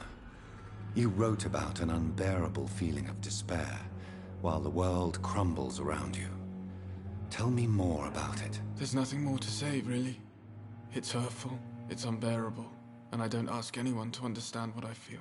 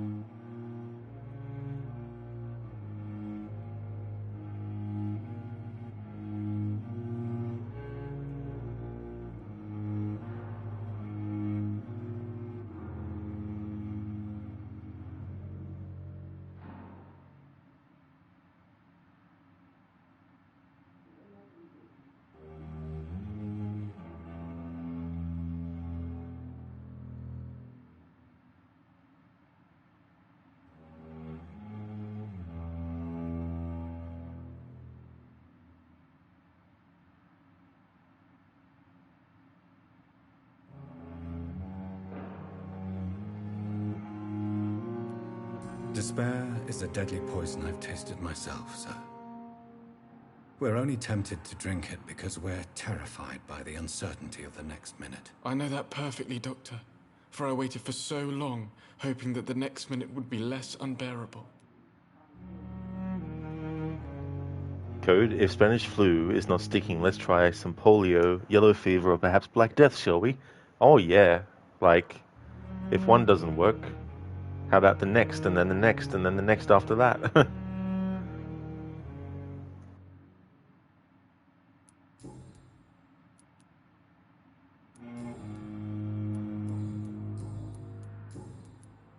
I have retrieved your letter, Mr. Goswick. I can assure you that nobody read it but me. Thank you. This is for you, then. For your help. And for your silence. I think you should talk to your mother. It would be good for both of you. Thank you, Dr. Reed. I'll think about it. Now please, let me be.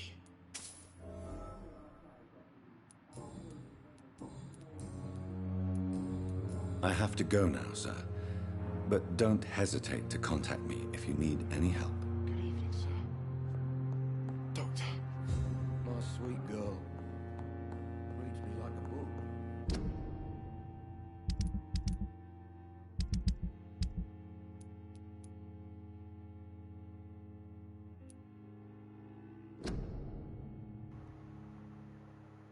Alright, so this wrong target quest. Thelma Howcroft is a delusional patient at the Pembroke Hospital who is convinced that she is already dead, or undead, and trapped inside a rotting body.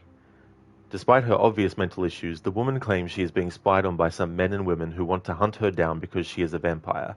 Is she referring to the Garda Priwen? I can't take the risk of having these hunters investigate around the hospital. Maybe I should spy on them, and protect Thelma Howcroft from those hunters. So we found out who was spying on Thelma, we determined what the Priwen agents had discovered, we found the local command post of the Garda Priwen, we stole the reports leading to the Pembroke Hospital, so now we need to go and reassure Thelma Howcroft about the spies. Code, you think you'll be cackling like a maniac if you had this game while playing? And choosing all the options to get rid of all the NPCs.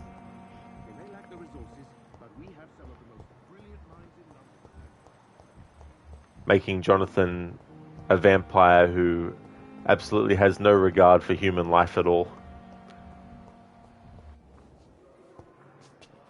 I wish I could be sick again. Feel my blood boil with the fever. Good evening, Miss Howcroft. How are you tonight? I need blood, Doctor. Warm, rich, vibrant blood.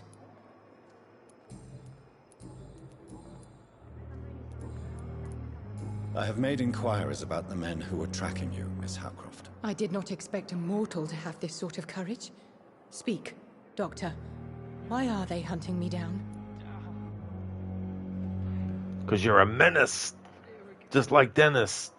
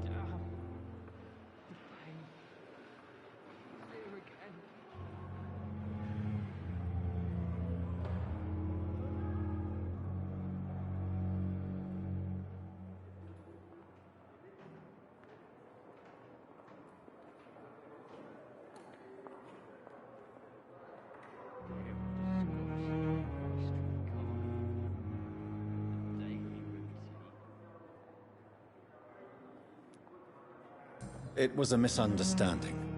These hunters were in fact looking for a very different creature, but they mistakenly put their sights on you. I knew it. I have become undone. Those hunters have discovered me, but they don't know what I'm capable of. If you'll accept some advice from a petty mortal, I think you should assume a low profile and just quietly disappear into the shadows. You are right. And you have served me well, mortal. Take this as a reward for your time. Perhaps I will allow you to drink deep of my blood. One day. Thank you. I'll keep that proposition in mind.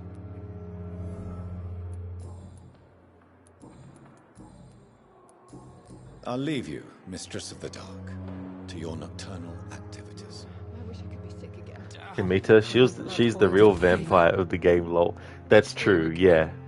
It's just so funny though too, as well. How she thinks that she's a vampire, and so she's talking to Jonathan as if she's a vampire and that he's a mortal, where he's actually the vampire and she's actually the mortal.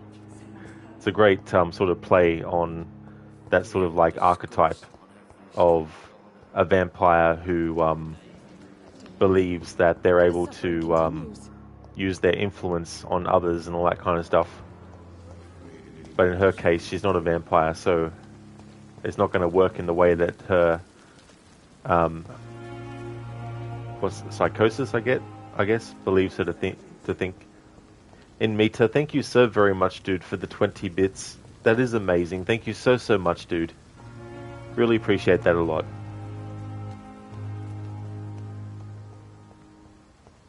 Code, this game could easily pull off the dead and loving it scene of Renfield at the coffee table, except here it's not bugs. It's been a long time since I saw that movie. I only saw like a scene from it the other day because I was looking for scenes from that movie to actually post on Discord, and I found the one where Jonathan and Van Helsing have to stab Lucy in the chest with the stake.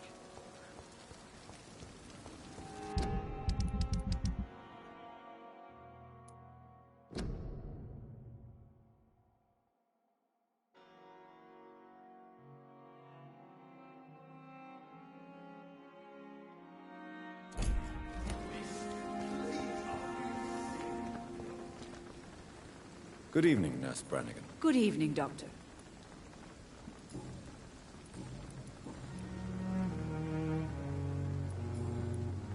Goodbye, Nurse. Call me if you need assistance.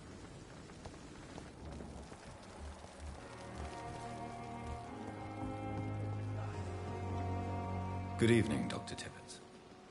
Dr. Reed, any good news to share?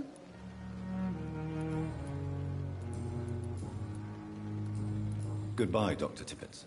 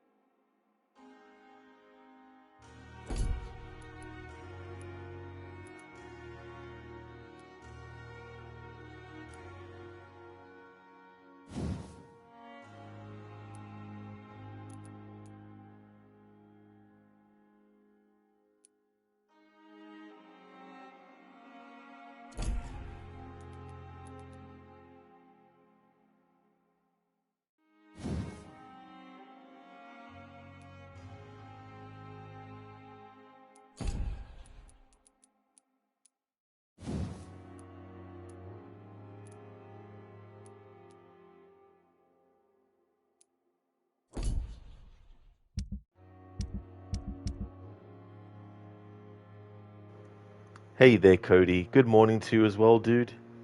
Thank you so very much for the 4 months in a row of subbing as well, Cody.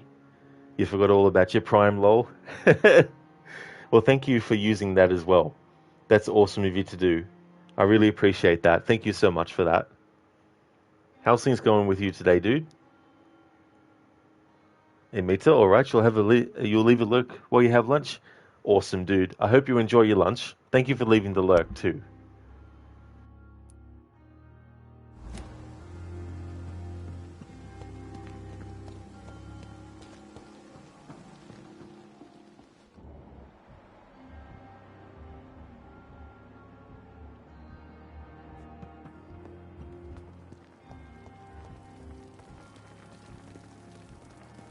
If only I were young again. Just a dozen years or so.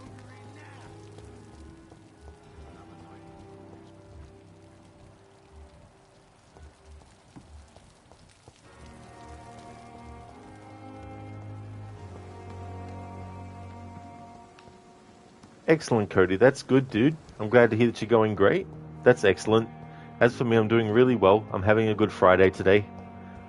It's good to do more Vampyr as well. Finally moved the main story a notch. Finished off chapter 2.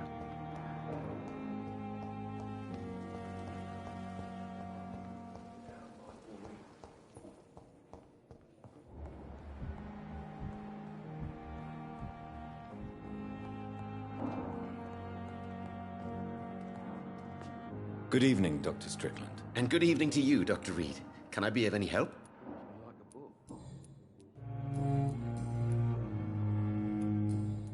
Goodbye, Dr. Strickland.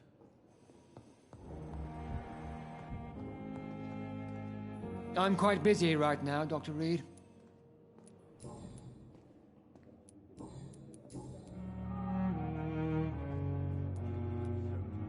Do you think Dr. Strickland has any chance of curing the Spanish flu by himself? His wish to cure the sick is not driven by pride, but by an idealistic view about our mission here. Honestly, I don't know which is worse. You consider him a good practitioner, yet you will not report his methods. Strickland may be a rival, but I will not use dirty tricks or regulations to prove him wrong. We are doctors, not politicians.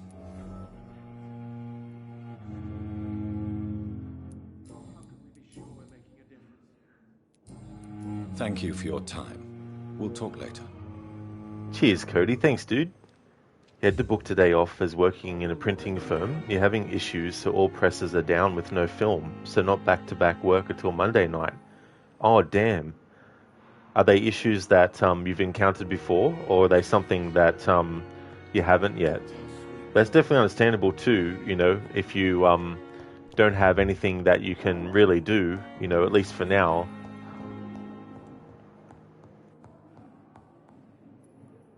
Good evening, Dr. Strickland. And good evening to you, Dr. Reed. Can I be of any help? Did you know Dr. Ackroyd never reported your experimental research, despite the fact he doesn't agree with it? Really? I didn't suspect he knew about my work. I must confess I am surprised. Perhaps he thinks you should realize for yourself the danger of what you're doing. See how condescending he can be? My God, he can be so irritating.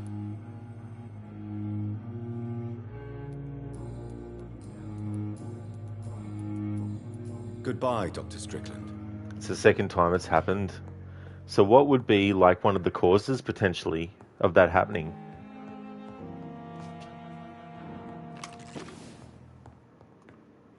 I'm quite busy.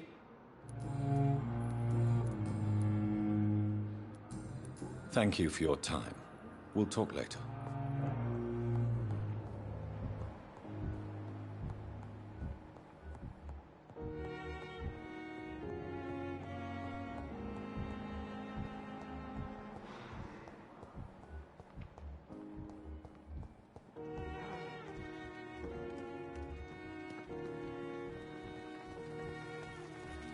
Perhaps I should have considered the offer from that Cadigan fellow. Good evening, Milton. Good evening, Doctor. Still trying to save lives?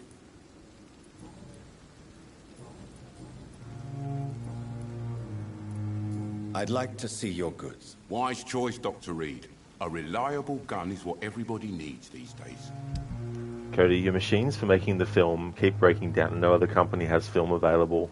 Ah, I gotcha. So it's like a very sort of like specialized thing where it's like, yeah, you're the only people that can actually do it. That's fair too as well.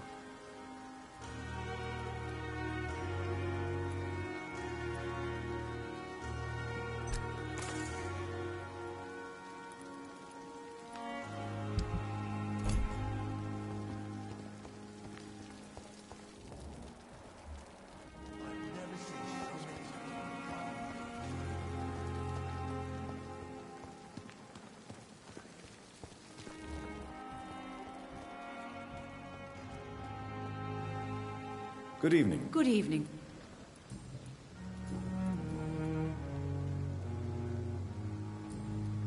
Goodbye, nurse. Call me if you need assistance. Oh yeah, Cody, that's all good, dude. You did. You did, dude. Ignore last message, you've seen it, lol. That's all good.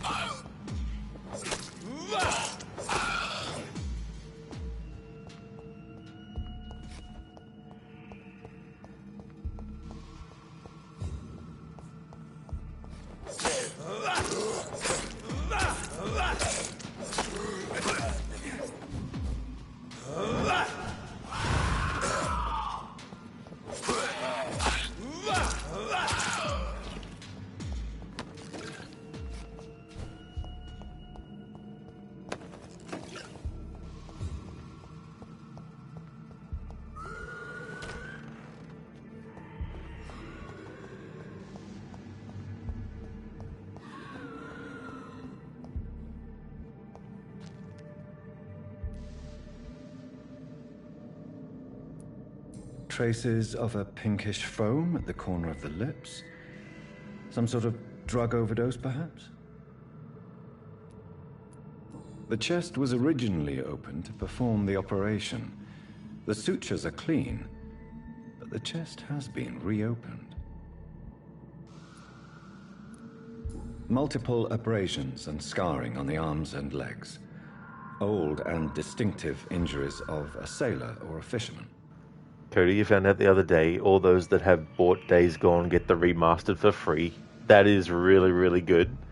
I'm glad that they've done that because I think it's only fair if you've already got the original and it's just a remaster. Like, if it was a full-blown remake, then I could understand. But if it's just a remastered version, it's good that they can get it for free if you have the other one. A puncture over the left lung. Possibly a chest tube insertion. Not the cleanest work, but I think it was successful. Signs of internal bleeding. So, Dr. Tippett's anesthetics were incorrectly dosed, causing the patient's death. And then he tried to operate on him again. Tippett has made an egregious error. It's time we talked.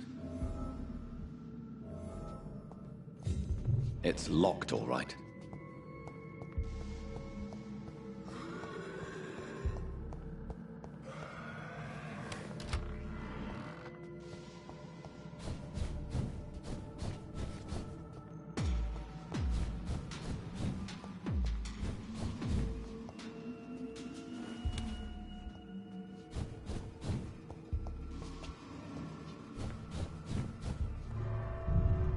Hello there, Lucinda. Welcome on in. Good morning to you.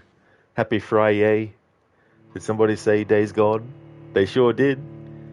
It's cool that people who already have the original will get the remaster for free. Good morning to you as well, Lucinda. How's your morning going? Cody, you keep checking Steam to see, but no luck yet. Well, hopefully soon, though.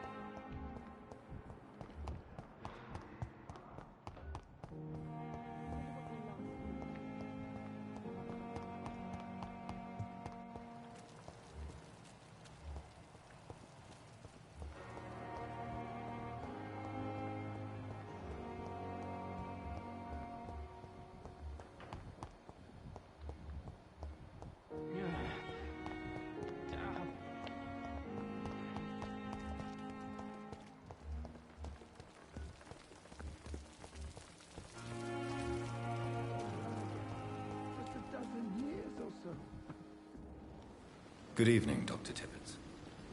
Dr. Reed, any good news to share? Corcoran, I want you to tell me about Mr. Connor. How did he die? What happened? He was my patient. He died because of my mistake. That's the blunt truth. Cody, it gets released today, so you're looking at around 5 p.m. your time, hopefully. Oh, so soon. I didn't realize it was coming out this month. That's really good, though, to not have to wait too long. I do want to play it myself as well. The original Days Gone is available through PlayStation Plus. So yeah, I definitely want to play it in the future at some point. Listen, you're doing all right. Woke up bright and early at 4 a.m. again, so you got your shower out of the way because you didn't feel like laying in bed for 2 hours waiting on the alarm. I don't blame you for sure, you know. There's just certain things where you wake up at a certain point and you're just like, no, can't just, you know, chill out and relax. I need to get up and get it done, you know, and all that kind of stuff. But I hope that you'll have a great day today, especially because it's Friday too, as well. Why not stop practicing? Are you mad? I killed that man, I admit it, and it won't happen again. I have saved so many lives since then.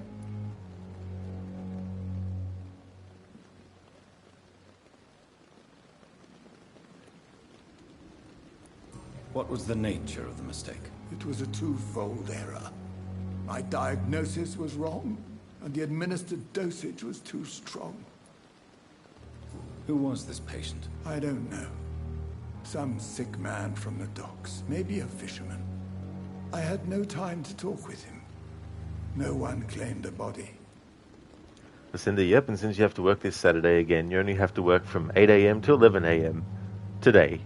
That's good, though, that it's only that long as well. Especially getting to work at home, too.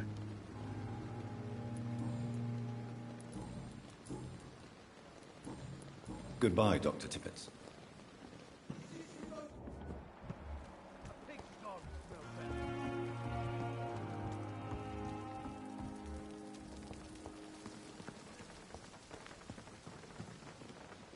Good evening, Nurse Brannigan. Good evening, Doctor.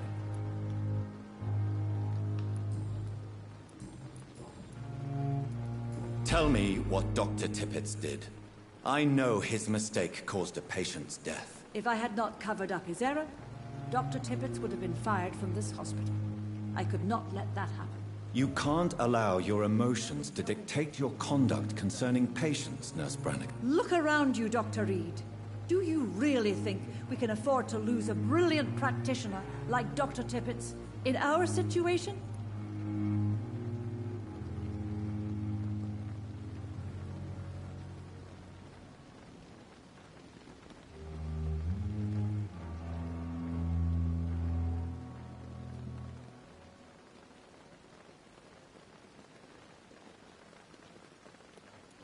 Perhaps you did it with the best intentions, Nurse Brannigan, but you took a great risk.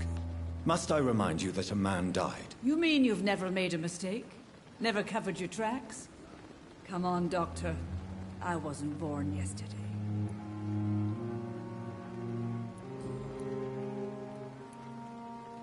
I've decided that I won't reveal Dr. Tippett's, shall we say, misdemeanor. I'm so glad you share my point of view. Dr. Tippett's is a brilliant practitioner. We most definitely need his know-how. I hope you're right. This is a huge risk we're taking. Dr. Tippett's must regain his confidence. Please, keep this decision between you and me. He doesn't need to know you found out. Ah! Anyway, fuck it. Jesus Christ. Goodbye, nurse. Call me if you need... The guy didn't fucking tell me that. Oh well. So we fucked up another friggin' clue. Another fucking character.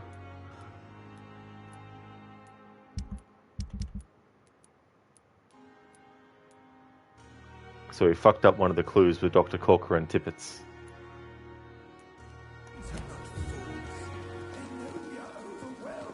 By this horrifying epidemic. Good evening, Dr. Tippett. Dr. Reed, any good news to share?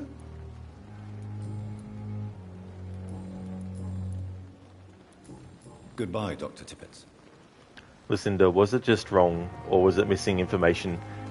It was wrong. I made the wrong choices there. I thought that by telling her that we weren't going to, you know, rat out on the doctor was going to be a good thing, but apparently the game thought otherwise. Perhaps I should have considered the offer from that Callaghan fellow.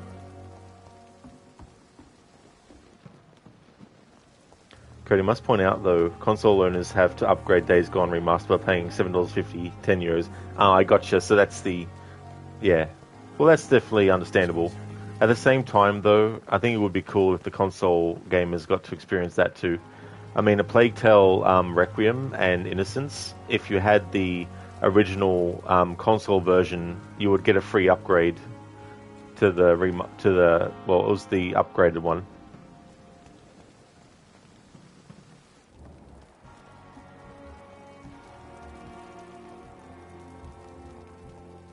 Perhaps I should have considered the offer from that Callaghan fellow.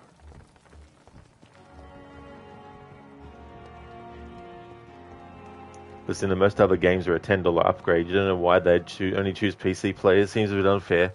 Oh yeah, absolutely. Especially because it's a PlayStation exclusive original, like, you know, originally exclusive to PlayStation. Where's his other doctor gone? There he is. Good evening, Dr. Tippett. Dr. Reed, any... Goodbye, Dr. Tippett. Alright, so that's succeeded, which is debatable.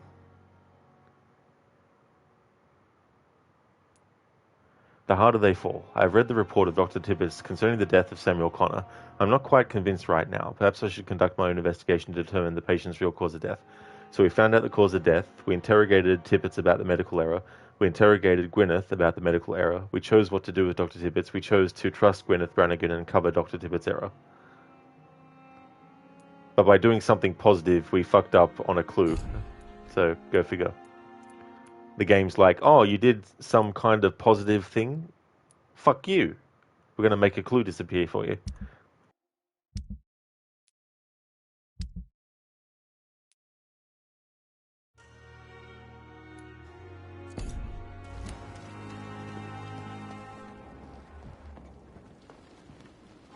Good.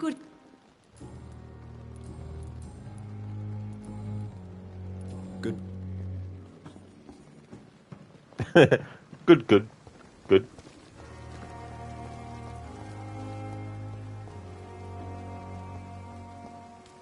Cody, beginning to think you read misinformation. We'll keep you informed to see if it was true. Oh, that's fair enough, Cody. Lucinda, that does seem like the opposite of what it should do for sure. Oh, absolutely. Yeah. It's like, I guess I should have not chosen that choice at all, you know. But the guide I'm looking at didn't even mention that.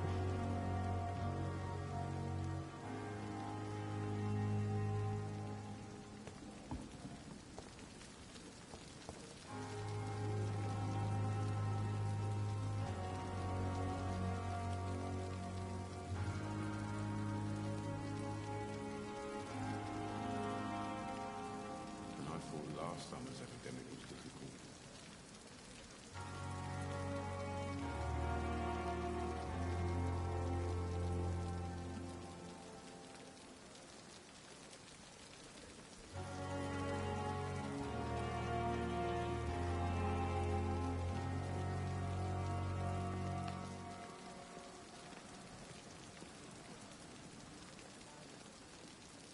It's safer here than anywhere else in the East End. Hey there, Mr. Epic. How's things going, dude?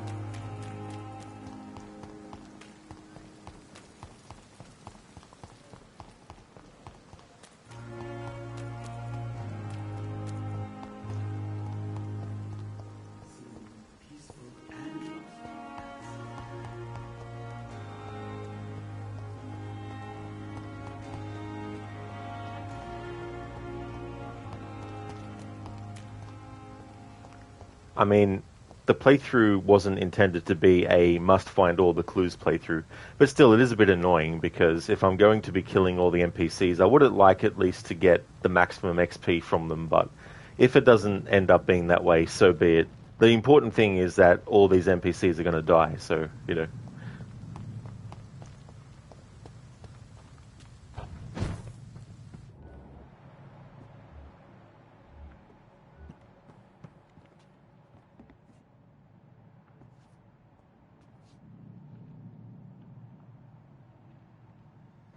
Mr. Epic, didn't they say that the new version of Days Gone is a remaster on console but a DLC for PC? No idea, to be honest, Mr. Epic. I haven't even played the original, so I don't really keep tabs on it, but who knows these days?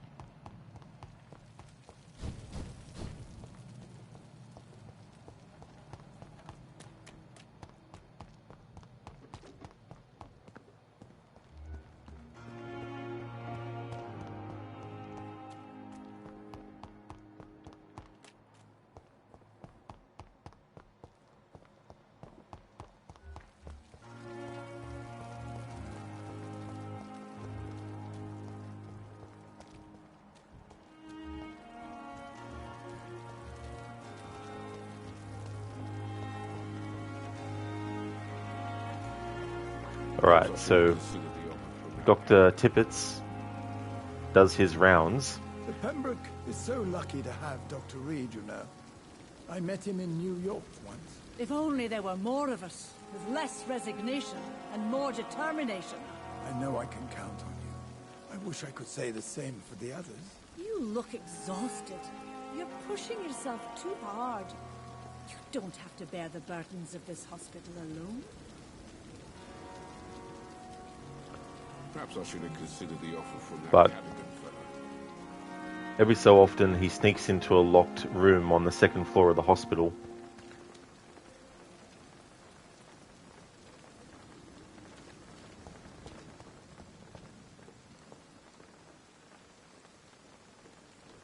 Mr. Epic, they just want to double dip on console players. You bet the reason it's a DLC, not a new version on PC, is because it already looks and runs better on PC. Maybe. I mean, when did the game come out, though? Wasn't it like 2019? So it's been quite a few years since it came out on consoles, so there might also be some players who never played the original before.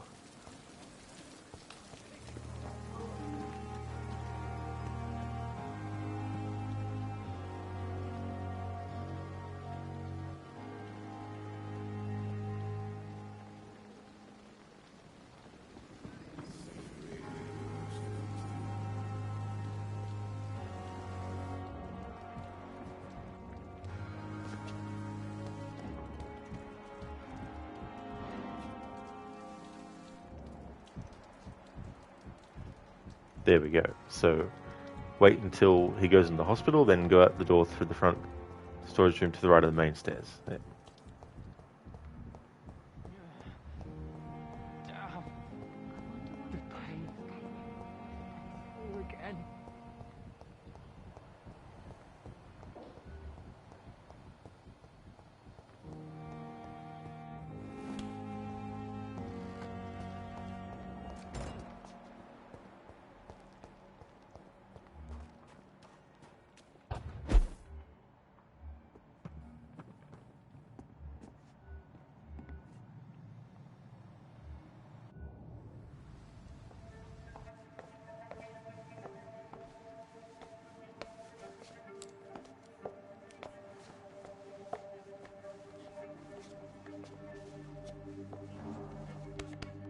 Damn it! Why is this so difficult every time?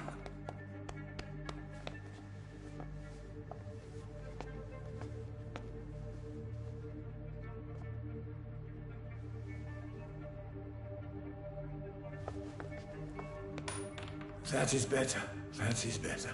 I will make it through one more night.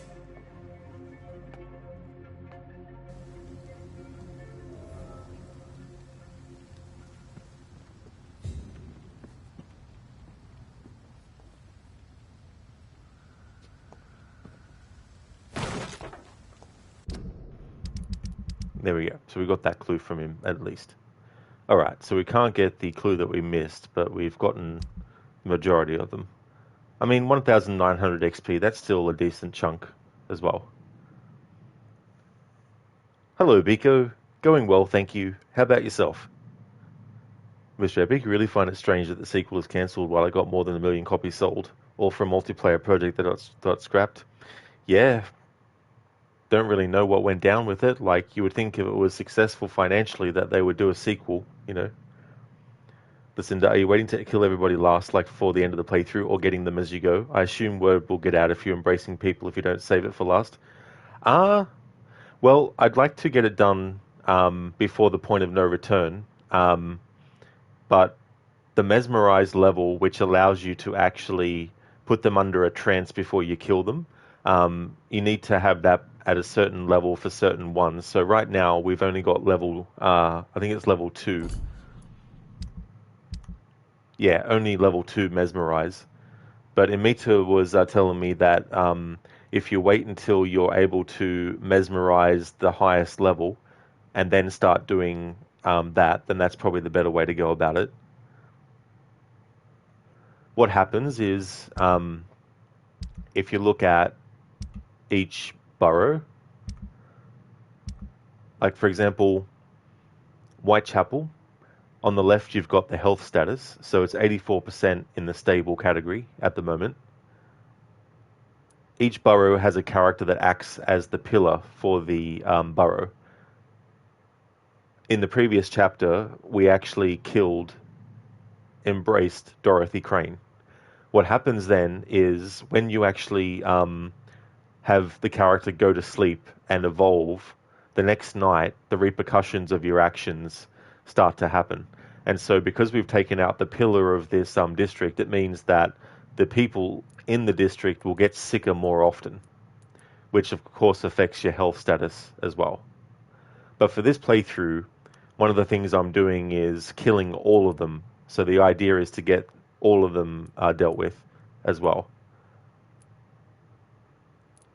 And of course, the more you kill, the more the health status of the burrow goes down, and then eventually it all descends into chaos. So yeah, I need to do that for all these burrows. Mr. Africa, meanwhile, The Last of Us 2 got like 3 remasters. Yeah, there's definitely a lot of Last of Us games and versions now. Like, they must be competing with Bethesda with Skyrim.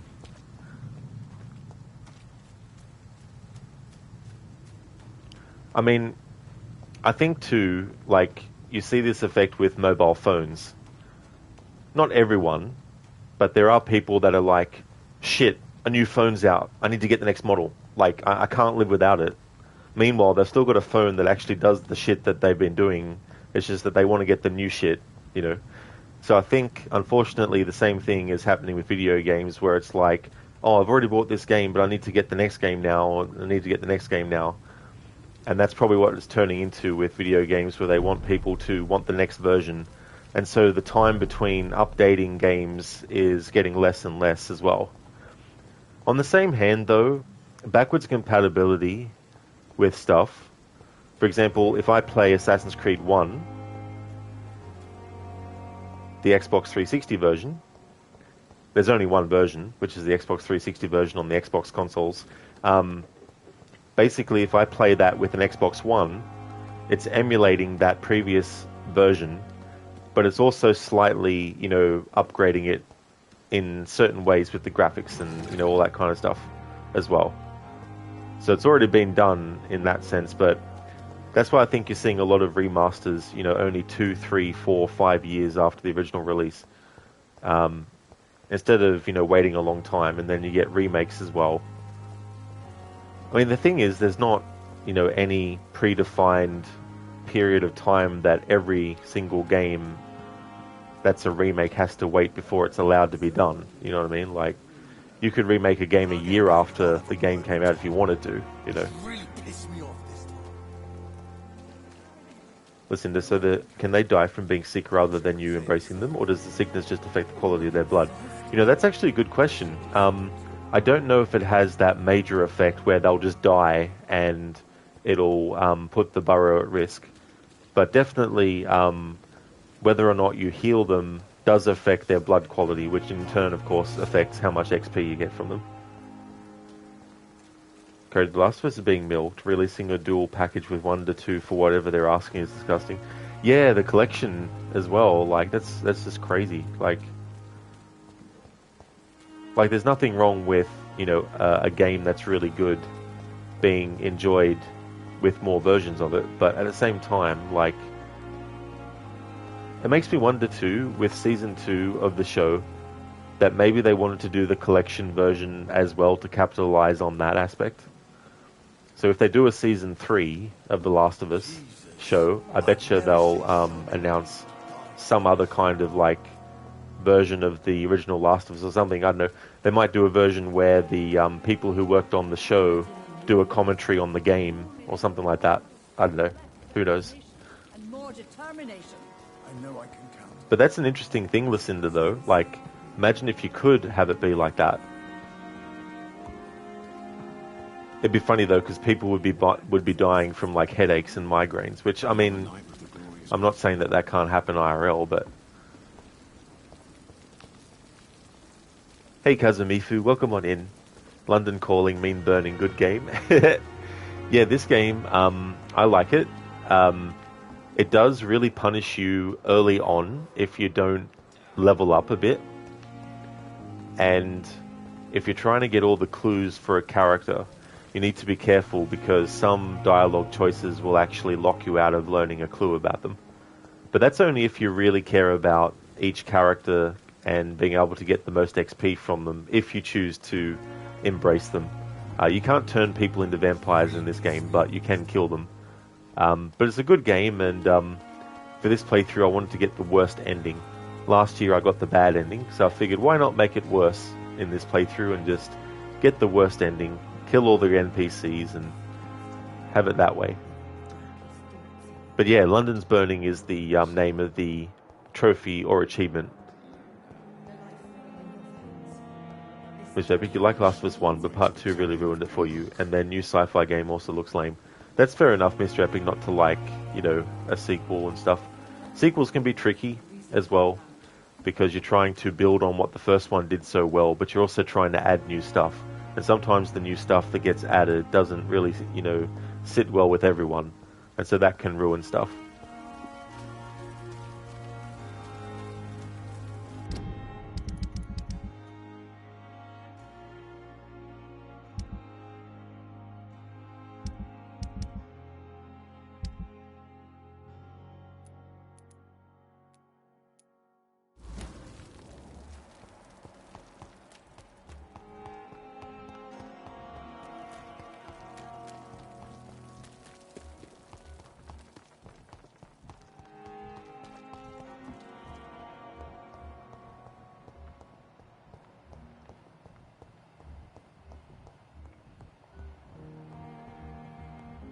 Good evening, sir.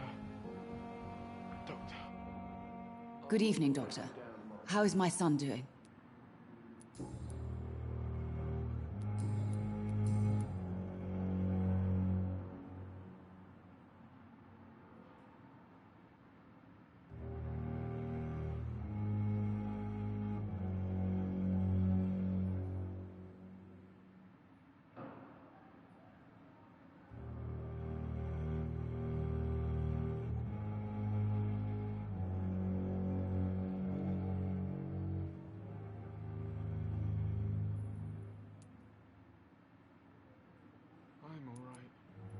Do you realize your son could try to kill himself again? He might succeed next time. I think about it every minute. But I won't stop fighting for my son's future. That's how much I love him.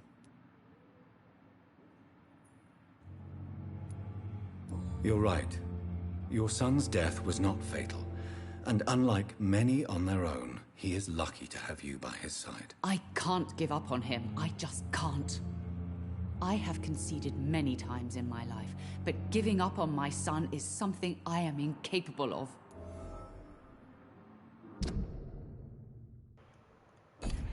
Alright, so now we have Beatrice at full XP, blood quality. Mortimer the same as well. Need to find another hint about Ackroyd.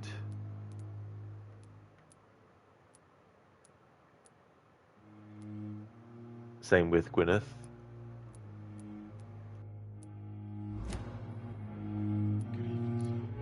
Mortimer is extremely vague as to his motivations for committing suicide. Tell me more about what you know. As you say, Mortimer had no reason to die. All he said to me was that he wanted to make the world a better place, but couldn't. Why did your son feel so useless when facing the world? I think it was more that he could only see the melancholy facets of life. He couldn't help but dwell on such things. What do you think he meant by making the world a better place? Mortimer has always been a sensitive soul. He wouldn't talk to anyone for months after his father passed. It's like he carries everyone's sadness with him.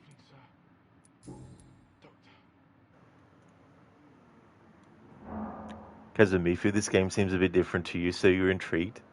Oh yeah, it's got an interesting sort of like concept in terms of like who you're playing as, what his profession is, and the fact that he's a vampire. Mr. Epic, you know what the problem is? Naughty Dog's new games have become too preachy about stuff. It doesn't make you immersed anymore.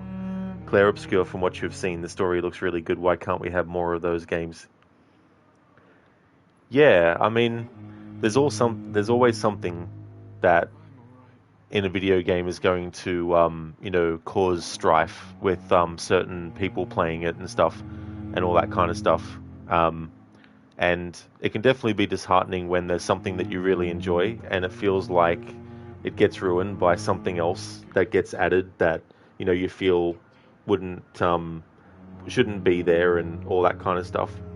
But yeah, not having played The Last of Us Part 2, all I know is some of the spoilers, but I don't know enough to form my own full opinion of the game, really. Kazumifu, seems choices matter, which is always good in your book. Yeah, like, I won't spoil it, but there's characters that are are very important, and of course what you do with those characters will actually affect things later on, and also have repercussions on the areas that you're going to and stuff. I have read your son's suicide note. It was not an impulsive gesture, nor was it his first attempt. He threatened to kill himself a few times before. But I never thought he would dare to punish me this much. Punish you? Why? I've known for a long time he was not happy with his life. But I always hoped he cared enough to avoid making me suffer like this.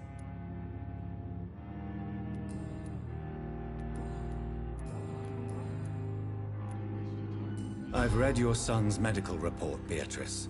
It's not the flu or anything life-threatening. What has you so worried? He was at death's door when he was brought here. I just want him to be better as soon as possible. He's not out of the woods yet, you know. He might need to stay here longer than expected. Take care of him then, Dr. Reed. People here only seem to focus on contagious patients. I worry my poor Mortimer will be neglected. Goodbye, Mrs. Goswick. Good evening, sir.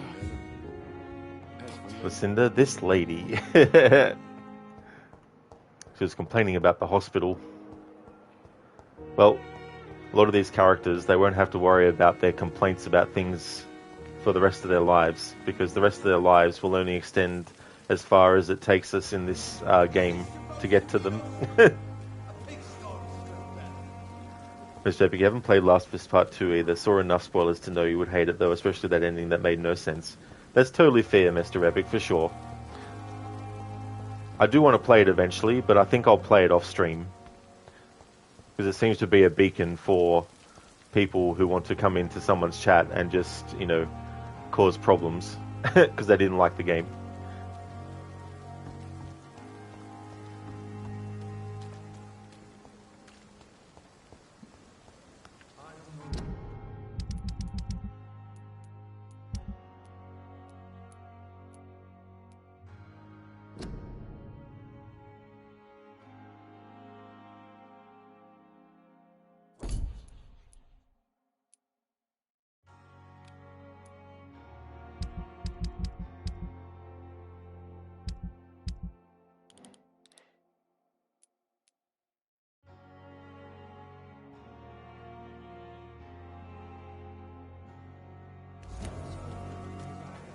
This damn stick drift on the PlayStation controller.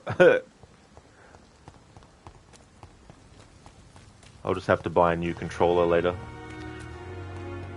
Even though I bought this one only like a month or two ago.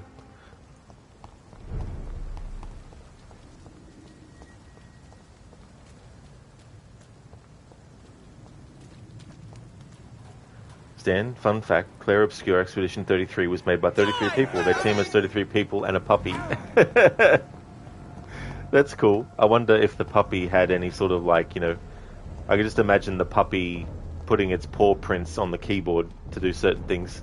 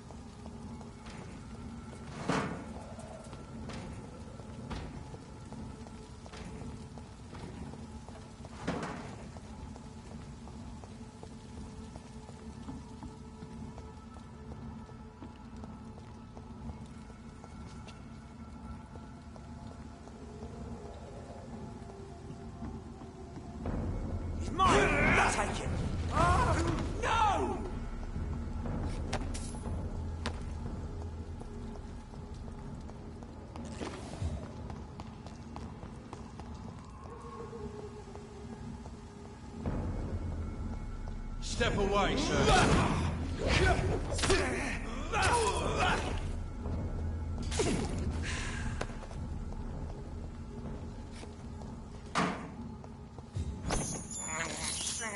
I can't believe I'm doing this. Rats. Good eating if you're a vampire, apparently.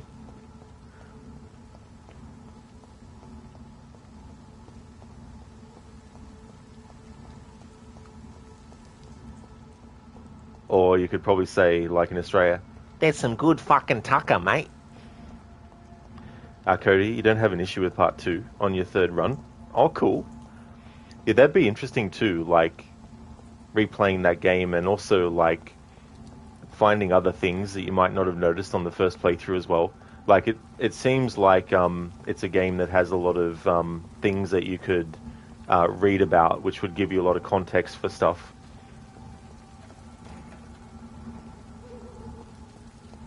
Stan, head of cheer and morale boosts. That would be the puppies credits, for sure. Like, good doggo.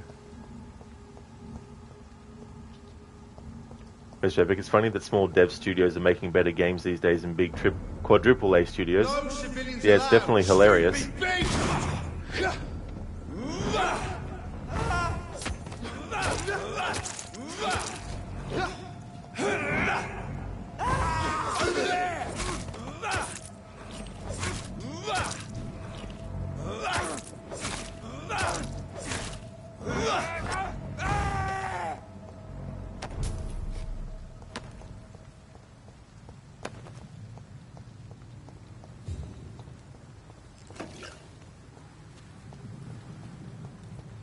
Stan, you love passion projects like that.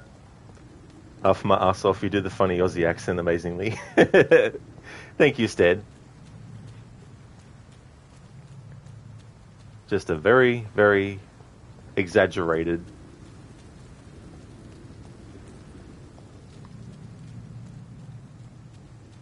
But yeah, Stan, it is good to see passion projects like that. People putting their passion and dedication into something, and then, you know, that something can then go on to have people really excited and invested in it.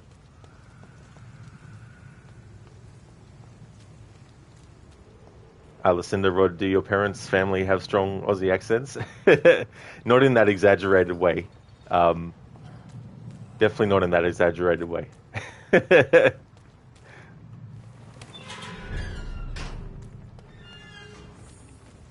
Definitely not nasally either.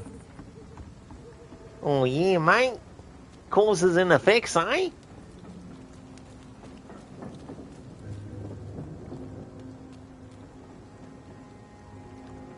Stan, some of their team members are former Ubisoft developers. Oh, really? That's interesting.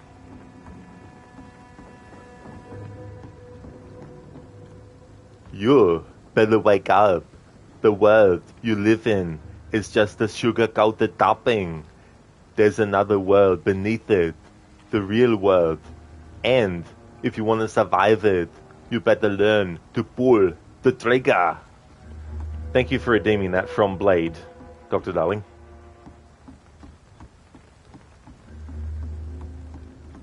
Welcome back from your lurking, Mita. Thank you for the lurking. Hope you enjoyed your food.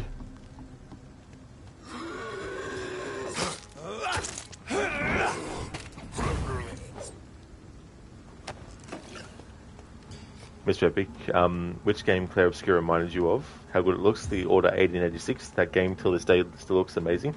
That's actually one I wouldn't mind playing as well. I was sort of thinking about what sort of like horror games I haven't played that have werewolves in them, and that was one I was thinking of.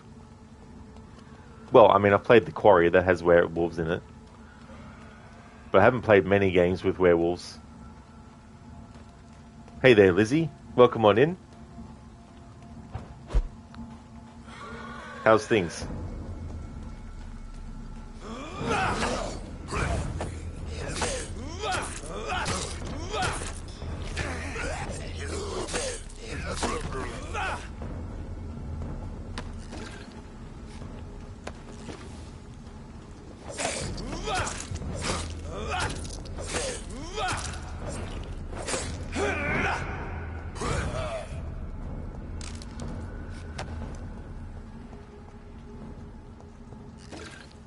Dr. Darling, Vampire Day Redemptions? That's true. I've also got the channel point for just having me speak in my normal voice, quoting vampire movies as well. So I want to have active during this game.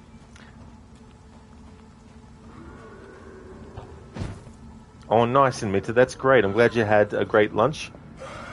It's good that you enjoyed it.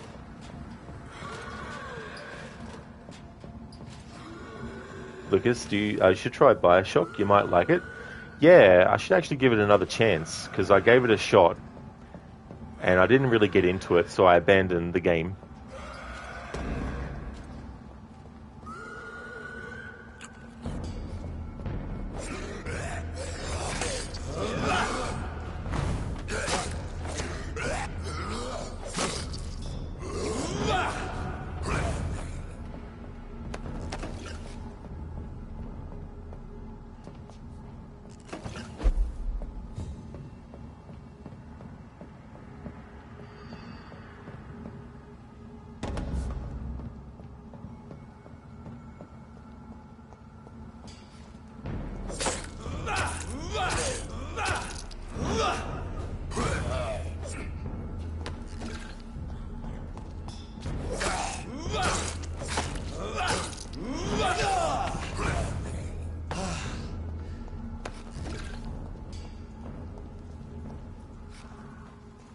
Absolutely, Lucinda. Wrecked. You're mine!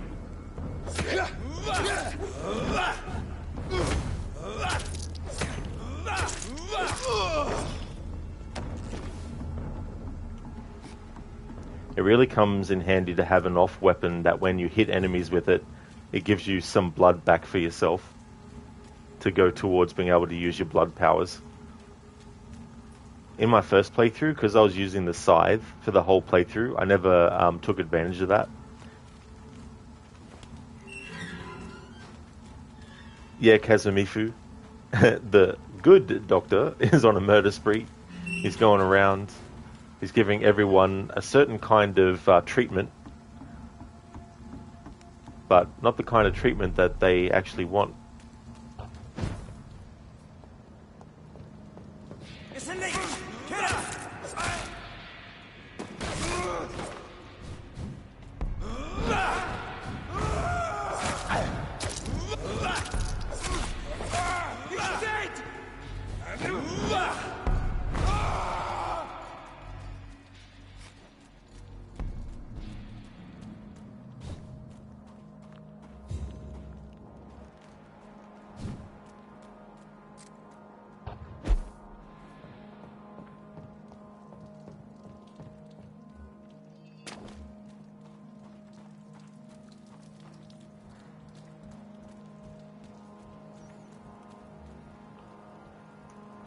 Stan, weird how you still cannot stream Bioshock from PlayStation. That is stupid.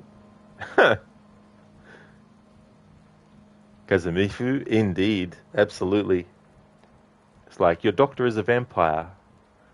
Why are you here for? I'm feeling better now, and they just run off. And it was because they realized that their doctor's a vampire, and that the reason they went to the doctor was because they had a gash on their hand that was bleeding. They're like, yeah, I'm fine. See ya. Which I think you like that the knights in the game have King Arthur knights' names because they are connected that far back, and every new knight gets a name from the old Knights of the Round Table, like the main character is called Galahad. That's really cool. It's an interesting kind of naming convention. In Mita, it's still a treatment nonetheless. That is so true. Exactly. Lucinda, Lucas, nah, he's just collecting blood samples. That is true. He needs it for his research purposes. Lucinda, yeah, all 3 Bioshock games cannot be streamed directly from consoles. It's the same on Xbox. That is very strange.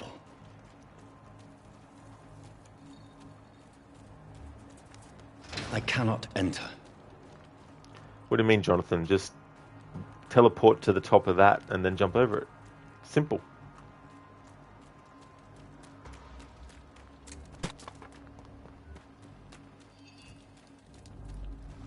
Over there!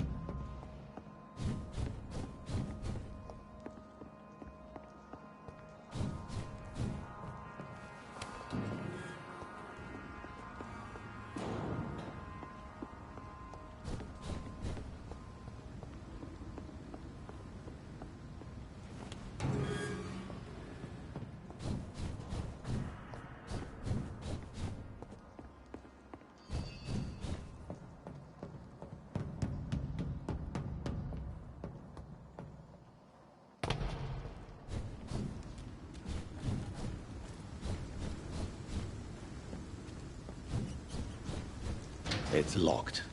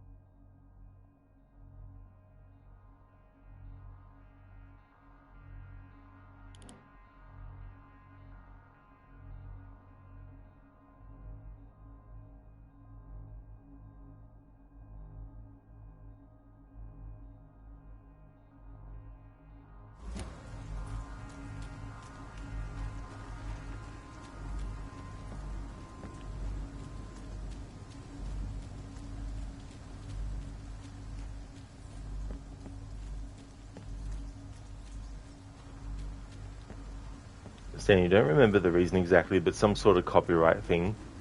Yeah. Makes me think of Batman Arkham Knight. In certain spoiler parts of the game, if you're streaming it directly from your console, the stream will actually pause the broadcast while you do the gameplay of the spoiler section. Lizzie, you're fine. You're just in pain as always. Sorry to hear about that, Lizzie. I hope you can find some kind of relief and that you can actually see, a doctor soon. Okay, you just had a bowl of noodles and oh my god, you're crying. That was so hot. Oh no. I hope despite that, they were delicious.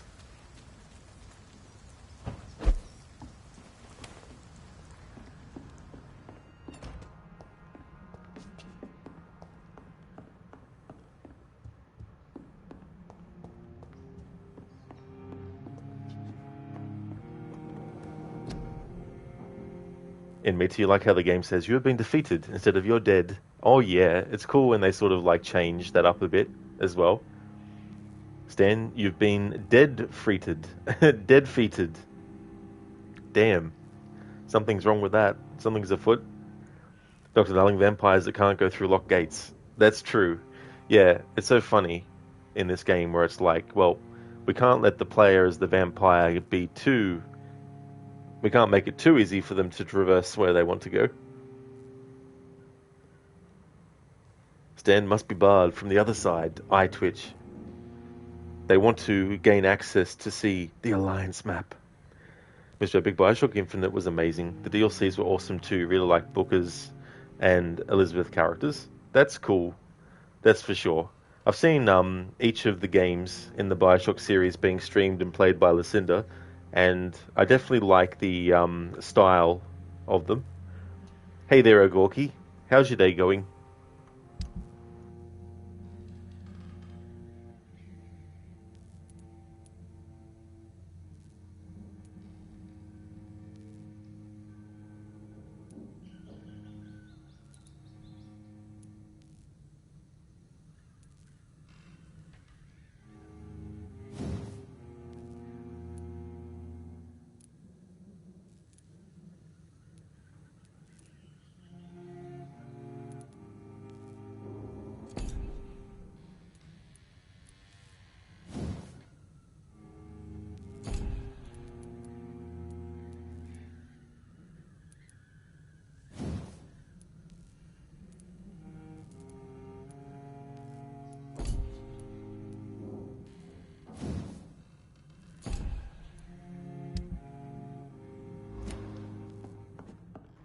That's great, Ogork. Glad to hear you're going good.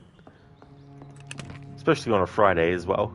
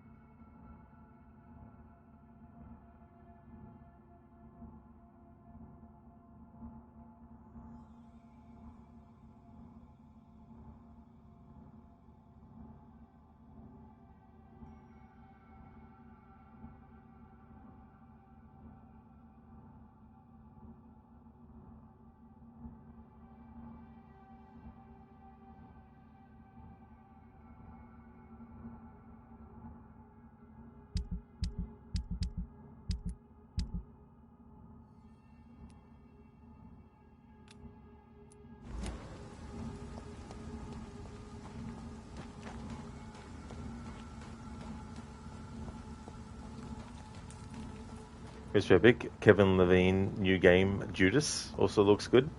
So who's Kevin Levine? I may have played their games, but just didn't know that they were the ones behind it.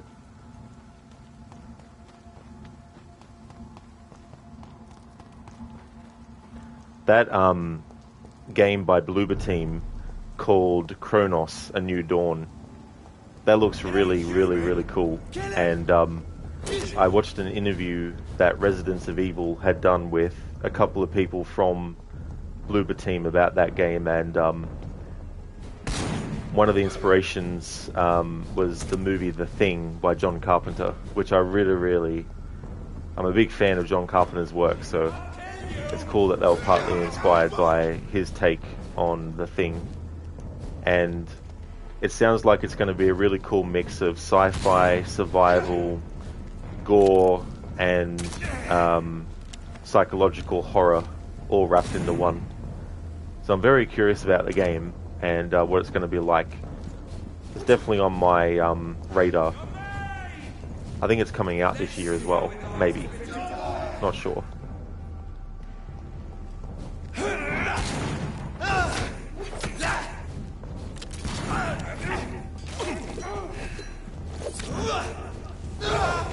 Filthy piece of shit!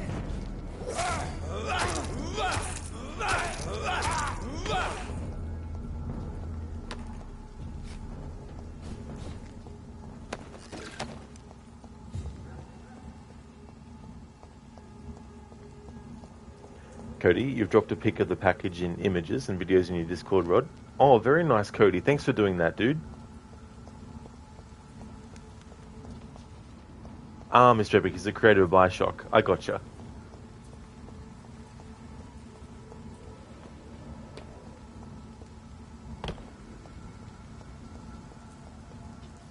And me to Albert. Sir, do you always have to be so violent? They are state employees, Batman. They're in my way.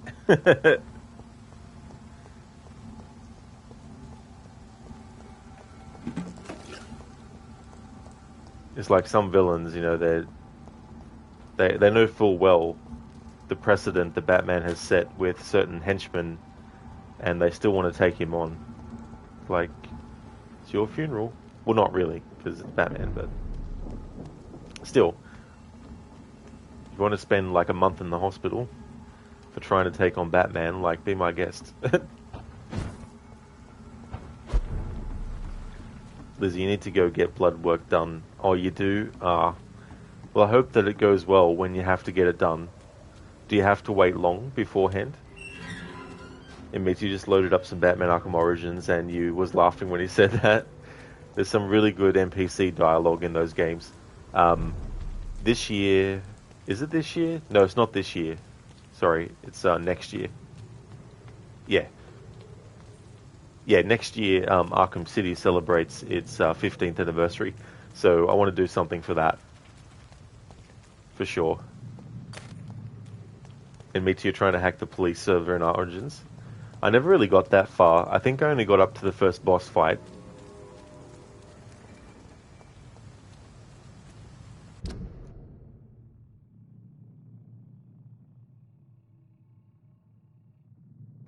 Where did you put my wife? She's dead, sir. They took her to the morgue. The morgue? She'll be furious. Thanks for redeeming that as a Bane impression. What's that from?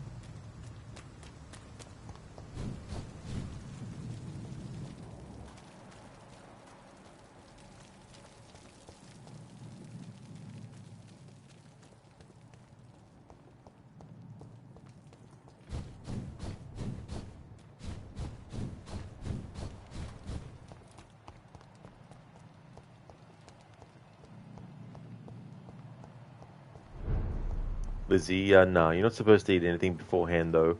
That's definitely understandable, too, as well. Having to not eat at all, as well. I mean, you know, hopefully you've had something to eat at a point that was, you know, safe to do so.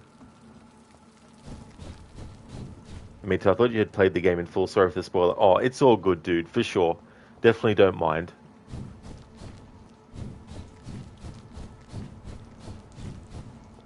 Ah, that movie, Dr. Darling, From Death Becomes Her, with Bruce Willis, Meryl Streep, and Goldie Hawn.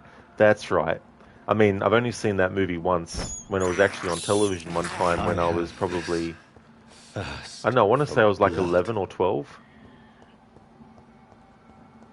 It was on television one night, so I stayed up on a school night to watch it in my own room. That's the benefits of having a television in your own room when you're a kid. Parents are like, it's time for bed. You're like, okay. And then it's like, I'm just going to watch this movie. Yeah, listen to like a lot of good movies I discovered that way. I would make sure too that before I turned the television off, I'd have the volume down low automatically. So when I turned the television on, it didn't make a big, loud, blaring noise straight away.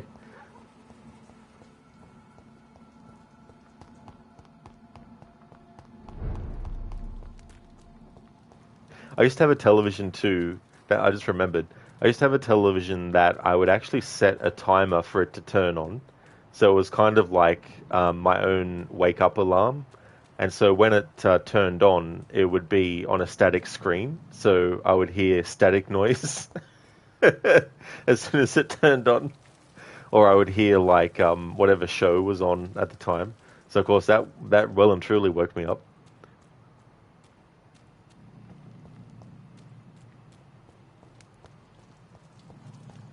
It's like there's no way to just shrug it off and go back to sleep if you have your television set like that, because you want to get up and turn the thing down so you get rid of the noise.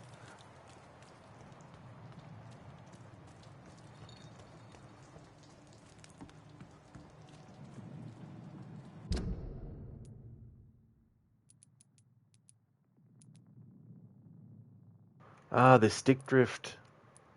It's friggin' annoying.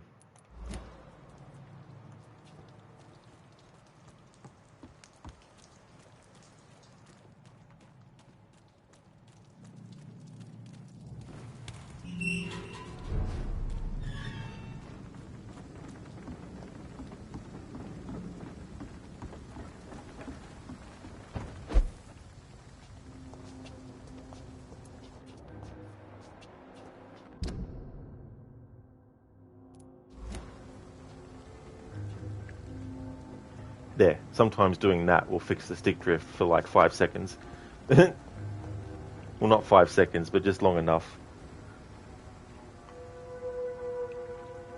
Listen, you played many a Nintendo game in the dark. Oh yeah, sorry, without sound. Oh yeah, but also in the dark. Yeah, yeah. Sometimes before school, like I would just turn on the NES and have the volume down real low in the lounge room. Just play, Mario or Zelda. Shaky sounds like a horror movie. Oh yeah. Imagine though if you didn't actually set your television to turn on and it just turned on its own. How's it going, Shaky? Biko, remember making your mom and dad jump lol? Tapping your fingers on your keyboard at 3 a.m. Your parents thought it was someone tapping at the window. You could hear them in their bedroom. They're like, who the fuck is outside at this time, lol? Oh yeah. That's so funny though, Biko. Instant respawn, dating yourself. Yeah, that's true, It's just crazy as well. Like, you look back on how much time has passed and you think, damn. And then you start to think about, the difference between how long ago it was that certain things became a thing as well. Like, there's a lot of stuff that when you're born already exists for, decades. But you might be born in the time where that sort of thing starts to become, very obsolete and stuff as well. And then the things that you grow up, and the things that come out and become a thing when you're growing up, by the time you get a certain age, those things start to go by the wayside as well.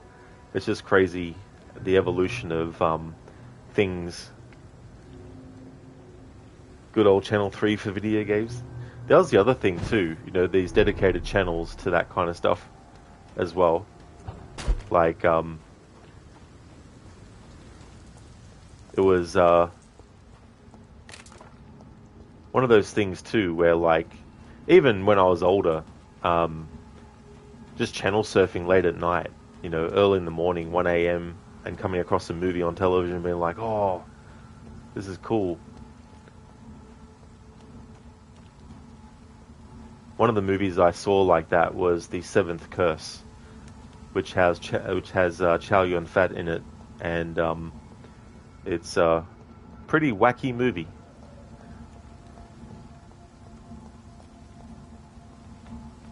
But I wouldn't have seen it if I wasn't channel surfing late at night. Then there was like the Jackie Chan movie City Hunter as well, which I didn't know about until it was on late at night on television. And I was like, what's this Jackie Chan movie? And it was before the scene where him and this other fighter, played by Gary Daniels, were dressed up as Street Fighter characters. They essentially get sucked into the game, I think. So you have Jackie Chan like dressed up as Chun-Li, and you have Gary Daniels' character dressed up like Ken.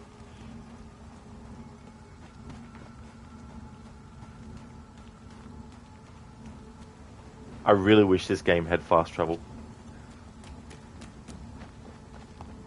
Look, darling, you remember waking up in the middle of the night and going to the bathroom to play Pokemon on your Game Boy? And hey, that's the benefits of having like a handheld system, you know?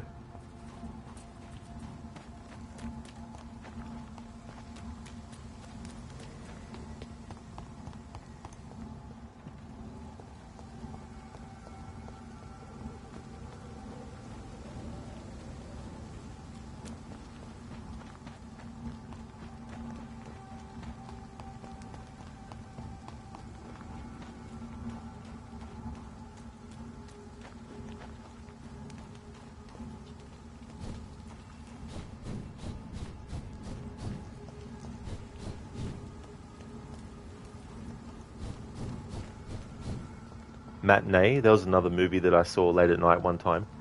It's a movie directed by Joe Dante, with music by Jerry Goldsmith.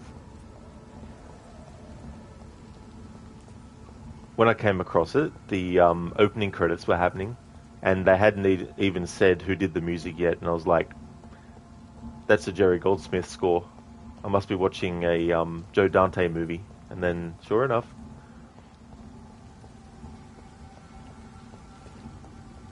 he's long since passed away now, but one of my favorite movie composers was Jerry Goldsmith.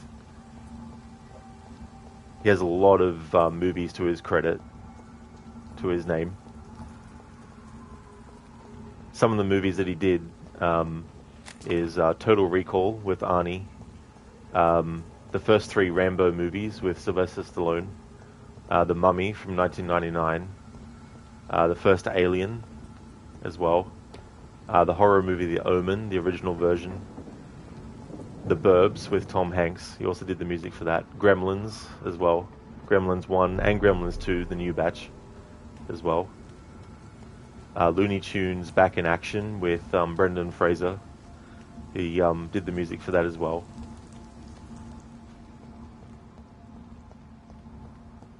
That's just a few of the things that he worked on.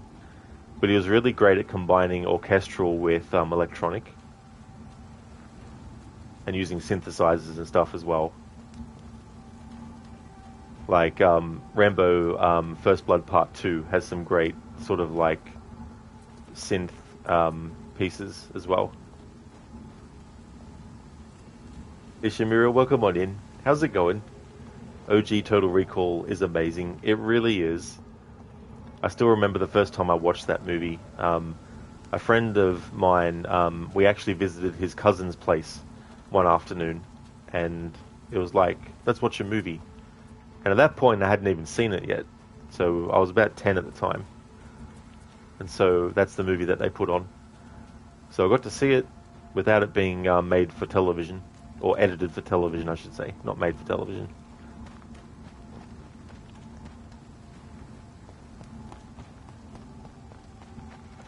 You got a lot of nerve showing your face around here, pal. Look who's talking. That actor, he went on to be, oh shit, what was his name? Norris something? I think he went on to, one of the things he went on to do was the Breaking Bad show. but he was in Total Recall as one of the mutants named Tony.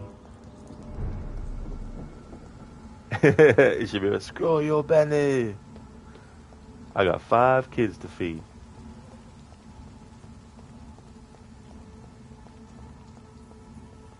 Sometimes when I'm playing Rise of the Tomb Raider, there's that part where there's that drilling machine, and I'll just randomly quote Arnie from Total Recall when he's like, Benny, scroll your...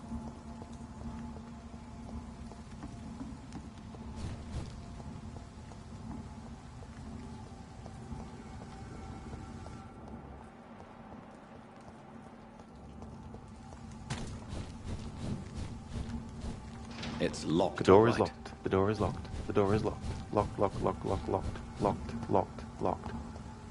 Doors locked.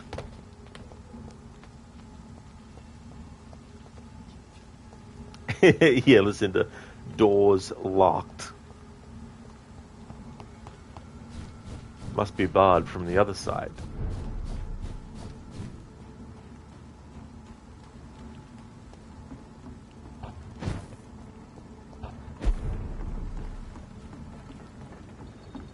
Rest to evolve.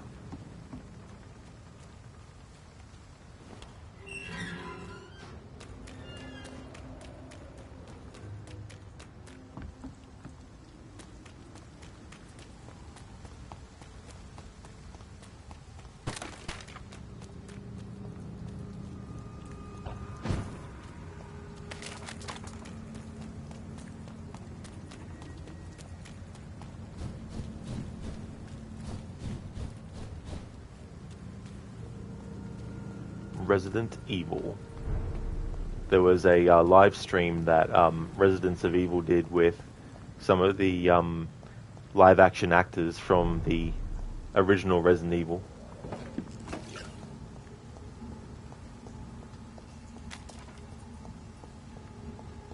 It's so interesting as well that until a few years ago they had no idea how big of an impact Resident Evil actually had. Like, imagine that, you know.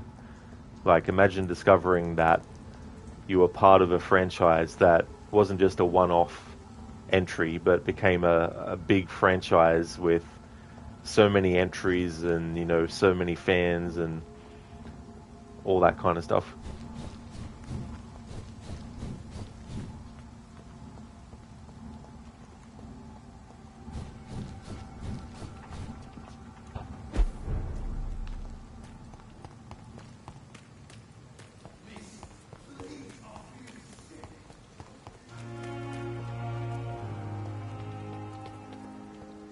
I can't remember the name of it. They're also doing a short movie, like a fan movie, that has Chris Redfield, played by the original actor for Chris in the live action scenes and stuff from Resident Evil 1, and the same with the actor who played Wesker. They're doing like a live action sequel movie with Chris and Wesker, obviously much older now, facing off again.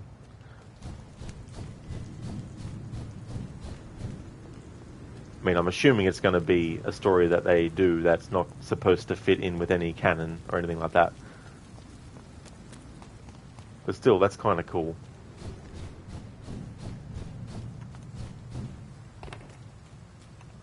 Bloody hell. I really wish there was fast travel in this game. Like, fuck me dead. You have to end up making, like, little incremental markings on the map to make sure you're even going in the right direction at all. And there's no waypoints either, so...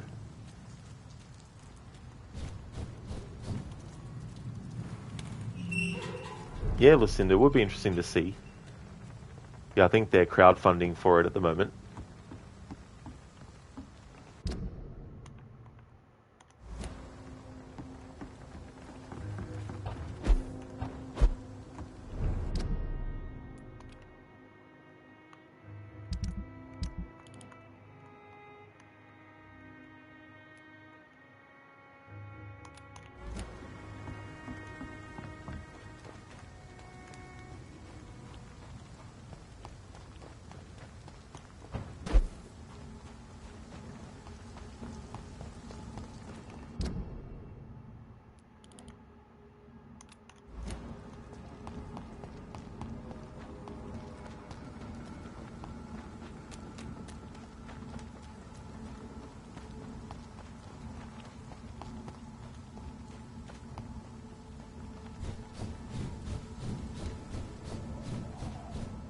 I cannot enter. The door won't open from this side.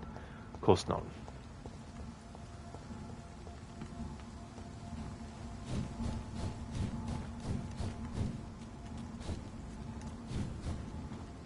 So Jonathan, just teleport above the fence there. In the universe of this game, he'd well and truly be able to. It's just that, for video game purposes, we can't have him do it.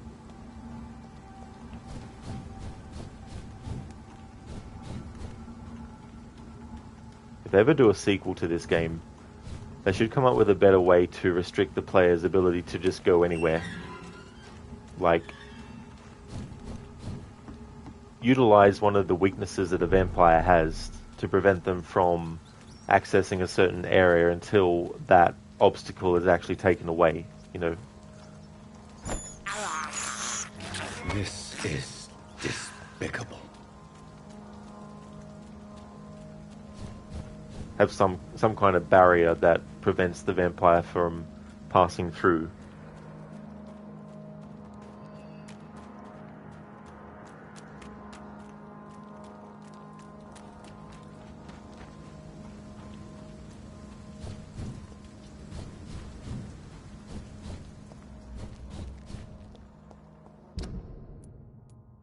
See, we're all over here again, which is not where I want to be. I want to go to the West End.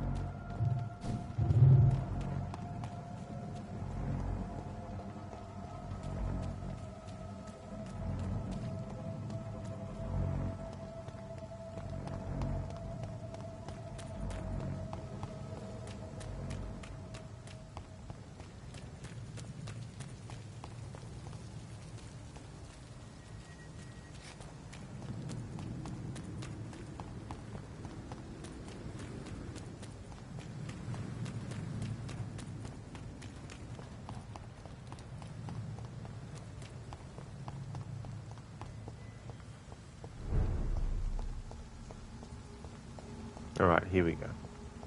Now we're actually in the West End area.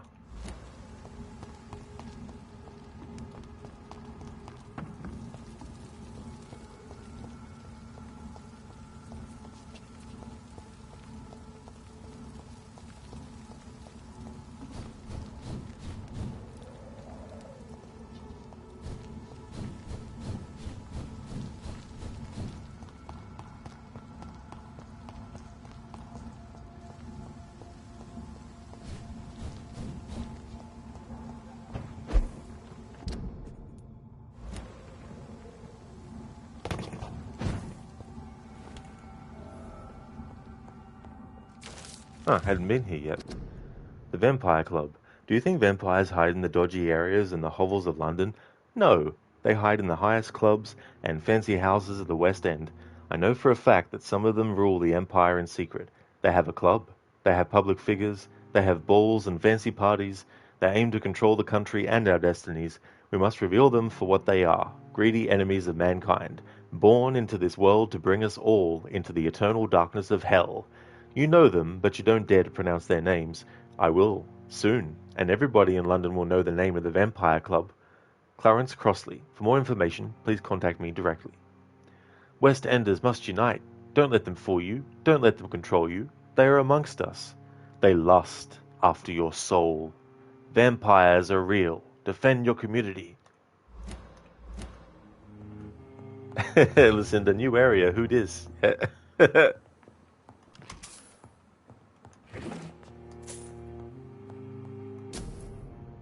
Year 1918 calendar. 1918 for our country, for our redacted, for redacted. Orange peel.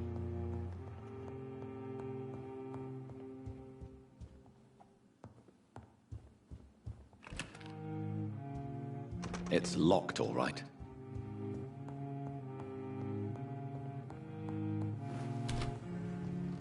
Meet her for the Empire.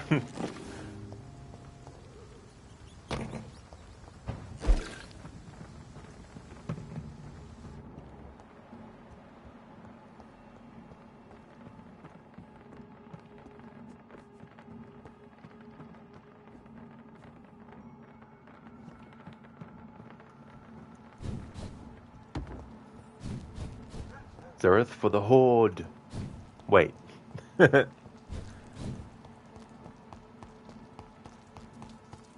For Frodo.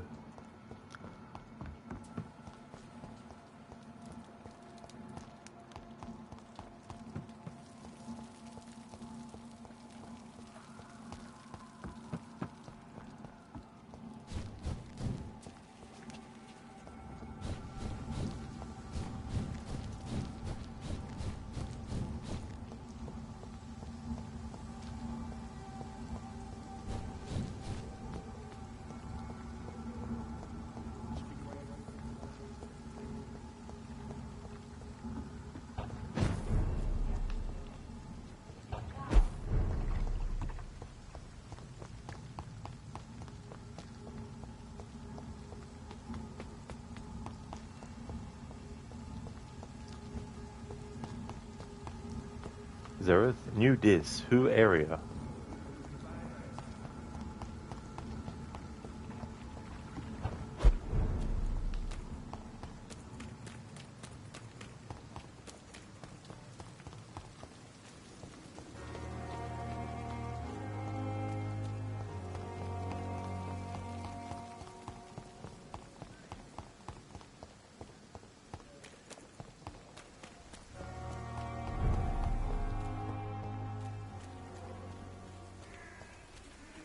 Hey Crooked, thank you for redeeming the random vampire movie quote.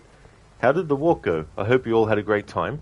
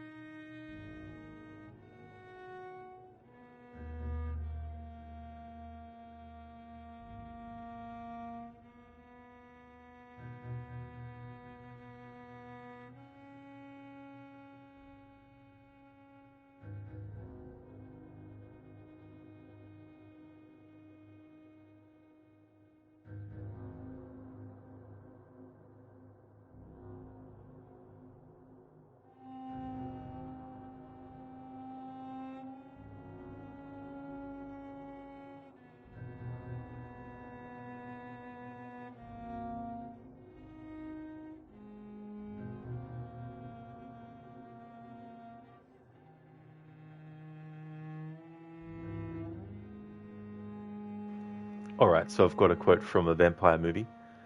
Vampires do exist, and this one we fight, this one we face, has the strength of 20 or more people, and you can testify for that, Mr. Harker. But he can also control the meaner things of life, the bat, the rodent, the wolf. He can appear as mist, as vapor, as fog, and vanish at will. Now, all these things Dracula can do, but he is not free. He must rest in the sacred earth of his homeland to gain his evil power. It is here that we must find him, and destroy him, utterly. That is from the 1992 movie adaptation of the Dracula novel. Thanks for redeeming that, Crooked. Muchly appreciated, dude. Crooked, it was nice. Lovely sunny weather today, but not too warm, and the dog enjoyed some free riding. Oh, that's really cool. I'm glad that the weather was cooperative, and that you all had a great time as well, and that Nalu enjoyed some free running, doing all the parkour. Yeah, Zareth, it must have been the wind. Is that a bird? Is it a plane? Nah, it's crocodiles. This is true.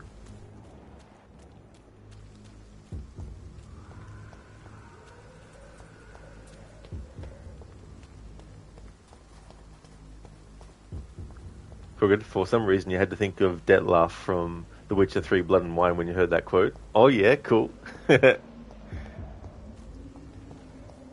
It's very interesting, like all the different interpretations of the vampire as a creature as well. And you can really sort of like come up with very interesting combinations of stuff too. It's one of those enduring creatures of horror fiction.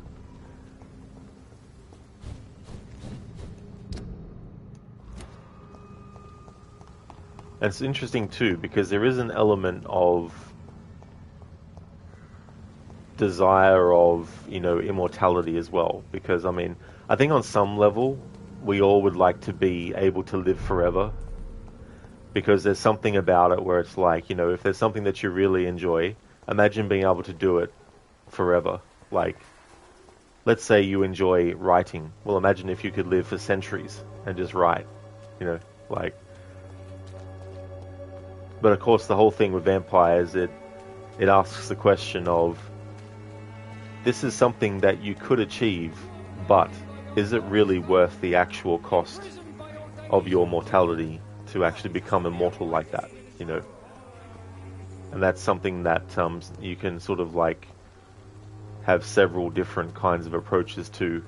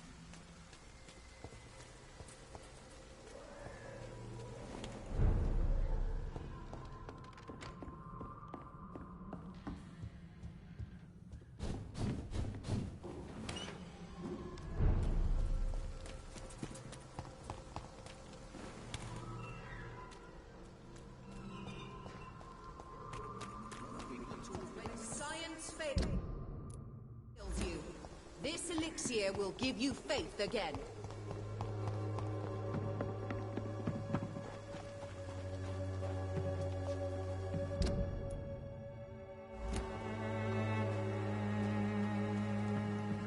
Crooked, a stable district? Can't have that. Everything needs to be consumed by chaos and fire. Exactly, dude. Like, we can't have that. There needs to be some kind of intervention made by some kind of vampire who is also a doctor. It all needs to come crashing down.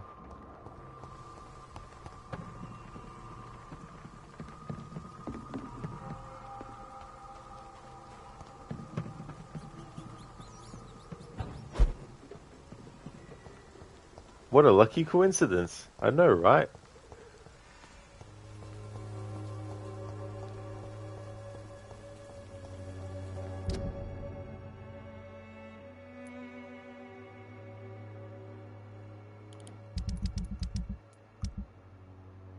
Alright, so I can't get into the west ending, but that's okay. So the docks.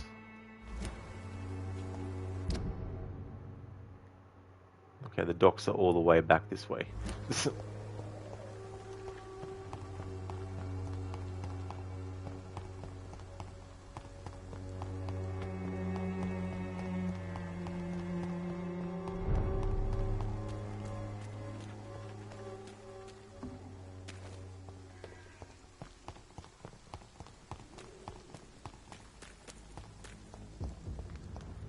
I was just thinking about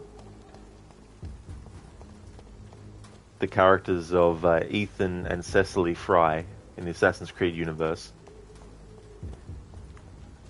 And if I would put forward some people to play those roles, I would put forward Anthony Howell, who plays the character in this, Jonathan, that we're playing as Ethan, and Emerald O'Hanrahan as Cecily. Now, Emerald has already been a character in Assassin's Creed, but that doesn't matter. She played Lucy in Assassin's Creed Syndicate. So it'd be kind of funny to have her play not only a Templar in Lucy, but have her play Evie and Jacob's mother, Cecily. Plus, it would also be an opportunity for Anthony Howell and Emerald to work together on another project again. Because he's also Edward in Call of Cthulhu, and she plays a character in that game too as well, Marie Colden.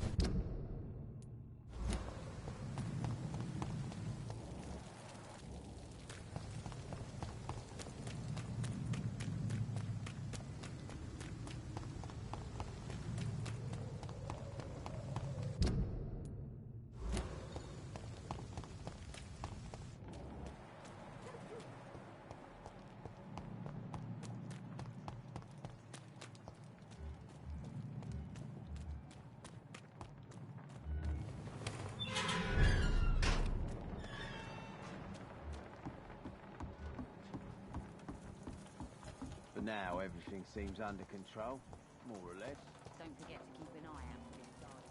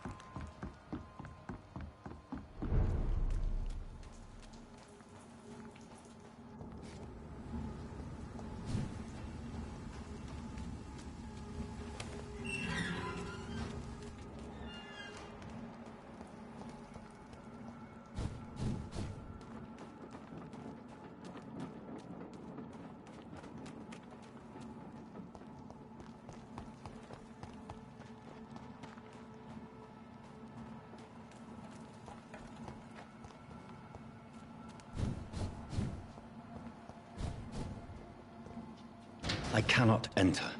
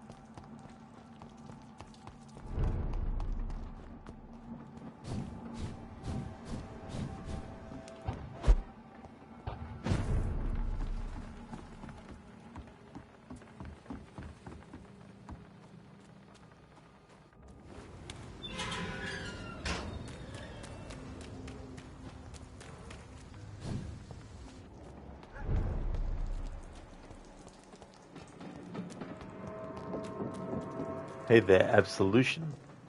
They want to suck your blood. Definitely a lot of that going on in this game. How's it going, Absolution?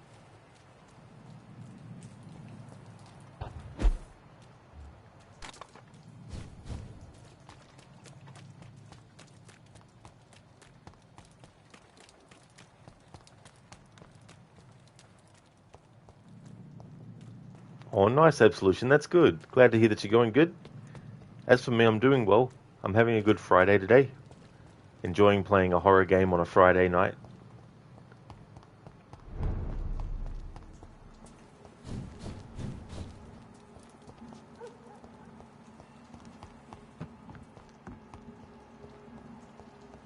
Yeah, Absolution. Yeah, it's almost 10 PM Friday night here for me.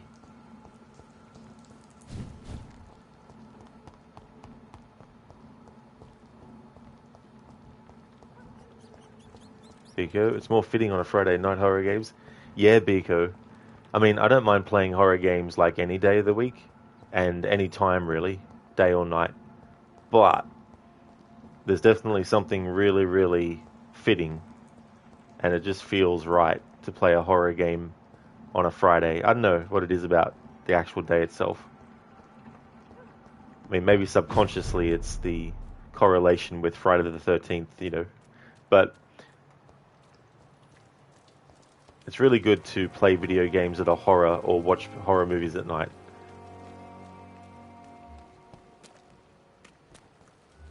Oh yeah, Absolution. So it's 6:51 AM on Friday. Still a lot of the day left for you. Biko, Buzz playing them on a Friday. Yeah, Friday the 13th. Yeah.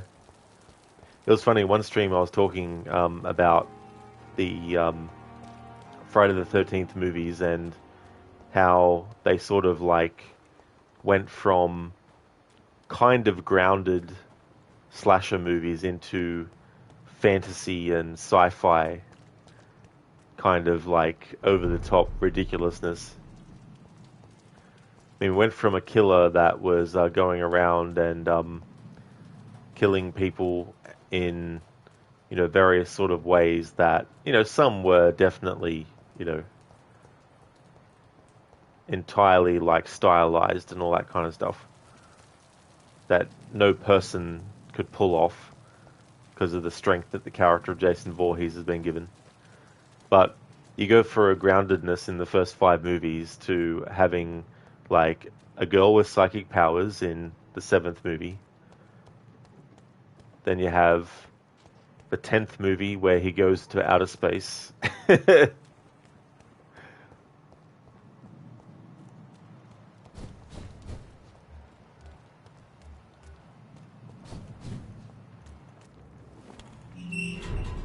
Oh, nice Absolution. So this June will be Friday the 13th. Very cool. For now, everything seems under control, more or less. Don't forget to keep an eye out for this garden.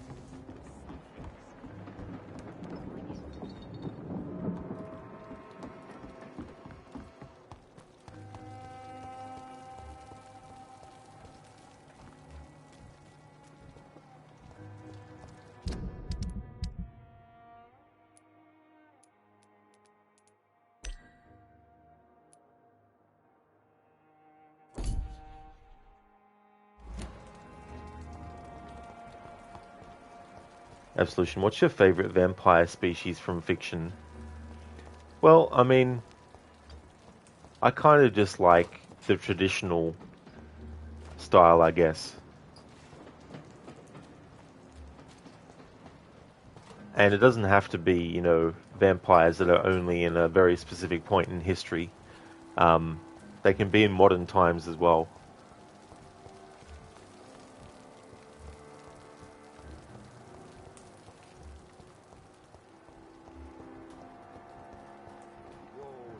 Wars never really end.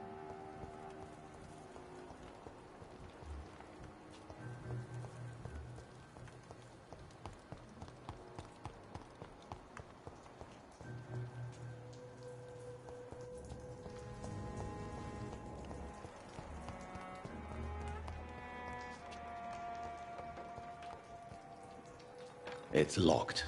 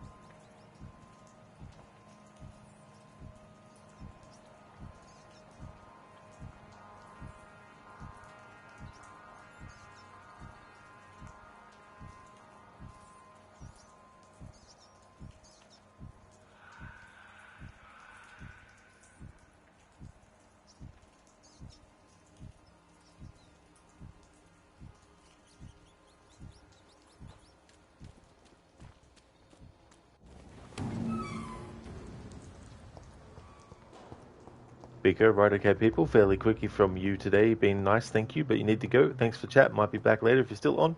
No trouble at all, Biko. I really hope that things go well for you. Thanks for being here. I'll be streaming for probably another hour at least, maybe 2. Hope you have a good one, Biko. Absolution, you're going for The Witcher 3 higher vamps? Oh yeah. It's been a while since I played that, so I don't recall which ones they might be. But I'll be doing a playthrough of that this year because I want to celebrate the game's 10th anniversary. So I'll definitely be doing the DLC content as well. Listen, okay, Roger will be going into official work lurk mode, but you'll be in listening and chatting when you can. That's all good, Lucinda. I hope that the lurking goes well. And that work goes well too as well, especially on a Friday.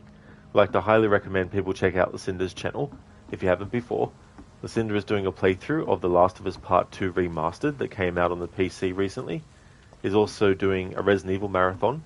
That's on hold until The Last of Us Part 2 is finished, but when she gets back to that series, it'll be Resident Evil 5. Also a big fan of the Dishonored franchise, as well as Dead Island and Dying Light. Also has some really cool raccoon-themed emotes on her channel as well.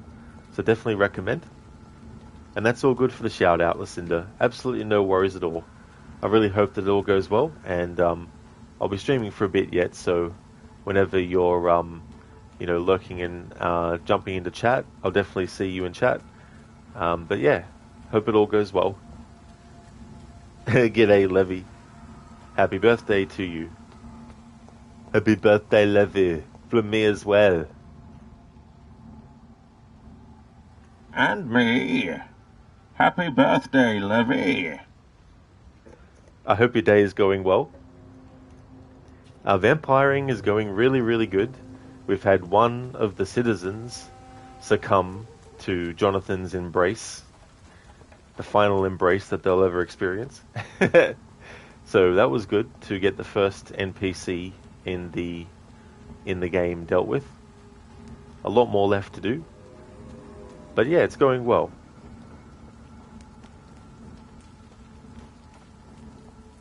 That's all good for the shout out as well, Lucinda. Always more than happy to give you one.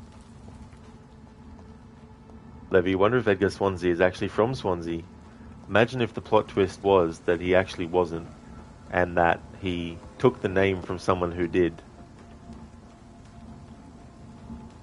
Thank you, everyone. That's all good, Levy. Absolutely no worries at all. Crooked said that you were having like a really good breakfast, and that you're now able to play a lot of Nintendo games that you had your eye on. So that's awesome. No, Terminator. Who this? Thank you for redeeming that, Zereth. There's always a new Terminator.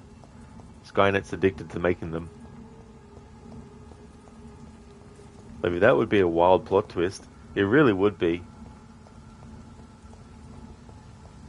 And it's like, I wonder what his name would be. What place could he be from that would be his last name? Yeah, and you just played some Mario Kart DS because you used to love that as a child. Oh, cool. That would have been really cool to revisit after all this time as well. There's so many really, really good games that it's been years since I played them, but I really would like to. It's been good to get to some of the games like Legend of Zelda and that a couple of years ago. Did a marathon of the games in that series that I grew up with.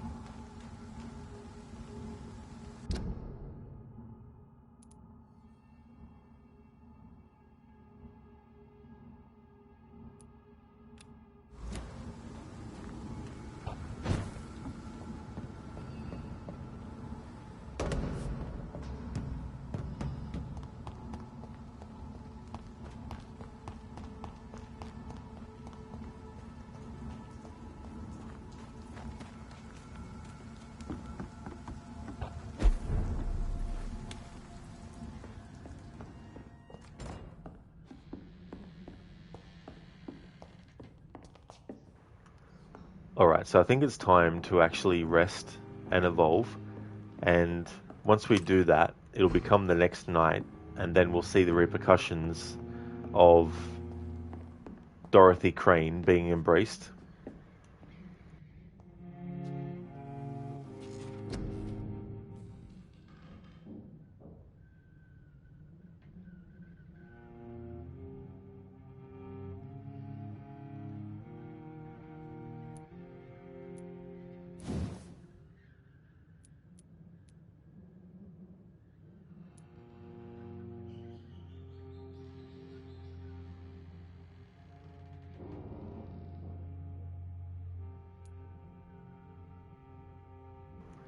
Alright, I was really looking forward to upgrading the Shadow Mist move. So we're going to get the Shadow Mist so that the explosion has increased range and damage.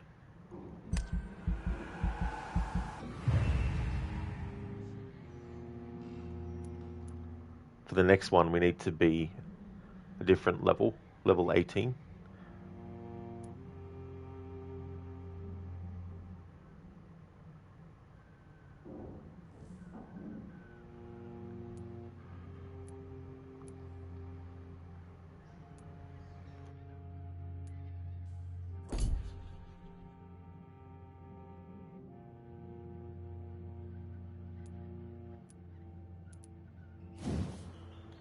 Alright, haven't increased this, so let's increase autophagy.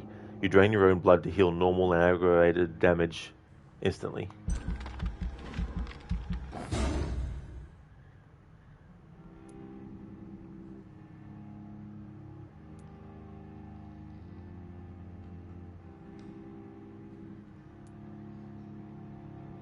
And we'll get this as well. Autophagy. You trade more blood to heal yourself instantly and gain an additional boost on your health regeneration.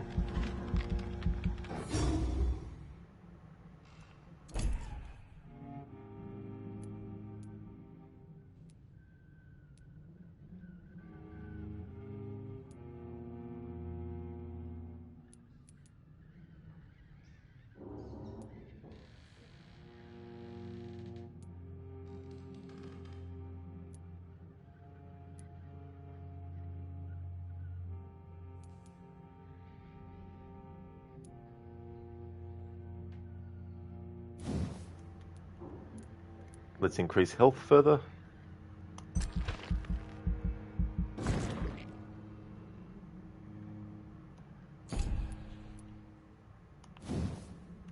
And stamina further as well.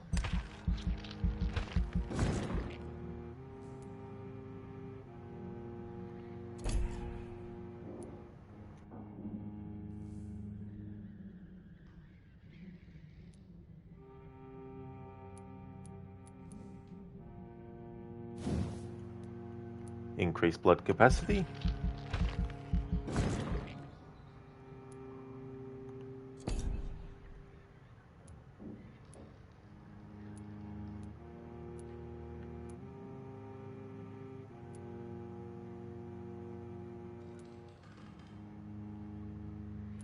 Alright, this might come in handy as well. A cartridge bag.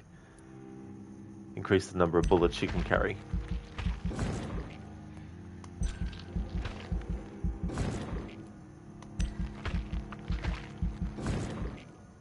There we go.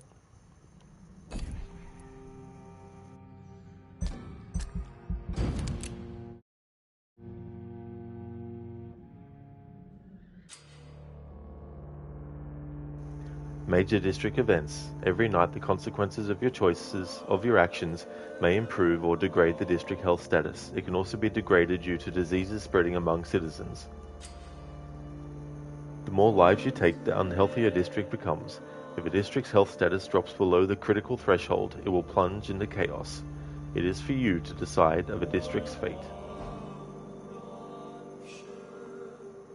Fight against the rise of crime, yet more proof of the violence and danger that lurks in London.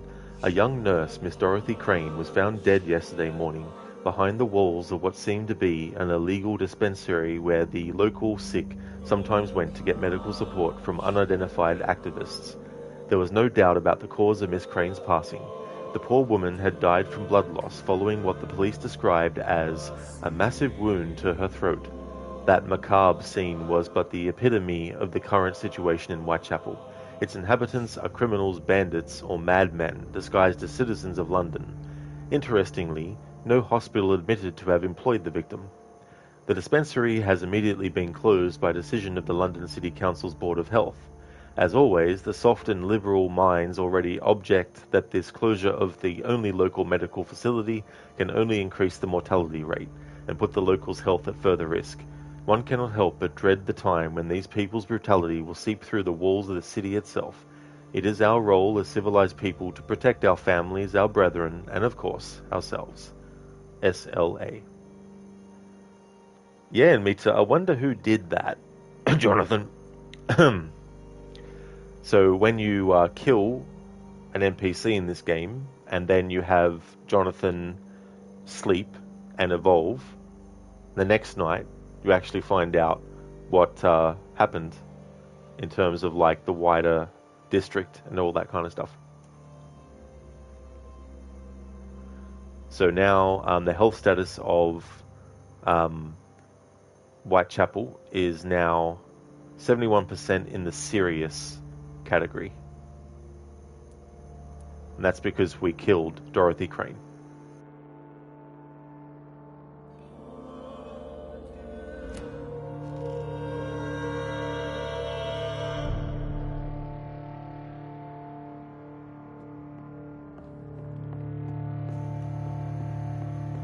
And of course, the character of Darius will not be happy with what happened. You're mine, vermin!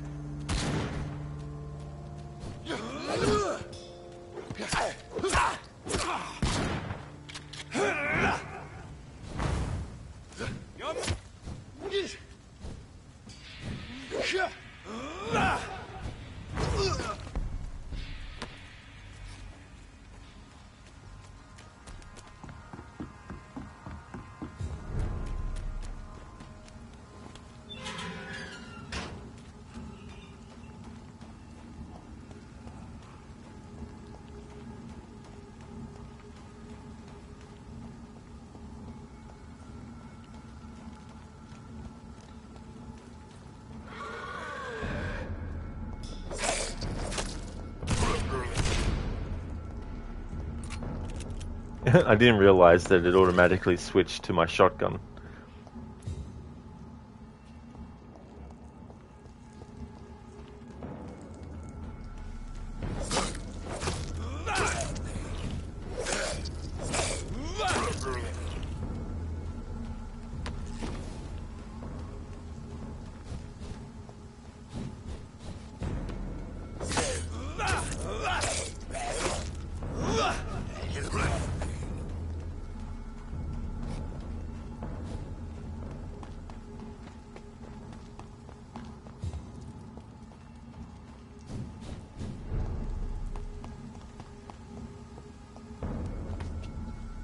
Leech spotted! Watch out! It's one of them! Something fucking big!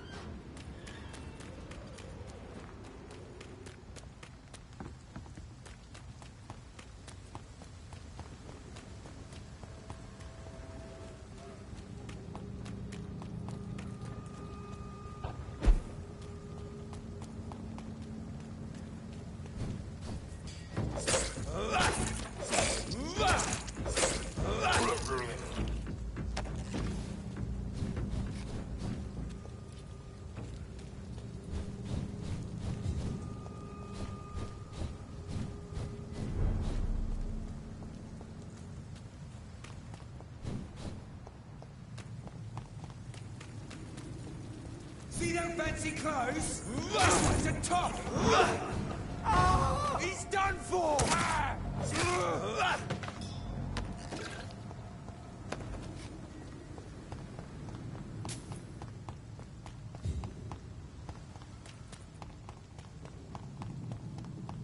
Easy does it, boys! We can do this, vermin.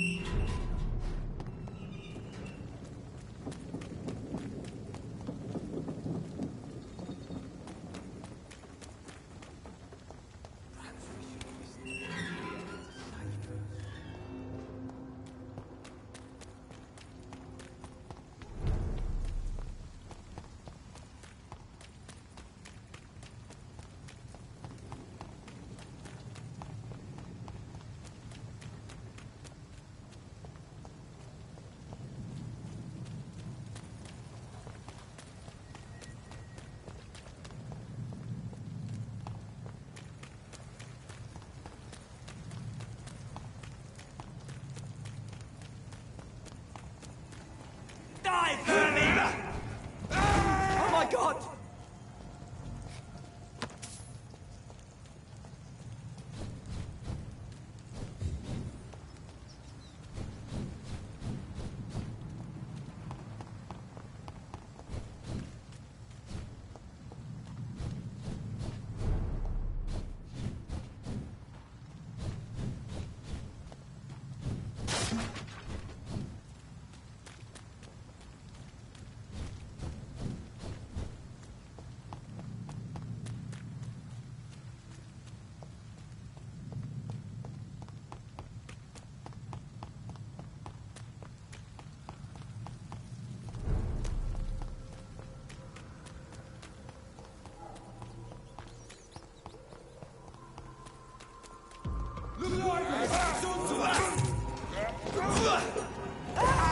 He's dead! Watch him! He's a killer!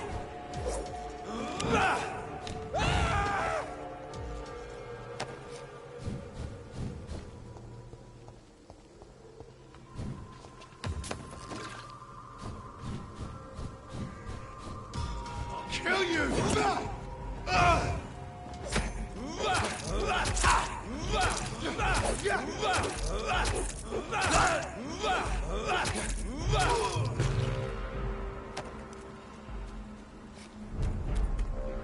He's mine! Over there! There's that vermin!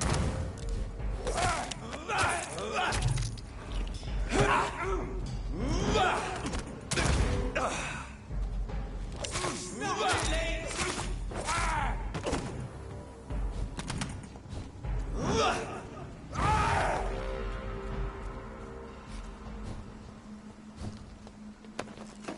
Hey there, Octavius. Welcome on in. It's going really good, thanks. Things are going well. How about yourself? I hope you're having a good day. Oh, Rod, nice. You already streamed for 6 hours and you just came now. Yeah, I'll be streaming for a bit longer yet, though. It's only about 10, almost 10:20 p.m. So still going to be streaming for a bit longer yet.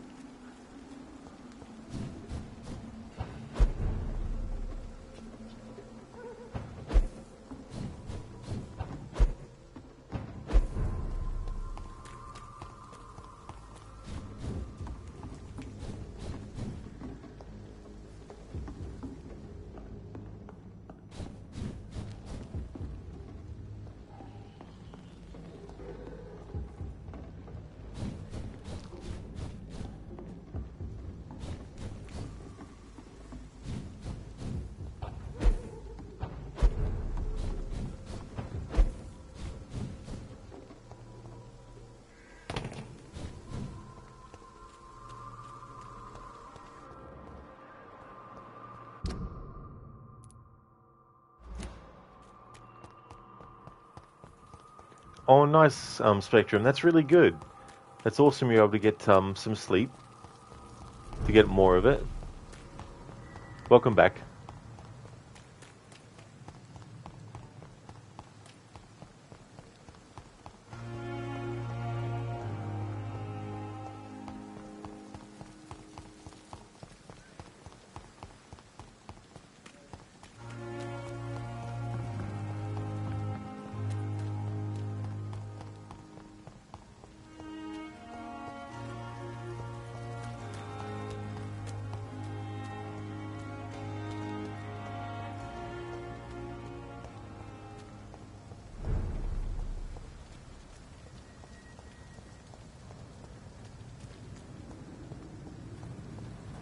Steady, boys! We've got one of them here!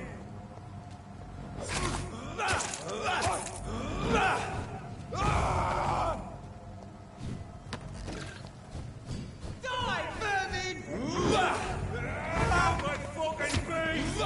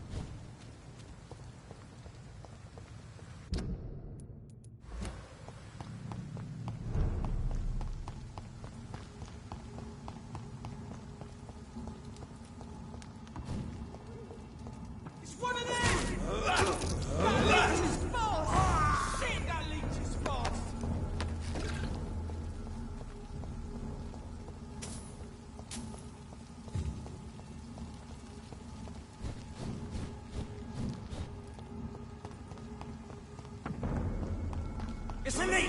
Kill it! Over there! There's one of them vermin!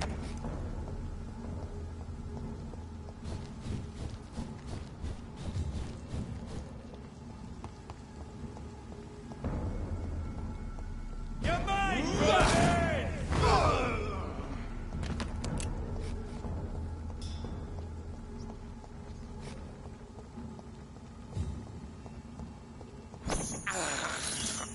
I can't believe I'm doing this.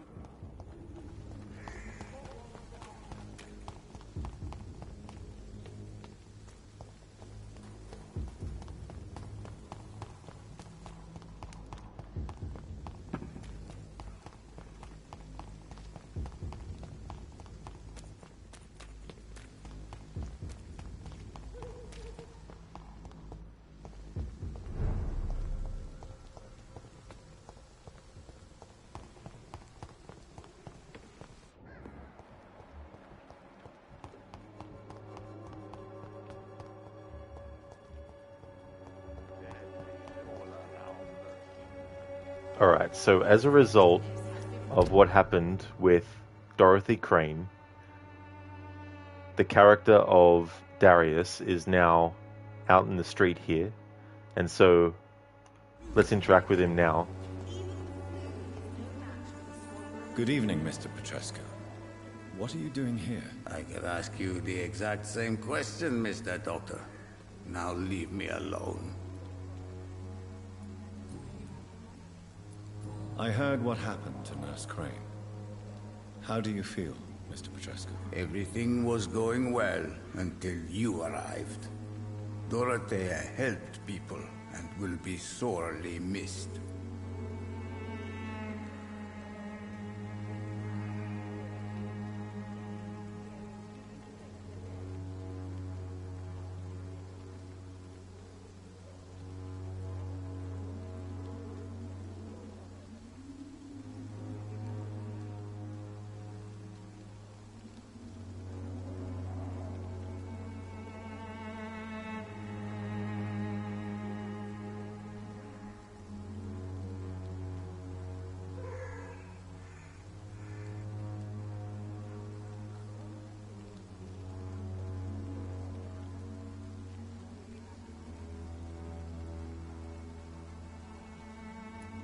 She had it coming, Mr. Petrescu. Extortion, theft, gang dealings, and running a dubious dispensary. What good could come from that? So you put an end to the operation. Did you put an end to Dorothea as well? You seem to have a lot on your chest, sir. What's wrong? I could ask you a lot of questions, Dr. Reed. Questions about what happened to Dorothea when you visited her. Ask any questions, Mr. Petrescu. But be prepared for answers you may not like. No, Mr. Doctor. I will keep my mouth shut. For I am just an old, infirm immigrant that no one would believe anyway.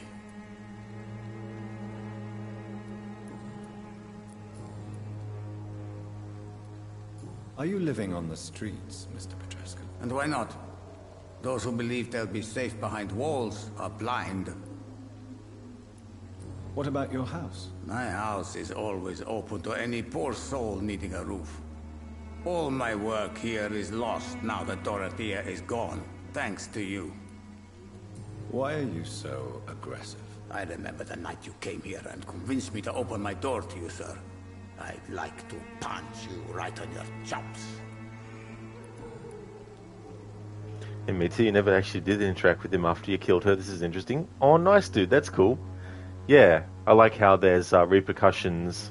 I mean, like, you've got, if you embraced him before dealing with Dorothy, and Dorothy is still alive after your encounter, how, you know, there's sort of like differences there too.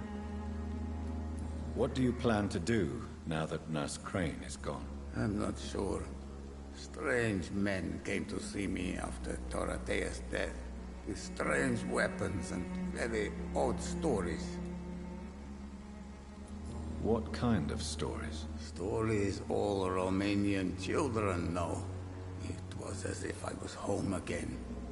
Vampires, Mr. Doctor. Vampires. You believe them? Aren't you too old to hold a weapon or listen to scary stories? Yes, I am old and alone and will die soon, but if these stories are true, maybe I have found myself another cause.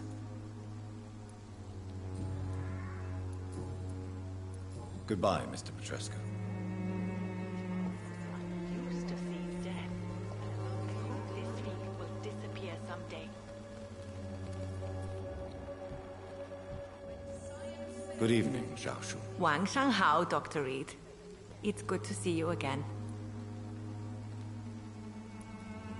Have you recent news of Nurse Crane and her dispensary? From what I have heard, she was a brave woman. I wish I had met her before that tragedy occurred. What are you doing with your time, now that you're back in Whitechapel? I've decided to help the poor and sick of the neighborhood by handing out medicine. Giving out medicine? How can you afford to do that? I am a rich widow, Dr. Reed. My departed husband left me enough money to last the rest of my life. I can spend some on those who don't have any. That's very charitable of you. But why do it at night? I've noticed that the most desperate people tend to go out after dark. Hence my presence, to help them when I can. Why don't you move to a better neighborhood? I thought about it, I confess. To go back to the same empty home every day still hurts me a lot. Why stay here then? I am a woman of habit, Dr. Reed.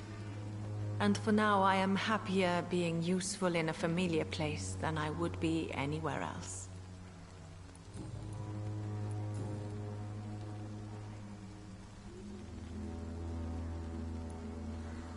How do you feel now that you're back in Whitechapel? I've decided to follow your advice, sir. I won't forget the dead, but my efforts will be for the living. I've no doubt. That is a wise and useful attitude in this part of town. To be completely honest with you, I am also doing this for myself. If I'm destined to survive this epidemic, I need my life to have some purpose. Do you still think about your departed husband? Of course I do. I'll never forget my beloved Matthew, but how do I put it? Now I miss him more than I want him back. I know what you mean. And I think it means you're getting better. Maybe death will take me the way it took Matthew. Without warning and without mercy. But until then, I live on. Goodbye for now.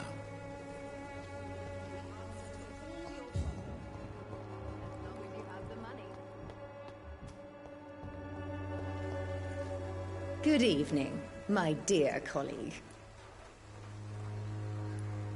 Have you any news on Nurse Crane and her dispensary? Murdering those who try to make a difference. Now that can't be good for business.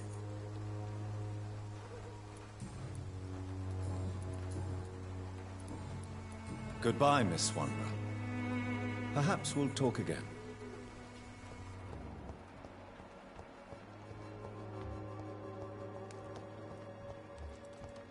I won't end up another drunk arsehole littering the streets. Not me. How are you, boy? I'm not your boy, all right? Now piss off.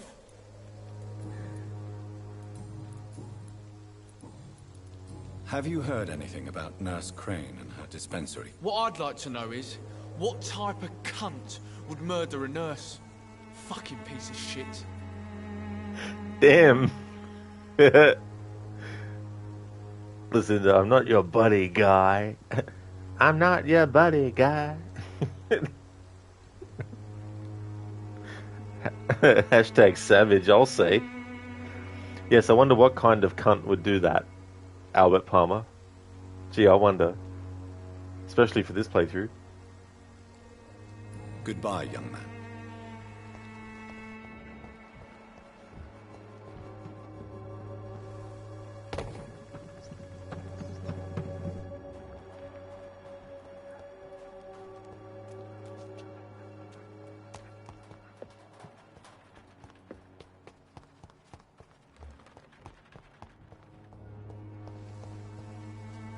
Good evening, Benjamin.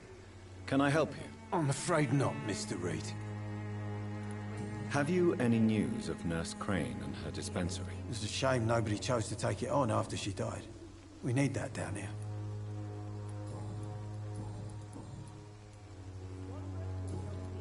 A gun, alcohol. As long as you have the money. Already heard that dialogue before.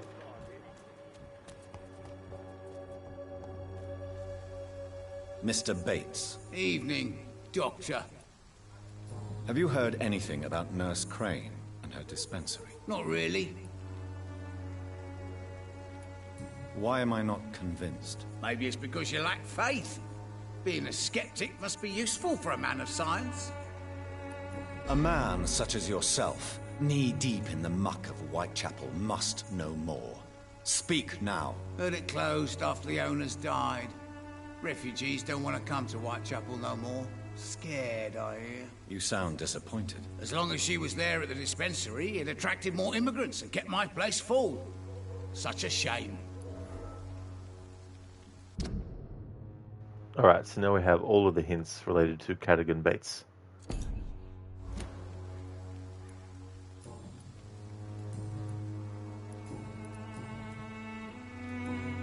Goodbye, Mr. Bates.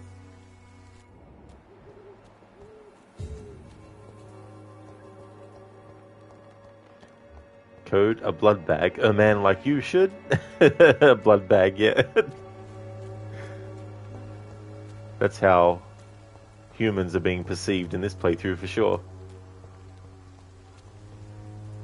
Fancy buying something, sir? You never lose your focus, do you?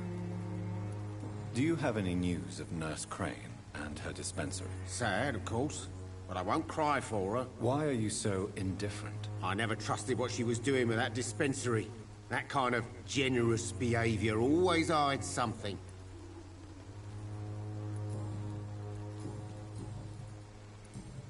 Goodbye for now, Mr. Lewis. You again? What do you want this time? Have you recent news of Nurse Crane and her dispensary? I won't deny. I was shocked when I heard about her death. People respect Finn anymore. Goodbye, Mr. Peterson.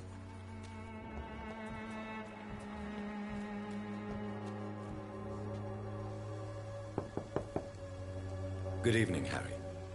May I come in? Sure. Sure. Is there only pain and suffering in this world?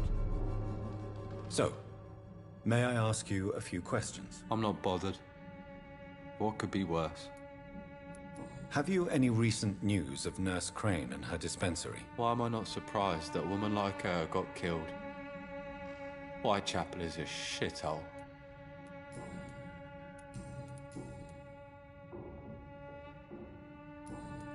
Goodbye, young man. Take care of yourself. Is there only pain and suffering in this world?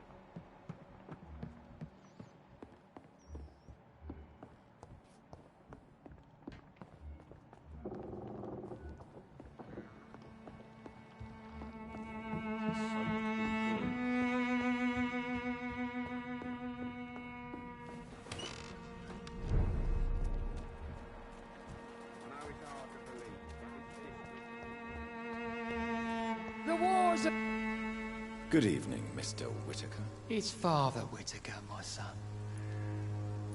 Have you recent news of Nurse Crane and her dispensary? It's the vanity of that woman which caused her death.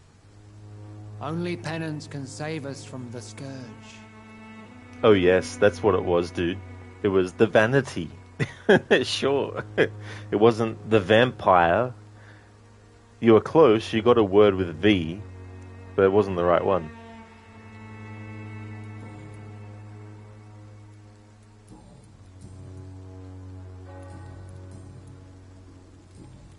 I have had enough for tonight.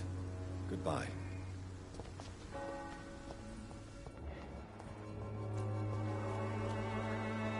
Good evening, Christina. Change your mind, Mr. Reed? What do you know about Nurse Crane and her dispensary? I paid my respects when she got killed. She died far from her country and from her family.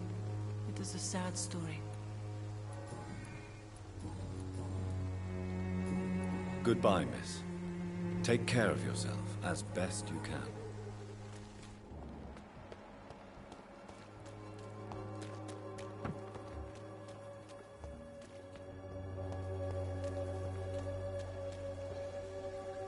Good evening, Doctor. Can I help you? Have you any news of Nurse Crane and her dispensary? Without a proper investigation, her death will go unpunished. Another Whitechapel tragedy. One that people need to hear about.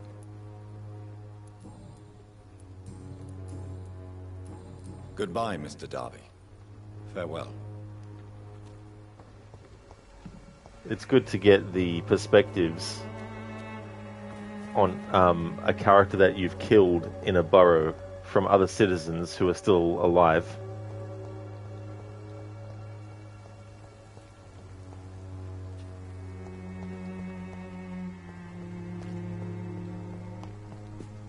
Some of us come to this. Good evening, Mr. Nethercott. And good evening to you too, my good sir. Can I be of any help? Have you recent news of Nurse Crane and her dispensary? The strangest thing about her is that she was much more than a nurse for these people. Almost a symbol. How intriguing. I'll leave you alone, sir.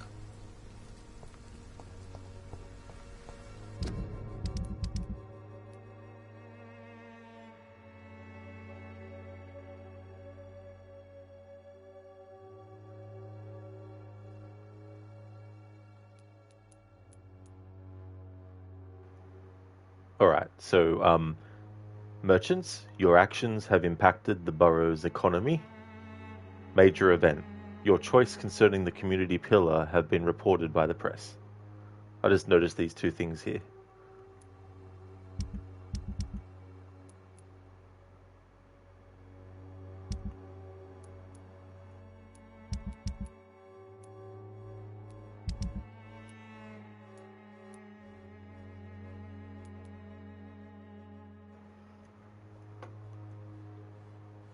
Hey Dumbledore, good morning to you. How's things? Christina is suffering from sepsis.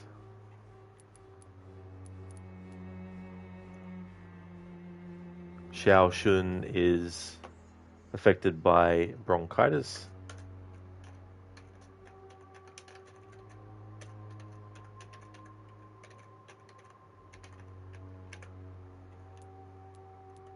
And Tobias is suffering from fatigue.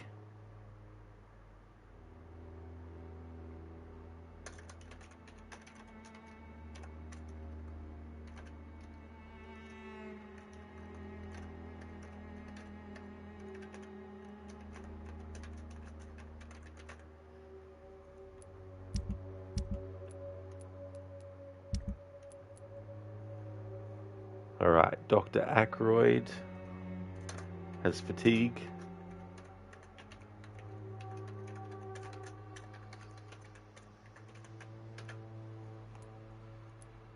Milton has fatigue.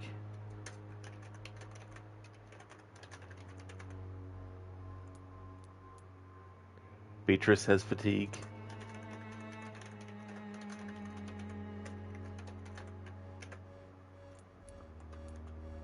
and Gwyneth has fatigue.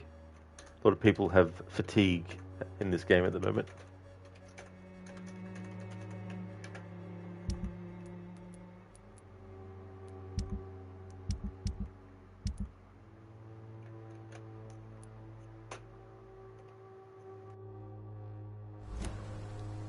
Oh, excellent, Dumbledore. That's good. Coffee is so damn delicious.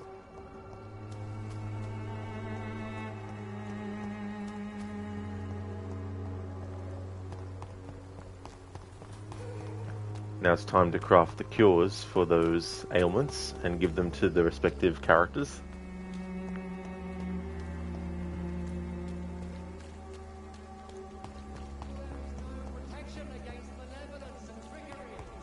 Please, I don't have your money. Come on, Barrett, you know the game. You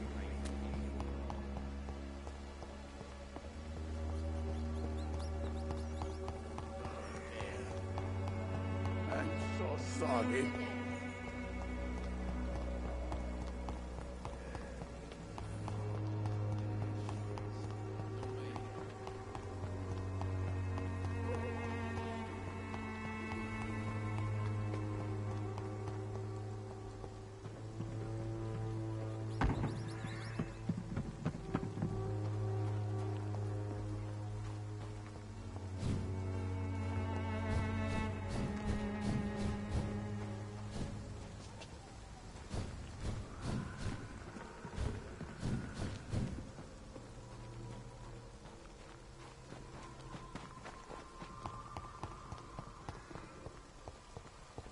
When science fails you, this elixir will give you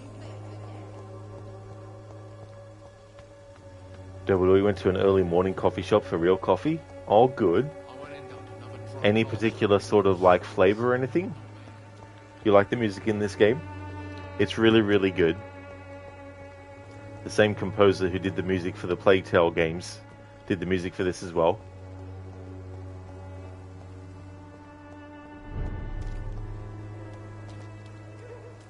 Hey, welcome on in, Oliver. Hey there, boy. How's things? Hey, Ave. Vampyr is going good. We're in chapter 3 of the story now. I progressed things a bit further. And we embraced one of the NPCs that I need to embrace for this playthrough. And that's had repercussions on the district that they lived in. How's things with you? Dumbledore, you had a salted caramel latte. Oh man, I love caramel flavored coffee.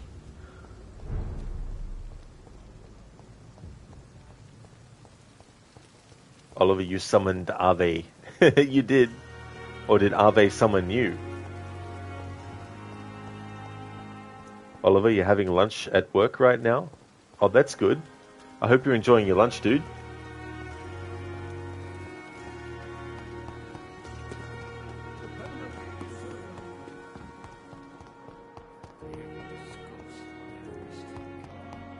Oliver, you love coffee, flavored coffee. What a rebel. Coffee flavored coffee. What is this?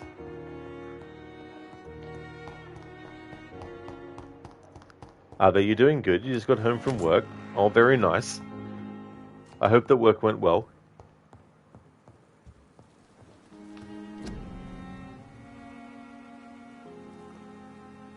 So I've got 1, 2, 3, 4, 5 characters that I need to cure fatigue for.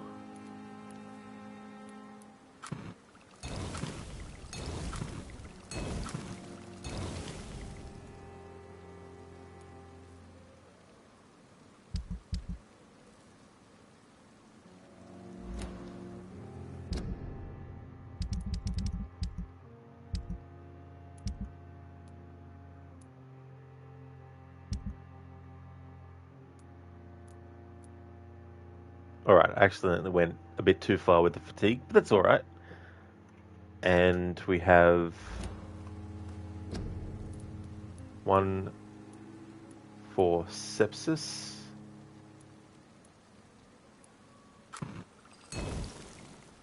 And one for migraine and one for bronchitis.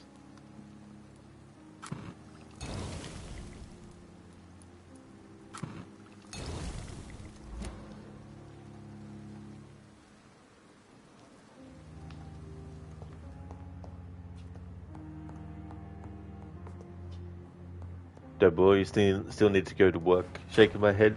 Well, I hope that when you do, that work goes well. Oliver, rip, Professor. Rest in...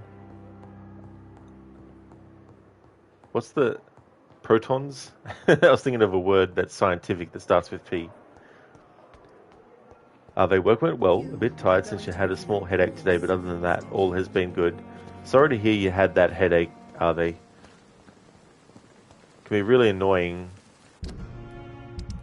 Good thing it was, you know, a mild one and not like a massive major one.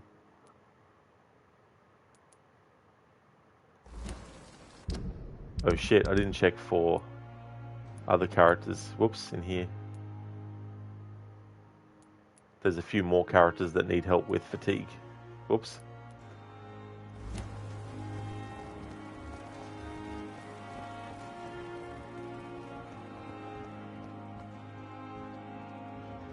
Good evening, Milton. Good evening, Doctor. Still trying to save lives? Dumbledore, you did terrible at this game. You never cured the NPCs, you just wanted to see the story. Oh, that's totally fair too as well. Especially too, if you don't really care for the fates of the characters either. Which in this playthrough definitely don't. Do you need any medical help, Milton? I'm afraid I do. Like everyone in this hospital. It's a sad state of affairs when even the hospital workers are worried about disease. Our job brings us into contact with all kinds of infections, Milton. There's no shame in being ill while you're in a hospital. That's easy for you to say, Doctor. I get the feeling you don't fall sick often. But thanks, anyway. Goodbye, Milton.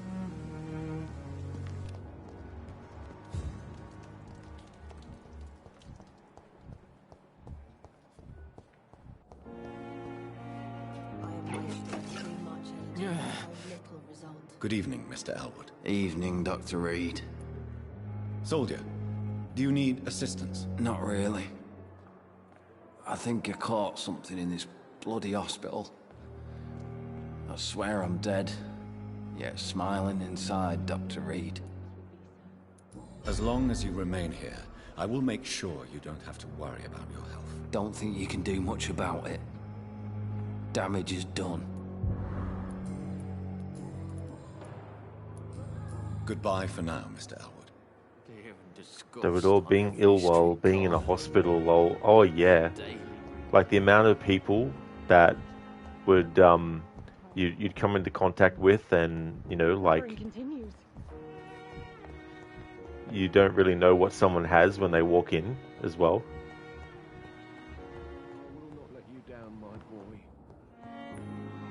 Good evening, Mr. Fiddick. Good evening, Dr. Reed. Any news about my operation? Is there anything else that's bothering you? Can I help in any way? Really? Why has no one else asked me that since I got here? I thought I was in a hospital. Unfortunately, you are not the only person who needs help. And complaining about it won't do you any good. Well, perhaps you're right, Dr. Reed. I'm sure if me missus was still alive, she wouldn't be happy with me going on like this. Goodbye for now, Mr. Fiddick. I'll see you later. You always knew the words of calm people, Ellen. As for me...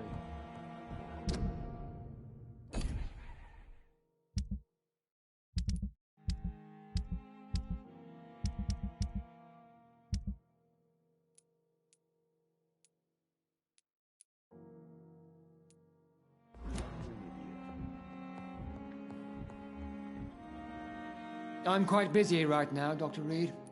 Do you need my assistance? Don't be ridiculous. I'm capable of dealing with this myself. I've just not taken the time to do so. Then you are lucky that I have taken the time to do so. Consider it a gesture of solidarity between professionals. I wish this hospital could have received as much attention from you, Dr. Reed. We do not see you in surgery very often. Thank you for your time. We'll talk later.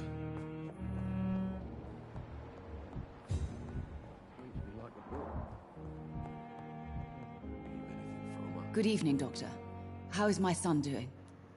Code, caramel taste, has a flinch of pain as a state of dental upkeep versus cost. Man, the next time of dental care, now for a short while, you could have the option for costs mainly taken care of by the employer. Still, you would need a full knockout just for the teeth specs and probably remove 1 or 2 teeth as the shite is in the gum. Full body shivers. Bows for the wall of text. Oh, that's all good, Code. I definitely don't mind having comments that are more than just, 5 words. That's for sure.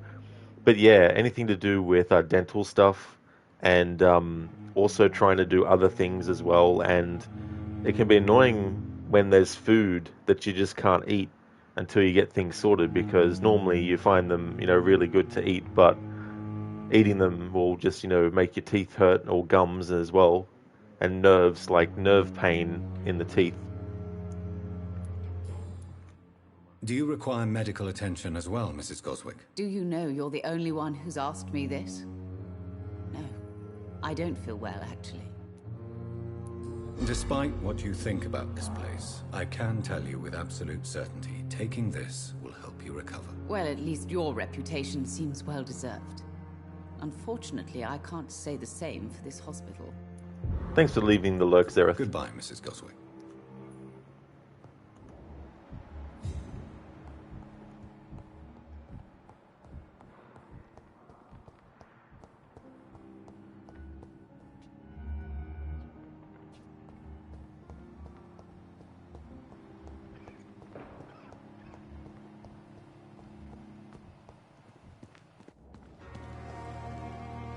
Good evening, Dr. Reed. Such a pleasure to see you again. Do you need medical attention? Well, the proximity of the dead is not the most healthy company, even if the quiet can be appreciated. Don't take too many risks with your health, Mr. Chidana. None of us are immune to this disease. And that is a good thing. Death and disease is a constant reminder of our mortality. But you have my thanks, Dr. Reed. Listen, it's a given that as you progress, people can keep getting sick. Does the in-game world keep spawning the items you need to cure them? It really does, for sure. Yeah, enemies will also drop the ingredients that you need too. So thankfully there's a lot of item drops and recipes and stuff. And also some of the stuff that you come across will respawn as well. Goodbye, Mr. Chidana. It never ceases to amaze me.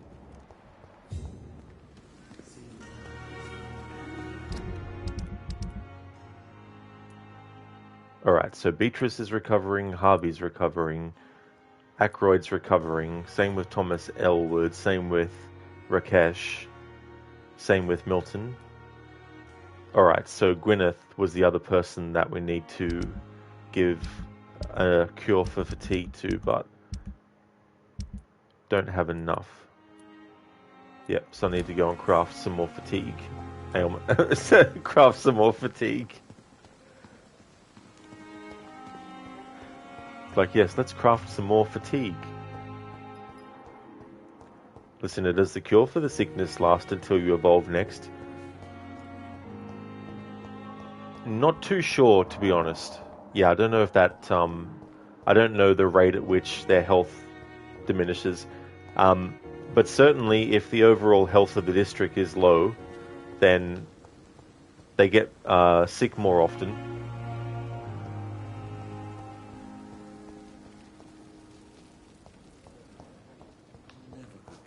Ah, Jonathan has a reflection in his mirror, in the mirror. That's not accurate to vampirism. Not that you have to have vampires not have a reflection.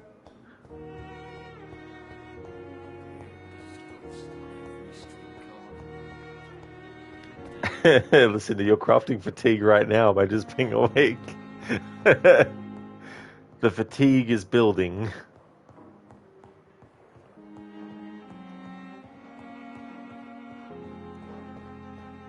Thanks, Enmita, for redeeming the random vampire movie quote. Thank you.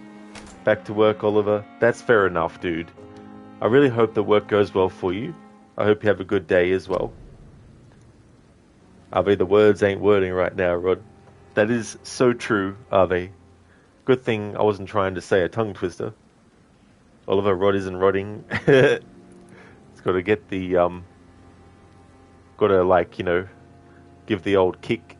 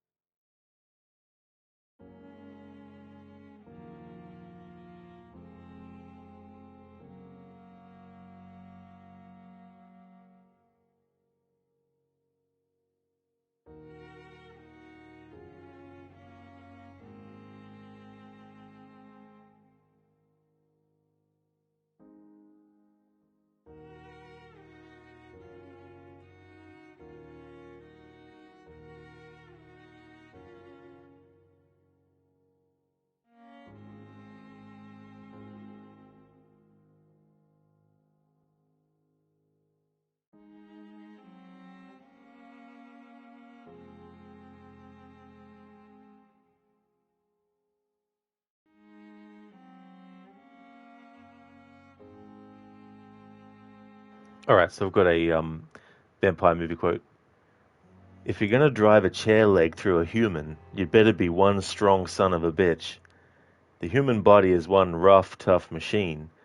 But these vamps, they have soft bodies. The texture of their skin is softer. They're mushier. You can push it right through them. See, and if you hit one hard enough, take their head right off. That's from the movie From Dusk Till Dawn. Thanks for redeeming that in meter. Oliver, Rod needs a software update. What do you mean? What do you mean? But alright, see ya. Until next time, Oliver, I hope you have a good one, dude.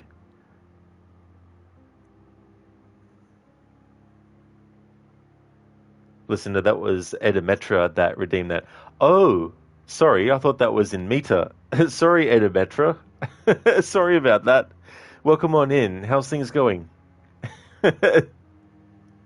Sorry, I didn't realize. I just saw the letter E and then just assumed.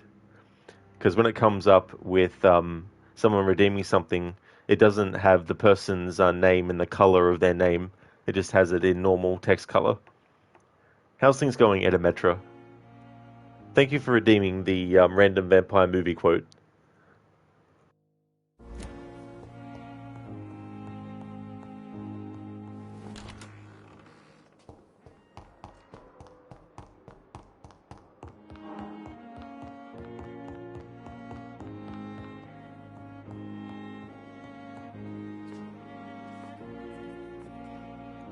In meter, you're wondering why Rod is calling me.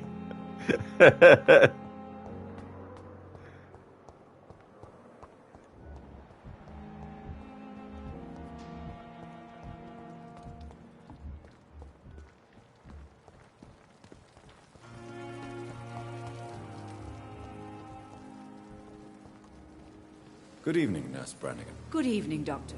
Cody Warner, Jolly Rancher, you still have them? I don't know actually if we had them in Australia. Unless there's like an equivalent called something else. Do you require medical assistance, nurse? I will be fine as soon as I can get some sleep. Nurse, you won't be able to help people if you're sick. Take this, and do try to get some rest. I'll try, Dr. Reed. Thank you. Goodbye, nurse. Call me if you need assistance.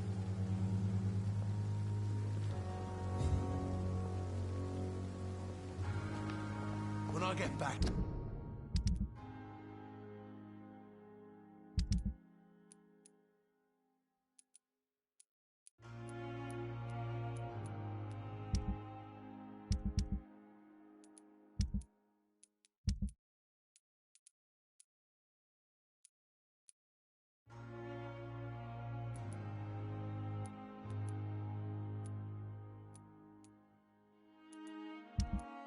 I'll have a word with Tom.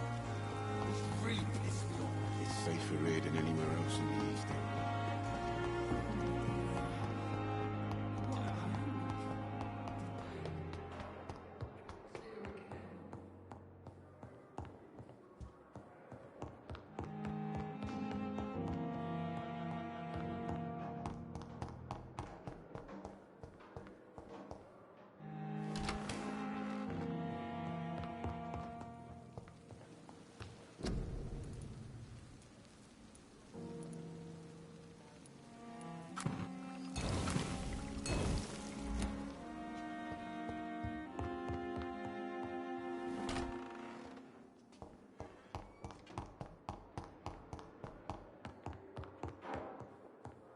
Cody, they taste just like the real thing. Oh, cool.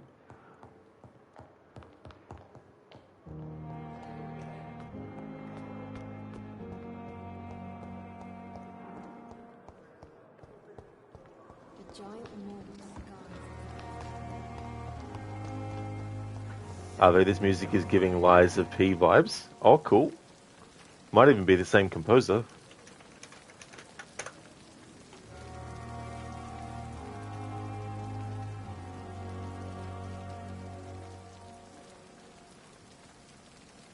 At least that mistress at the top stopped following me.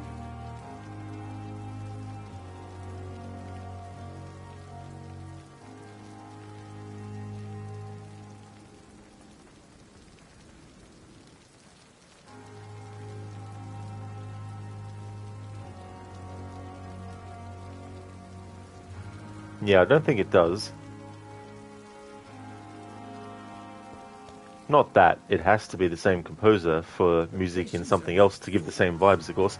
But I was just curious to see if it was the same composer or not. Because sometimes there's certain signature instrumentations that a composer will use that you can sort of like hear and then know that it's their work. However, I did see that Anthony Howell, who plays Jonathan, the main character in this game, is in Liza P.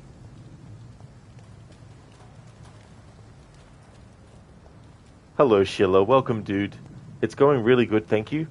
We've already had one of the people in this game fall victim to the embrace of a vampire. How's things with you? You can't really listen because of work, but you finally managed to open the stream. Oh, that's totally fair too as well. That's no worries at all, dude. I hope that work will go well. Oh, really, what name did it say, if you noticed? So, having a look at what role Anthony plays, it was Giuseppe Geppetto. As for the music composer, there's actually several people that are attributed to it.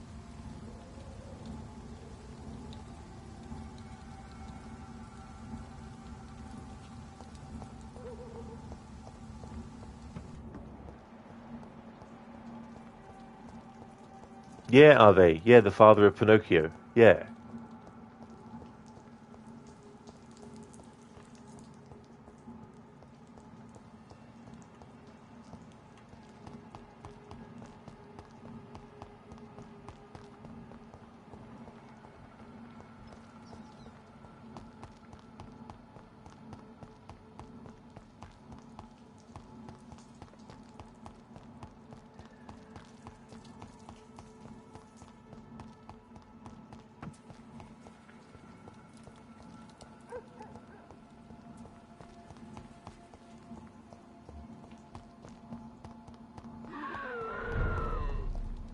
I mean, that's pretty dope. You can sort of hear the similarity. Cool. Yeah, I was saying earlier that the composer of this game's music, he also did the Plague Tale games soundtrack as well. Also, in terms of Assassin's Creed, he did the soundtrack for Freedom Cry.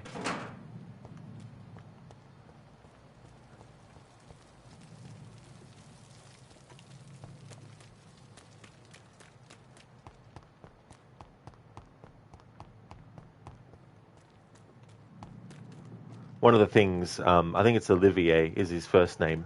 I can't remember his last name. But I think one of the instruments that he likes to use a lot is violins.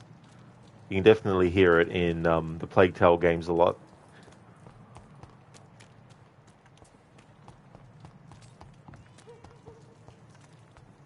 I think you told me that. Oh, cool. Yeah, I like the use of violins in stuff. It's especially really good for horror stuff as well. Also, in the movie Queen of the Damned, there's this really cool part where Lestat plays the violin.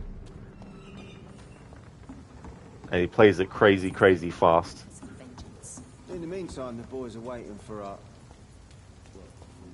Actually, some of the music in Assassin's Creed Origins, when Armanet or /Aya is climbing the big giant tower to light it up for Caesar. Some really cool violin work in that.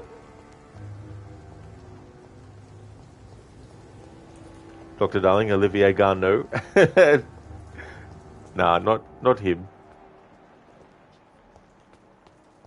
This and Freedom Cry had the same composers. Ah, that connection between the two games, yeah.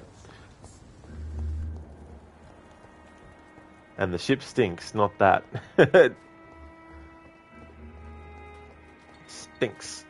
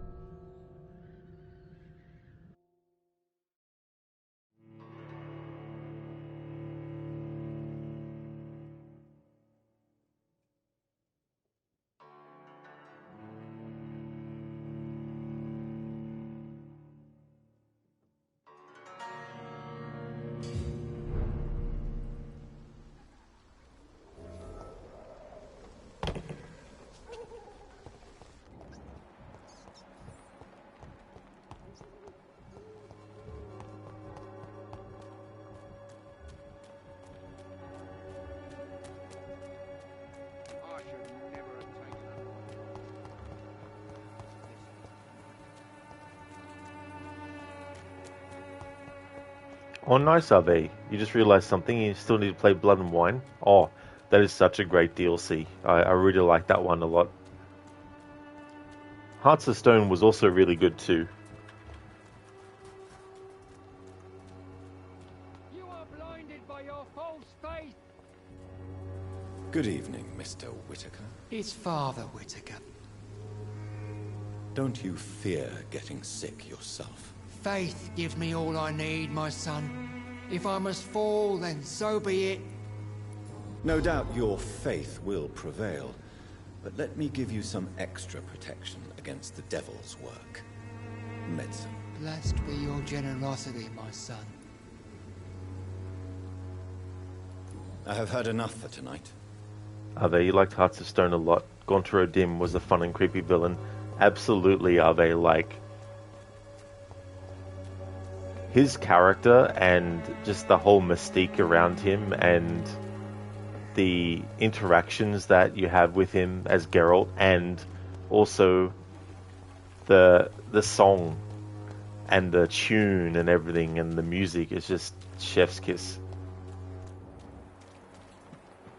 I also really like the music in the main game in Crookback Bog.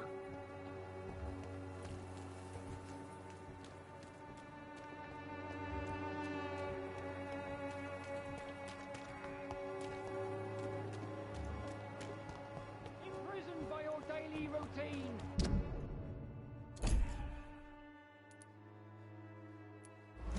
Unable to see the true horror around you. Good evening, Christina. Do you need any assistance, Miss Popper? It depends on the price of your medicine. I am shocked that you would think I am that sort of man. Forgive my suspicion. I'm so used to liars with good manners. Thank you, sir. Goodbye, miss. Take care of yourself as best you can.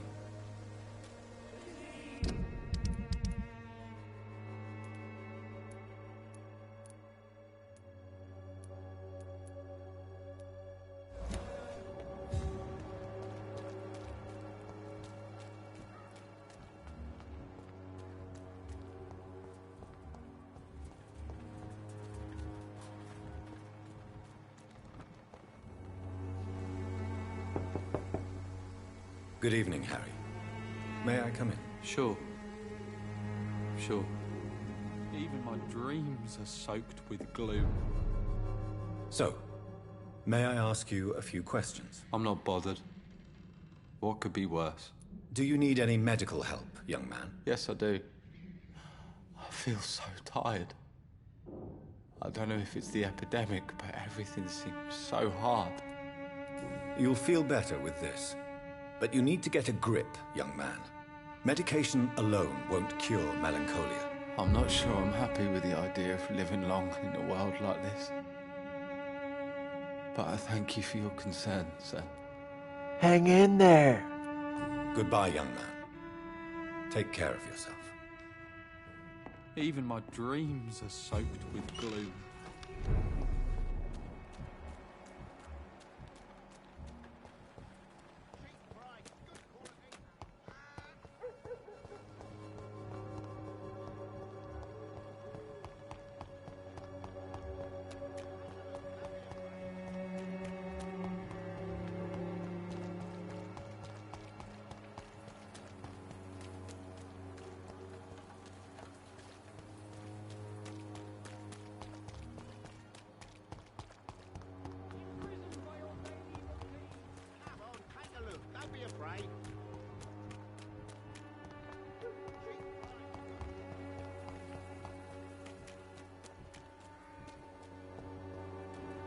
They would be like, hang in there. You'd be like, do it. Finish yourself. The truly, truly evil way to go through the game. Sorry, I didn't know the context of that hang in there, by the way. Oh, that's all good, Ave. In a few of the Resident Evil games, the hang in there is used in moments where there's no way the character it's being said to is going to survive.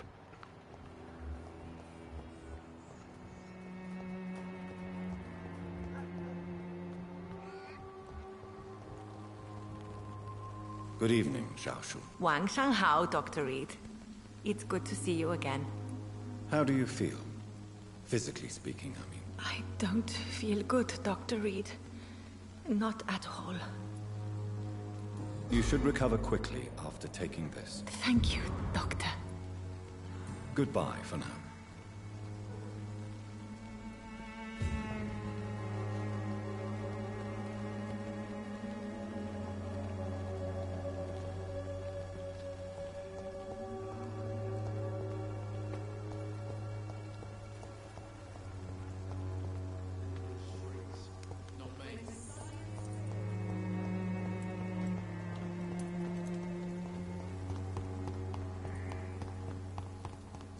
Yeah, Ave. It's like I've just had a big giant spear straight through my chest. Hang in there! I'm not gonna make it. I'm just about to die. Hang in there! Then they die. And then the character's like, hang in there! It's like, they're dead. There's no more hanging in there that they can do.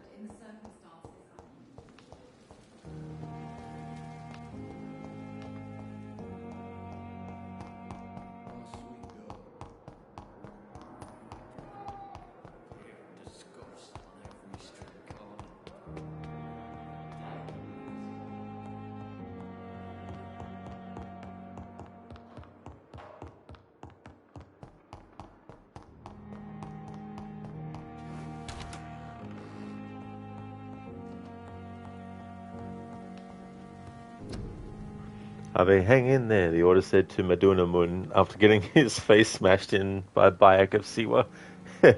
Nobody, here's your nobody. I love that assassination.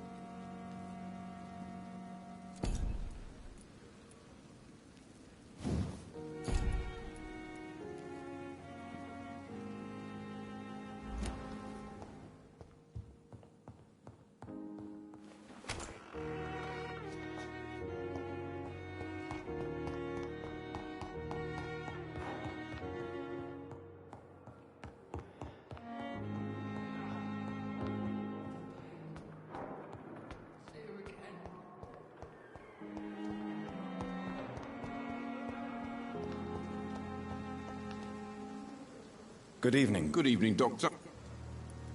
I'd like to... Wise choice.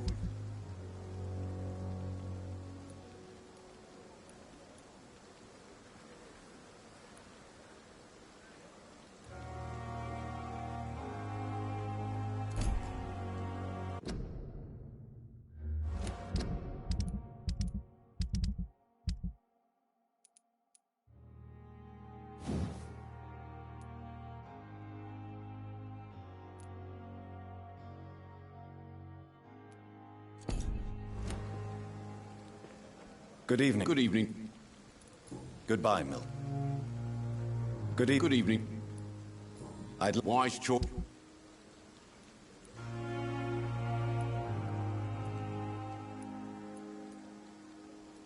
We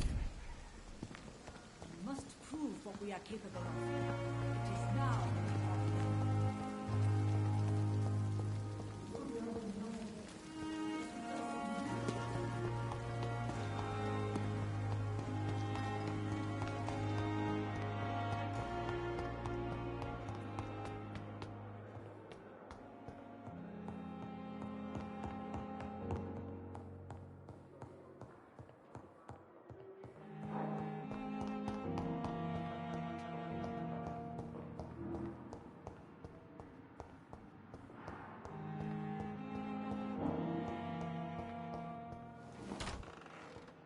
Oh, that's so you when you're playing The Witcher 3 skips dialogue until Gwent option appears. I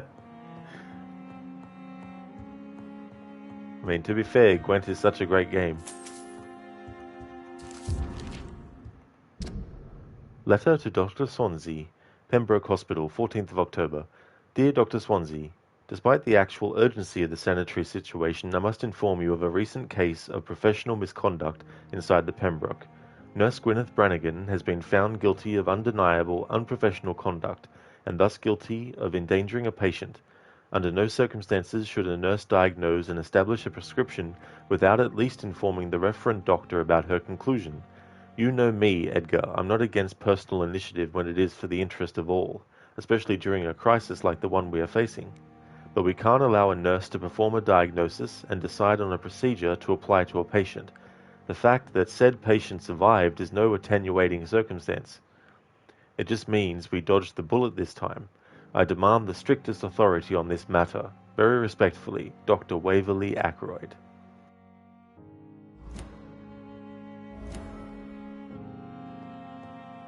It's locked.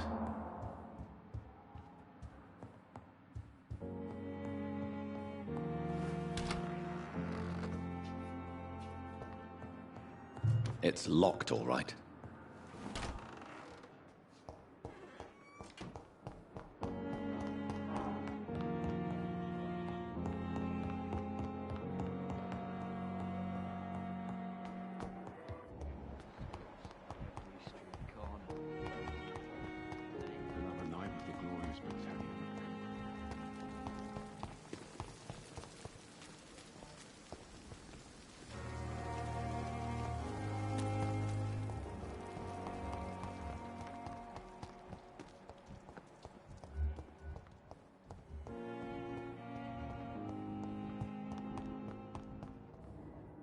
I'm quite busy right now, Dr. Reed.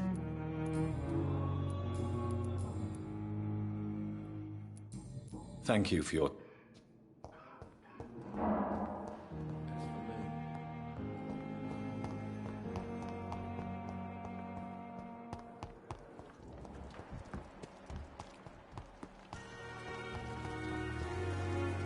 Good evening, Nurse Brannigan. Good evening, Doctor.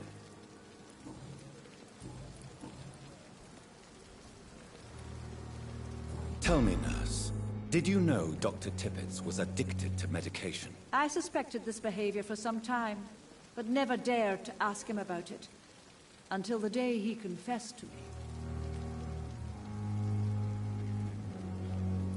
Why would he confess to you about his addiction, Nurse Brannigan? Don't you know you doctors can't hide anything from a nurse? We're always there, even if you don't notice us. Do you consider yourselves our confessors, Nurse Brannigan? I wouldn't dare, Dr. Reed. But I'm intrigued. How did you discover Dr. Tippett's secret? What can I say? I seem to have a knack for discovering secrets. And for hiding them as well.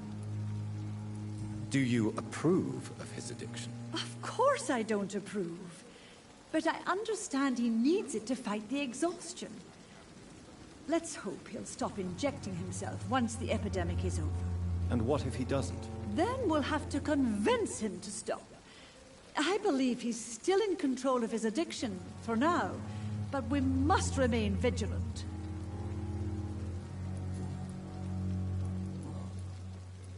According to the report I read, your unprofessional conduct put a patient in danger, Gwyneth.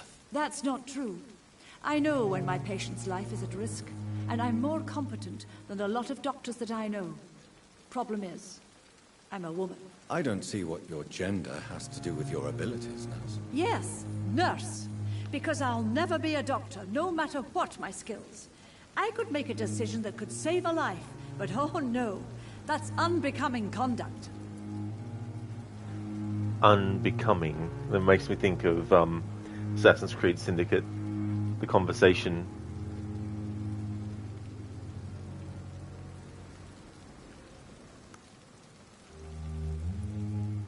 Have you heard of Elizabeth Blackwell? She was the first woman listed on the UK Medical Register. Change is slow, but it will come. And you will always have my support. To have the right to study shouldn't be determined by sex, skin, or wealth. That's all I'm saying. Goodbye, nurse. Call me if you need assistance.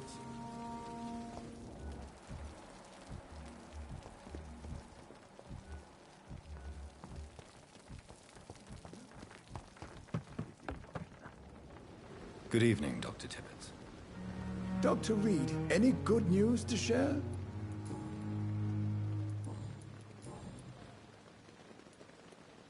I know you're taking drugs, Corcoran. Why take such a risk? I need it to endure the long shifts. We have no idea how long the epidemic will last. We can't let it win.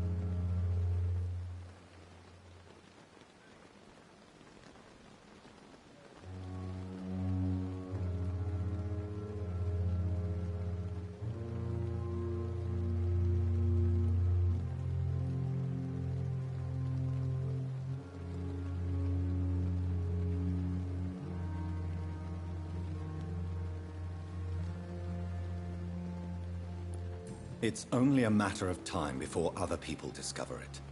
And it could cost you your job. Usually I am a very cautious man, Dr. Reed. But I am not afraid to lose my position. I just want to continue to help as much as I can.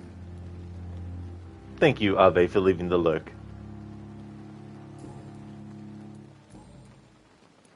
Nurse Brannigan has been recently accused of neglecting her professional duties. Tell me what you really think about it. This kind of protest is nothing but elitist bullshit.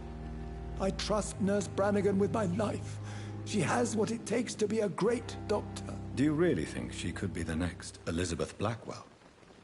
Believe me, Dr. Reed, a time will come when skill and skill alone will determine who can be a physician and who cannot. Goodbye, Dr. Tibbets.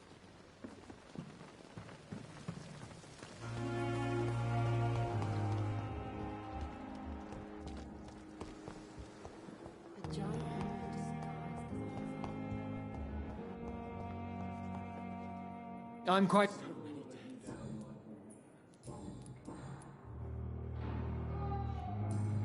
Thank you for your time.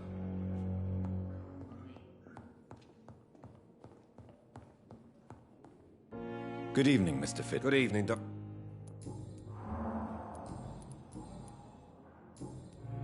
Goodbye. Circumstances, I'm willing to give you the benefit of the doubt.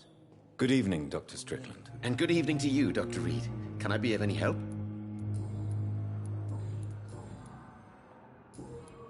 Goodbye.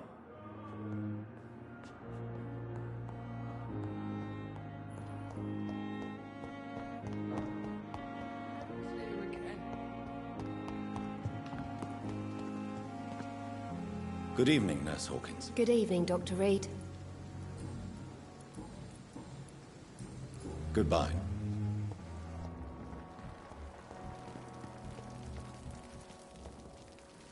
Good evening. Good evening. Goodbye, nurse.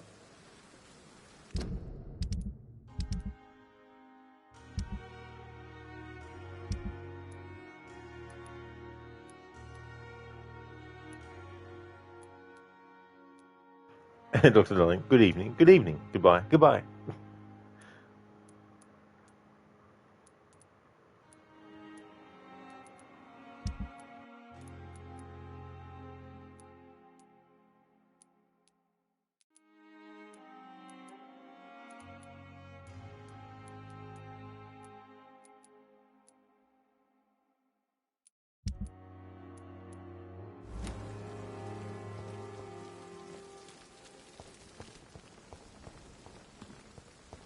Another night with the glorious spectacular.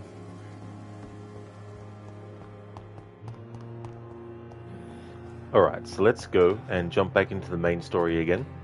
And this is what I'll do before I end the stream. I don't know if I'll do the whole chapter, but we'll get a little bit into it.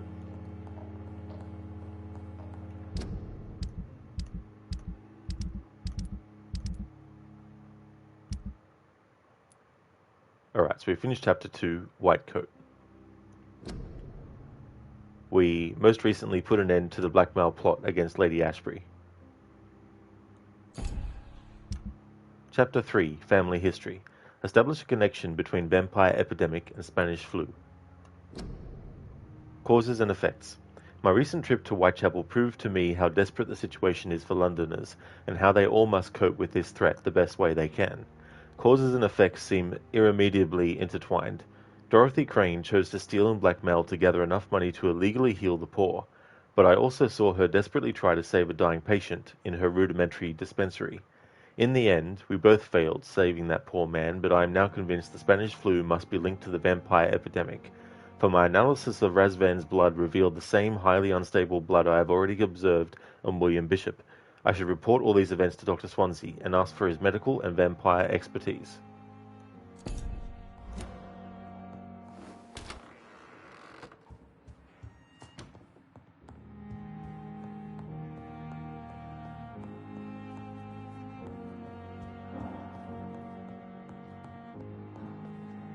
Evening, Edgar. Could I get your professional opinion? Please speak, but I have something important to tell you. This strain of flu, it's very different from the one I saw in Europe. It's downright peculiar. Really? What makes you say that?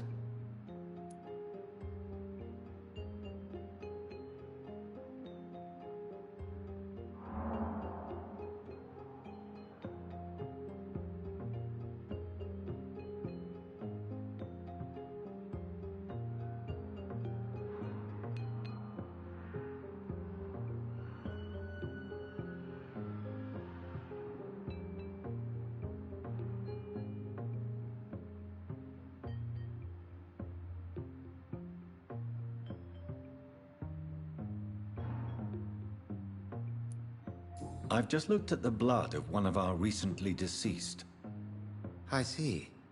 Do you have anything more to go on? This disease spreads and looks like the Spanish flu, but its effects differ greatly. The London strain is different from the continental one. This is very interesting. Did you find something else? Yes. Unlike the flu, the infected begin to show an increase in outwardly aggressive behavior. More than simple agitation. Once docile people become violent. You mean like rabies? Is there a chance we could create a vaccine, Jonathan, like Pasteur? By the stove, that would be smashing. There's a lot we're not seeing here, but it is spreading, and quickly. If we don't act, the whole city could be lost. But Jonathan, we've a fantastic opportunity sitting right here in front of us. A weapon of choice. What on earth do you mean? Why, you, my dear boy. With your expertise and your blood, we could isolate the properties that course through your veins. Think about the possibilities.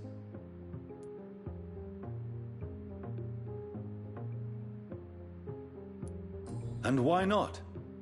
What did Stoker say about the Children of the Night? Well, using my blood, I could create a whole army of vampires. Surely you're joking. We'll discuss this more later. Thank you for your time. No, thank you, Jonathan. But as I said, I needed to talk to you. I have some rather bad news. Yes? I'm afraid it's your sister. My sister? She's to be buried this evening at Whitechapel Cemetery. Your mother published the obituary this morning. I see. I'm sorry, Jonathan. Please accept my condolences.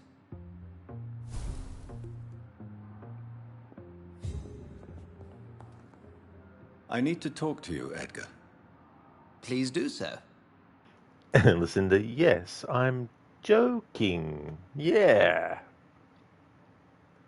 I thought I'd choose that because it's like, that is very, very much sort of like the thing that Jonathan would say, playing him as a vampire that is going to just be killing all the NPCs.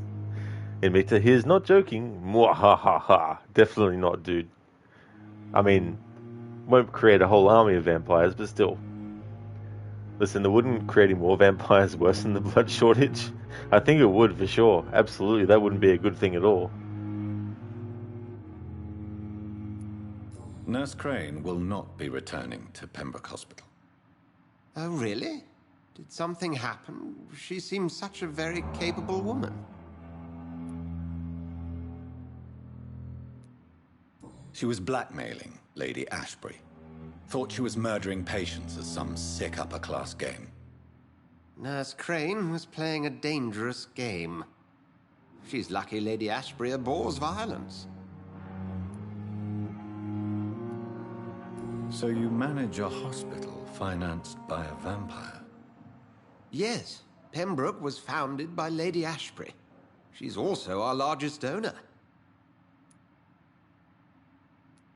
A convenient yet expensive way to have a fresh supply of blood on hand, day and night, don't you think? All vampires drink blood by nature. Me, I praise the lady's exemplary moral fiber. If I may inquire, how did you meet her? Well, Jonathan, she sought me out and offered me the position. It's been a very profitable partnership for both parties. Hello, E-Tone. Welcome on in.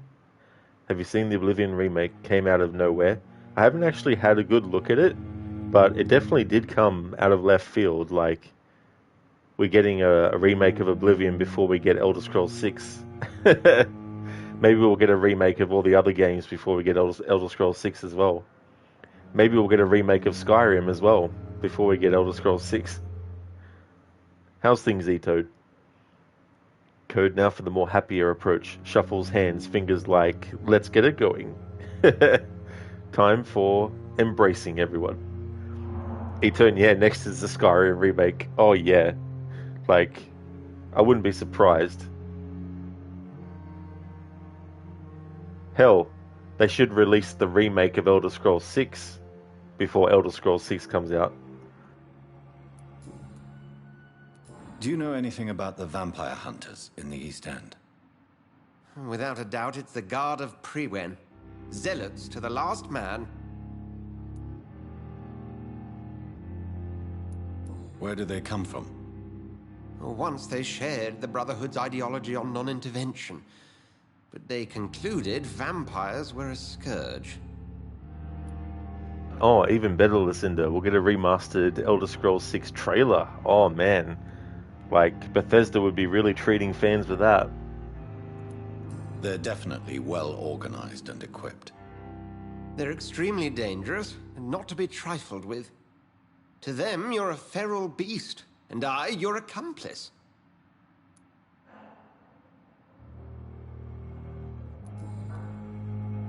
We'll talk later.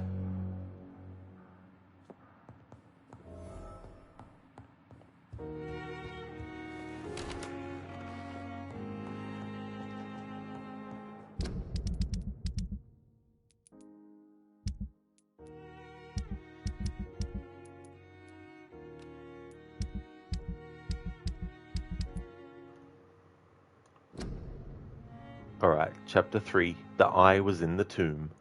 I have just informed Edgar Swansea that Nurse Crane will not be working at the Pembroke Hospital anymore. I also informed him of what I found in Whitechapel. Raz Van Basily, the patient I was unable to save in Nurse Crane's illegal dispensary, was not only infected by the Spanish flu, but also had the highly unstable blood of the skulls. Could the London vampire epidemic be transmitted through the flu? It is now a plausible hypothesis. Unfortunately, this news is no match for what Edgar just told me. My sister Mary is to be buried at the Stonebridge Cemetery. I feel compelled to go there for the ceremony, and at the same time, I'm terrified to stand in front of the grave of my first victim as a vampire. Emita, it would be nice if they actually remade the first 3 games. Absolutely. Like, wasn't the first game more of a small-scale, like, arena fighter type thing? Elder Scrolls 6 will be like Starfield 25 years later. Hey guys, the new Elder Scrolls game is out, yeah.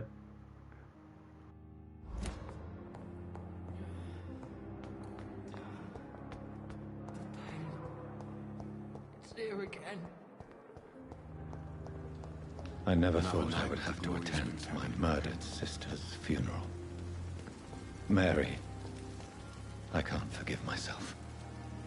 I'll find the truth about what happened to us. I swear.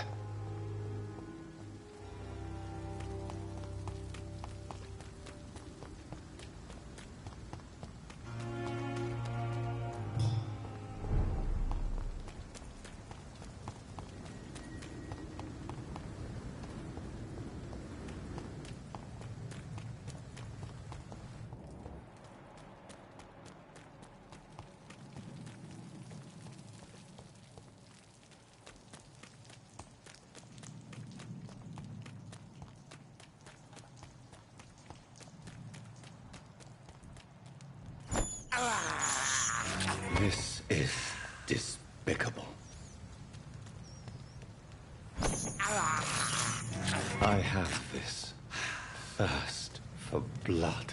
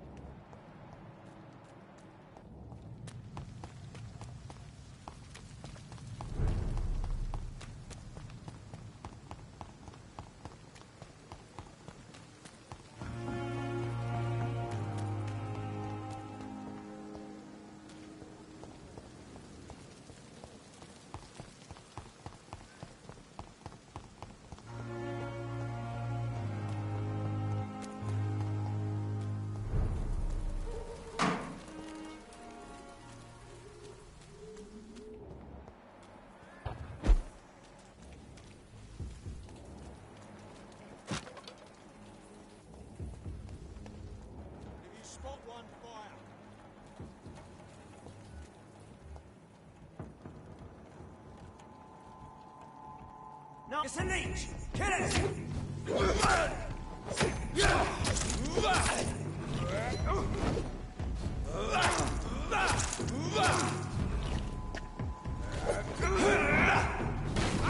We have to stop it!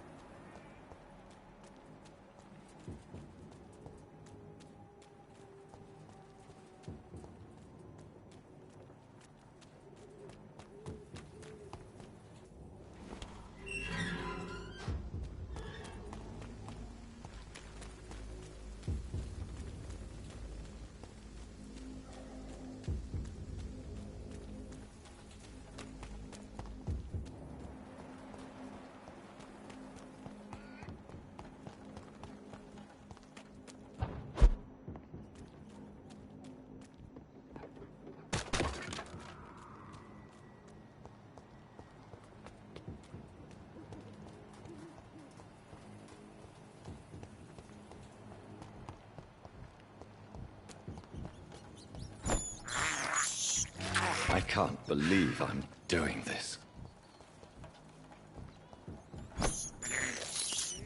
I have this thirst for blood.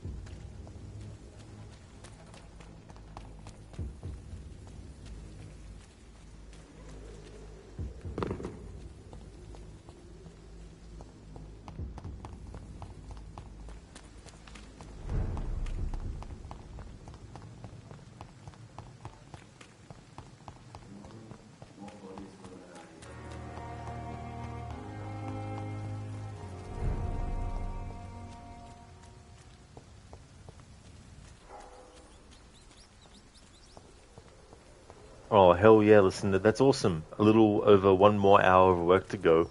Well, I hope that goes really quick for you. That's awesome.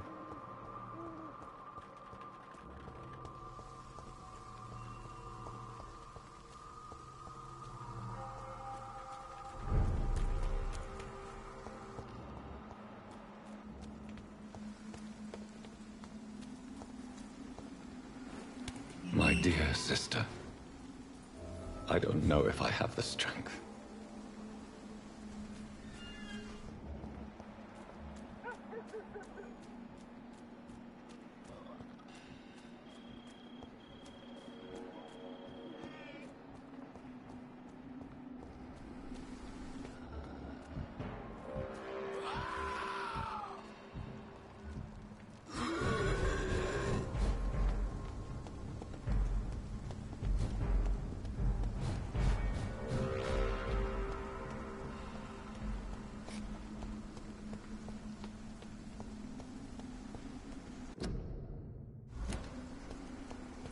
Since I can't reveal myself to my mother now, I must find a discreet spot to attend the ceremony.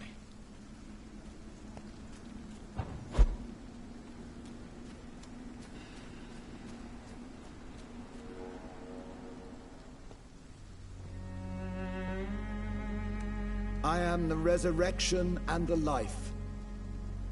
He that believeth in me, though he were dead, yet shall he live.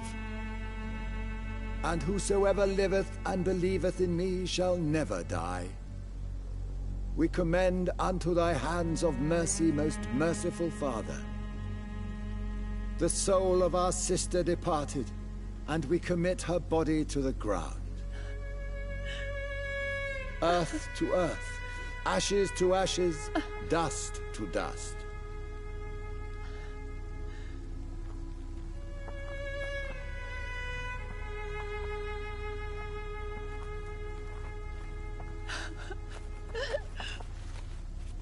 Why kill my Mary and stick her here in this cold, god-awful place? These are the legal requirements for the epidemic, madam. Oh, Avery, I feel so tired. Please take me home. Yes, madam.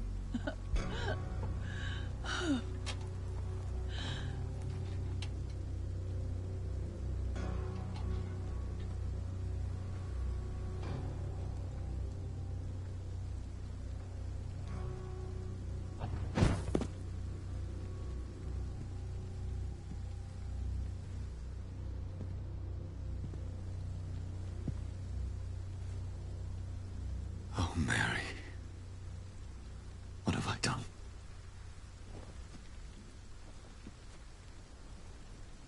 If I could only change one thing. One thing. This is a nightmare. Jonathan, there is nothing you can do but accept it.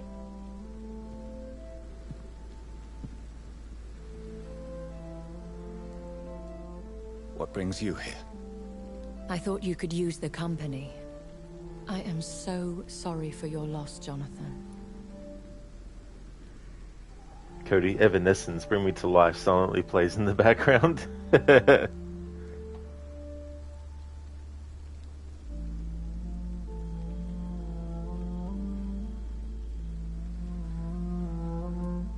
I wish the tears would come. But I'm empty. And I feel a hypocrite. Let your pain run free, Jonathan. Don't smother it. What you feel is your humanity. Don't be so quick to lose it. She had been scouring the most dangerous parts of London in search of me. And it led to her death. Jonathan, don't. I still hear her last thoughts. They echo in my head. Her mind shattered, and it haunts me. Jonathan, stop. Listen carefully. You must come to terms with this. You must learn to live with what happened. I'm learning. Every night is a new lesson. What I am, what I must do to survive. But my sister, she shouldn't have suffered because of my weakness. Don't you see? You're doing the work of our enemies, feeding your remorse. We are weakest when we grieve, and the guilt blurs our senses. And so this is why you're here. To warn me. You've felt this pain yourself. You too have endured this. I don't want to lose you, Jonathan. I've lost so many friends. Loved ones I cherished. Pray for Mary's forgiveness, if you must. I'm not a religious man. You should know that. This is not about you forgiving yourself. This is for her. This is you telling Mary how sorry you are. What should I do then? St. Mary's Church is not far from here. Go there and make your peace. Find the solace you need. My lady wants me to confess. No, Jonathan. It's you who wants to confess, I think.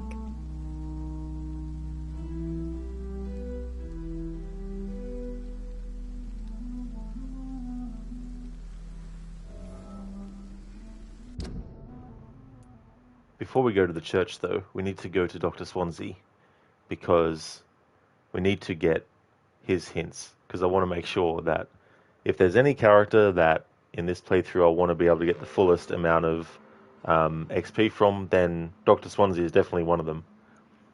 And his are related to actually going and having conversations with him. These are missable as well. So if you don't go to this, then basically you lose it. So we're going to be going to that instead of the next main story mission part.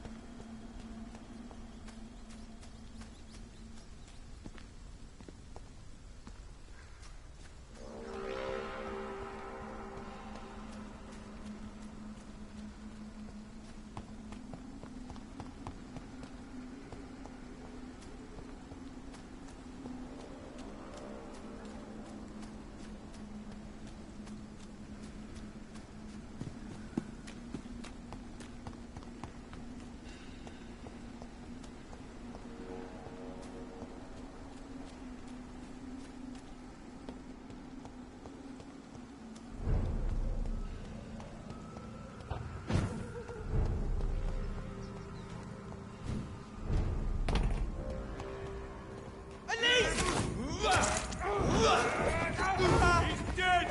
Bloody bastard!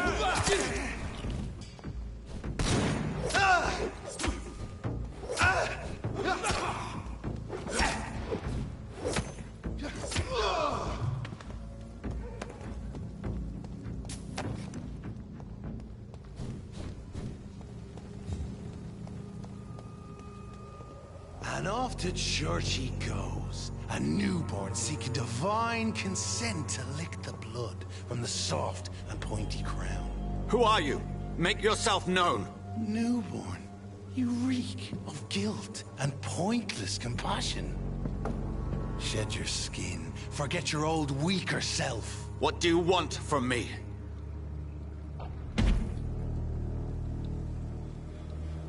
Ascalon does not approve of lone wolves who bring unwanted eyes to our pastures. So your name is Ascalon?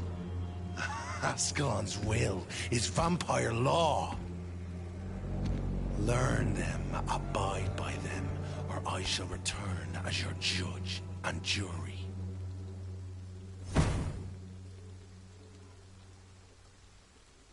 These immortals try my patience with their plans and unsolicited counsel.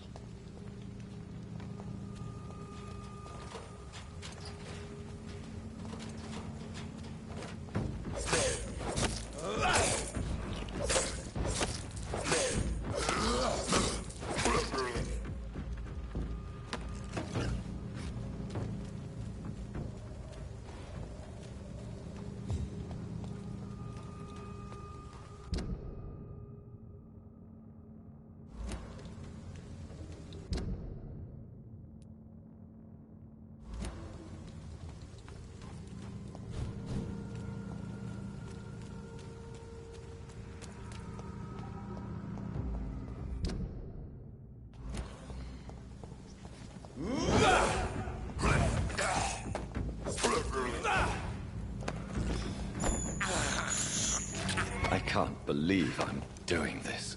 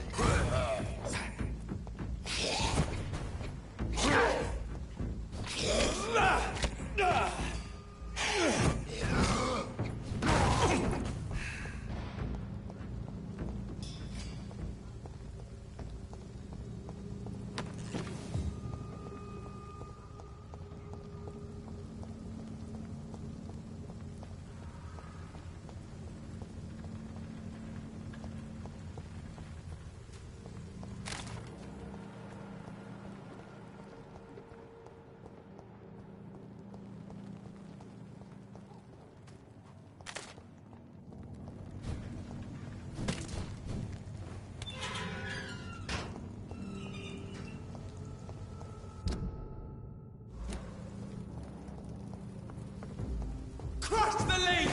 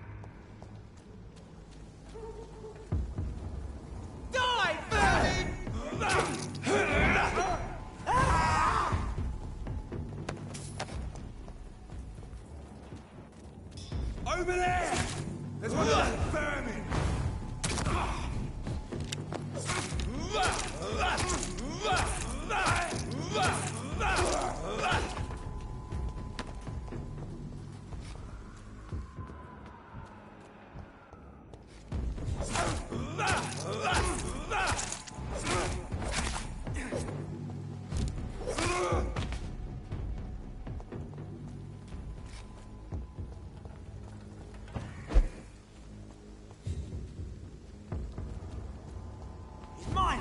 I'll take it! Stop!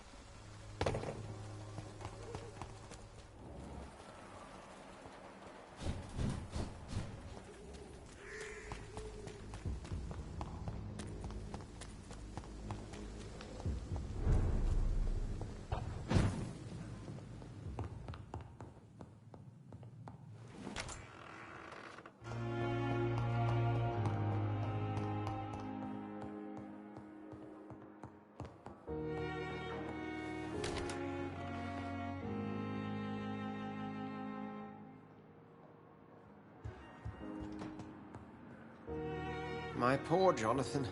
How are you feeling? I'm not certain. I've adjusted to my new condition. I'm at ease, but Mary's funeral, it's brought too many feelings to the surface. If you need a friend, you know that I'm here for you.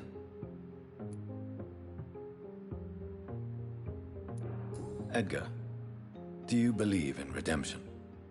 You mean forgiveness? Redemption? Yes, Jonathan. Without a doubt. All crimes, no matter their gravity, can be redeemed.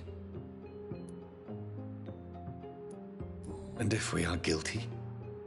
Jonathan, if I may, whatever happened to your sister Mary, I'm sure you did not wish to kill her.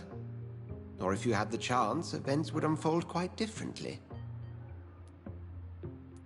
I must kill in order to live.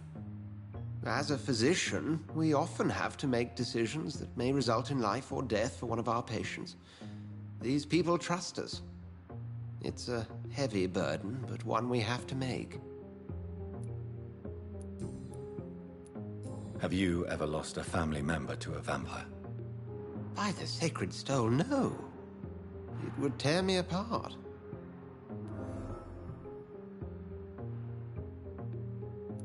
I'm sorry, but doesn't it worry you? Oh, Jonathan, please, you're being morbid. Doubt and fear will cripple you if you let it.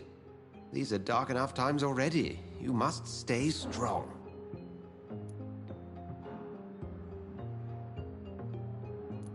A close friend, then? No, and I pray that will never be the case. It would be a difficult burden to bear. Thank you for your kind words, Edgar. We will talk again soon.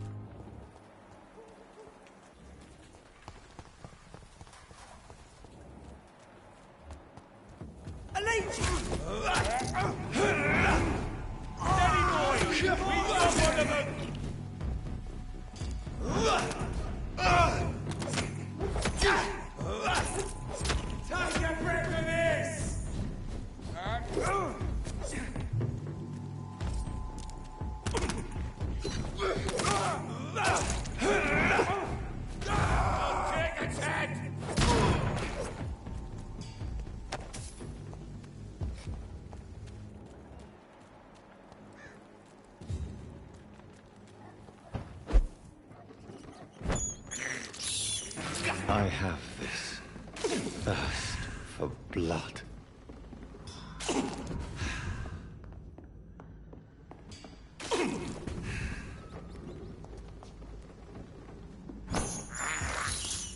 I can't believe I'm doing this.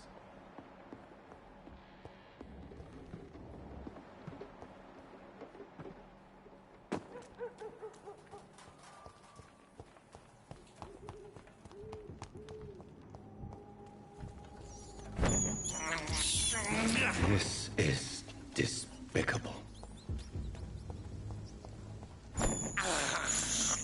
I can't believe I'm doing this.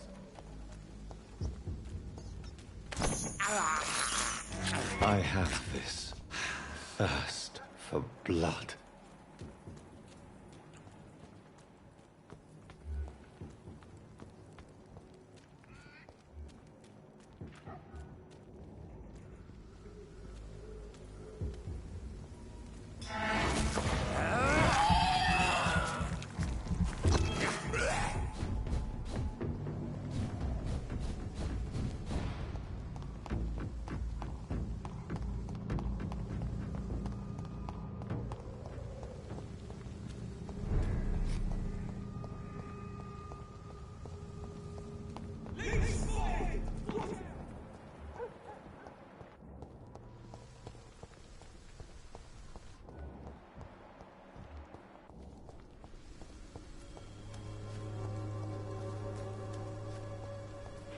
Code, and well, you got the OG Oblivion Game of the Year and with some basic overall mods running it through after 10 plus years. Crashy, but well, let's see. Well, best of luck with the code. I hope it stays stable. Hope you enjoy the replay of it too, as well.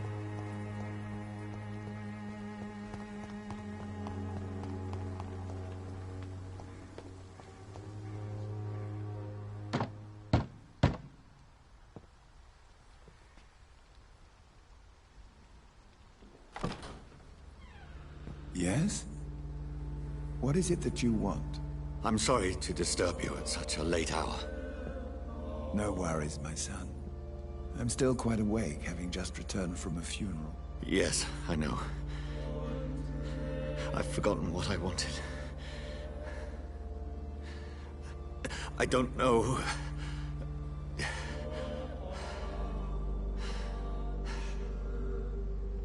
May I help you, child? You seem somewhat perturbed. I haven't the strength to cross the threshold.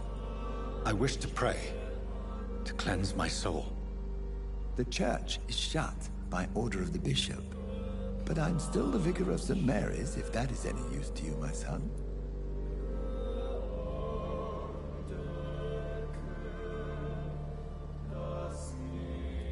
Take no offense, Vicar. I seek just a moment in nothing but my own company. There are no secrets from God, my son. If your heart needs comfort, consider me your chapel. For I can be as silent as stone. I've words for one departed. They're not for living ears to hear. Your eyes burn with rage, yet I see the pain that lies beyond. I am here to lighten the burden of all God's creatures. Whatever you tell me is between us and the Lord. Very well, priest. As you seem quite adamant. Open your heart, my son. Tell me what burdens you. With whom do you wish to speak?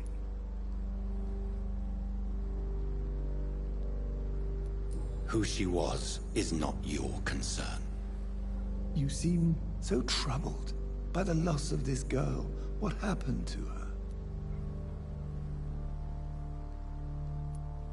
She has been laid to rest.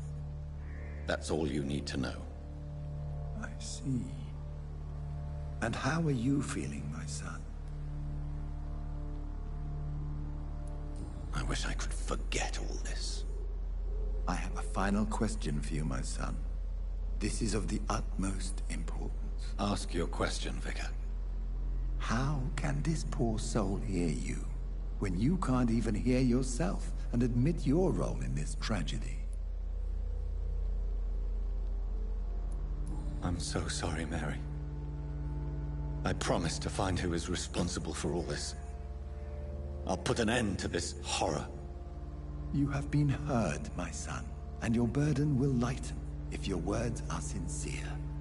Go in peace now, and live your life in the way she would have wanted.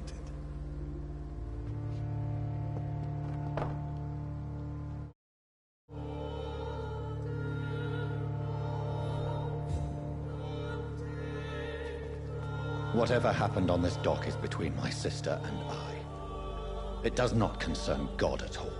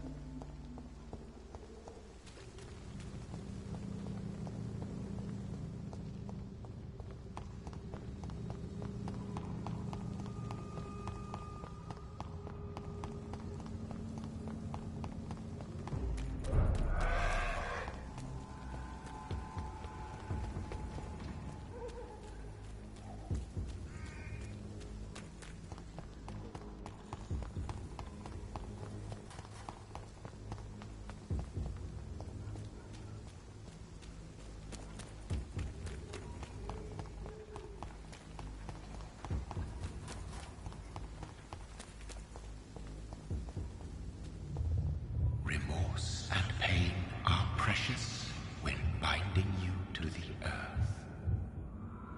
You. I remember you.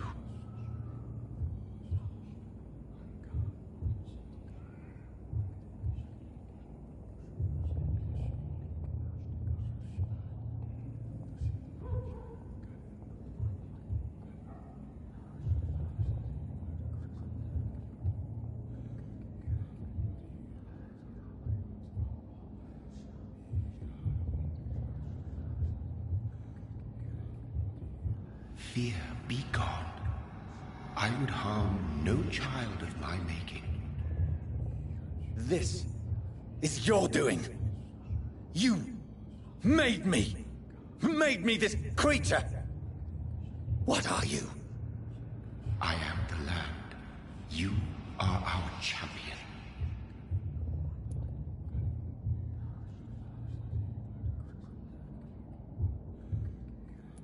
You selected me. Chose me. As shall my children yet to come. What is it you seek? This age is sickly. An ancient poison, an older rage, brewed in a cauldron newly forged. This has something to do with the epidemic. Seek truth, my champion. Defeat the serpent of knowing with iron spur.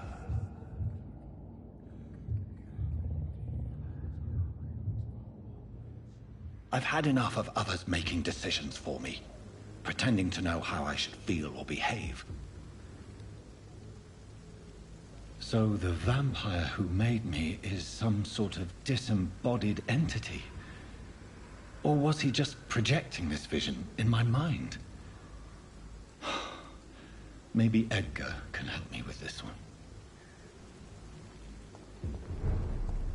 Yeah, Lucinda, Leviathan, is that you? Call of Cthulhu.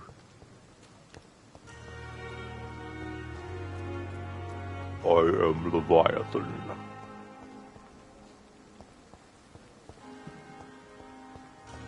Dr. Ellingrod embracing his inner vampire. He plays during the nights, after all. A vampire.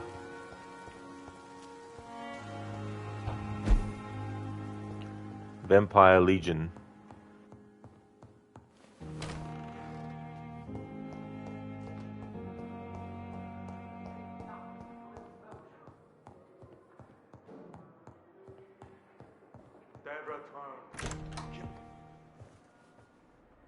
God protect us. You've got a leech in the hospital. Yes, my hospital. My mission is to heal while you go about warring. You've set the table for a snake. I wonder why there's venom in your food. I'm growing tired of your song. You're a woodsman, McCullum, not a doctor. Return to your hunt. Remember, I've a good nose for machinations. I can flare the scent at a mile. You can't hide from the god. Leave him, Jonathan. This is sacred ground. Neutral territory. And I just had the carpet cleaned.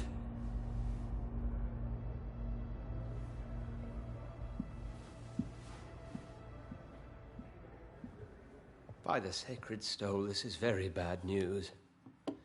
Bad news indeed.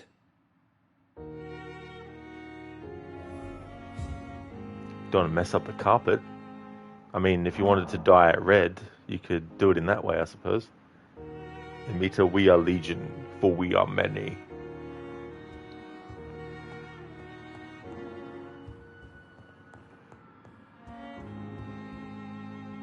What happened? The hospital has been attacked. We have injured patients, at least one dead and several missing. This has spiraled out of control. Even the most infirm are asking to be allowed to return home.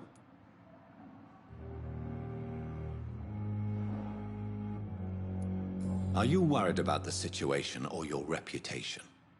Now is not the time to think of oneself. Of course, you're right. But we cannot afford a public scandal. It would ruin us. We must restore order, and quickly. You mentioned a dead patient. Who is he? She, Jonathan. She was Miss Harriet Jones. I found her room like a slaughterhouse. Blood everywhere. The duty nurse is taking care of the mess.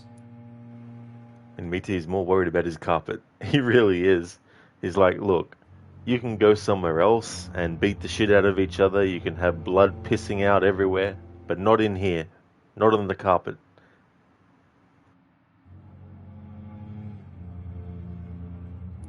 You want to restore peace in the hospital again. I know this place means something to you.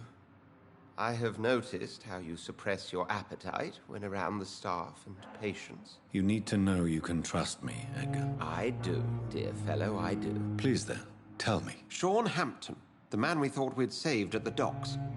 It seems he was infected after all. So Hampton became more beast than man. Exactly. And now Guard of Prewen suspects the hospital of vampire activity. Do you realize what that could mean for us? Like that comment about trust. Well, we haven't yet in this burrow, in this playthrough, started to kill the patients, but that time will come, Edgar Swansea, don't you worry. We can fix that. Well, they are not far wrong. The hospital is almost crawling with vampires. McCullum is a fanatic. The Guard will stop at nothing. You don't know what they're capable of, Jonathan. Very well. Since I brought Mr. Hampton here, I will put an end to this.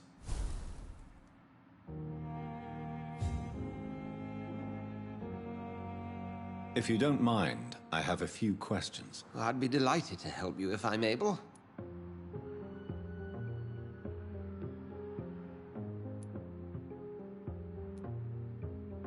I recently tried to enter a church. It has been a very unpleasant experience. The Brotherhood's research on the matter of faith and vampirism has proved somewhat insubstantial, to say the least. Is this proof that I'm cursed in the eyes of the divine? The wrath of the Almighty? There's no way of knowing. It could be subconscious guilt, or irrational fear, or deep-seated beliefs. It's hard to explain in terms of science, that's for sure. I'm sure Lady Ashbury will have far greater insight into this matter than little old me. Who was that man in your office? Geoffrey McCullum, actual leader of the Guard of Prewen.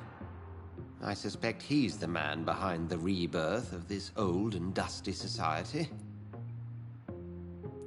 They know I'm here now, don't they? I can guarantee one thing.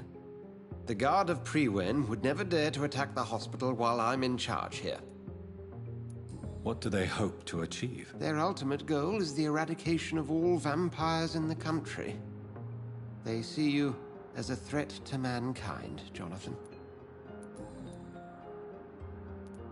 What exactly happened here while I was absent? Hampton turned, quite violently as it happened. Lurking about, attacked Miss Jones. To say he created quite a commotion would be an understatement. Are you sure it was Hampton that killed Miss Jones? There was blood everywhere, but no body. And you know the state she was in. I fear for what he did with her. Hopefully he just hid the corpse. How did the Guard of Priwen come to hear of this? McCullum has spies everywhere. He will jump at any opportunity to disparage the Brotherhood and show his contempt. I just recently met the strangest creature in Whitechapel. He was immense. He mocked me and accused me of hypocrisy. Perhaps it was a skull. London's streets are overflowing with them these days. It was a vampire, all right. But what kind, I'm not sure. He was large and very fast. If you find anything more about this creature, the Brotherhood would greatly appreciate any information you could spare. He was observing me with the obvious intent to do me harm. His very presence evoked a palpable sense of menace. You need to be careful, Jonathan. You've no idea what this creature really is. Thank you, Edgar.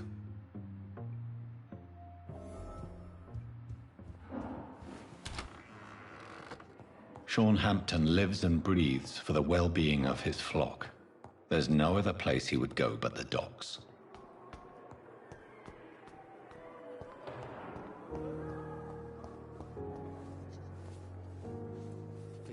Good evening, Nurse Hawkins. Good evening, Dr. Reed.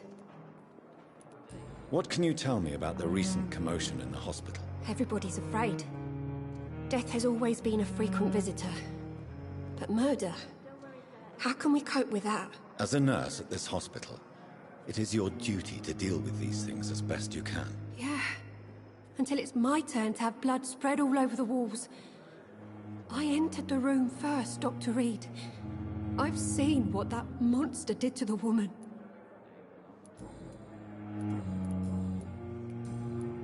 Goodbye, Nurse Hawkins. Spare me, Dark Queen. Spare your obedient slave. Good evening, Nurse Brannigan. Good evening, Doctor.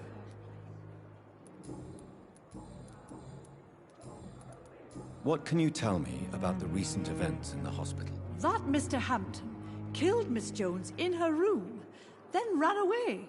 And did you see all this? No. I was working by the tents when it all happened. I only entered the room when they asked me to clean up the blood. Where is Miss Jones's body? I don't know. I'd imagine the morgue. It all happened so quickly. Did you see Sean Hampton leave the hospital? I think I saw a silhouette exiting the hospital gates after the shouting started.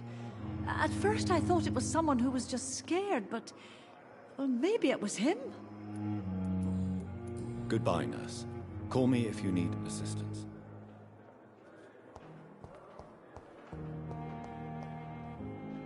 Good evening, Mr. Elwood. Evening, Dr. Reed. Can you tell me anything about recent events at the hospital? Before the shouts and the noises, I think I heard whispers coming from the stairs. 2 voices, maybe more. Did you recognize the voices? What did they say? I couldn't hear. Sounded like they were arguing or something. Goodbye for now, Mr. Elwood. Damn. The pain. It's here again.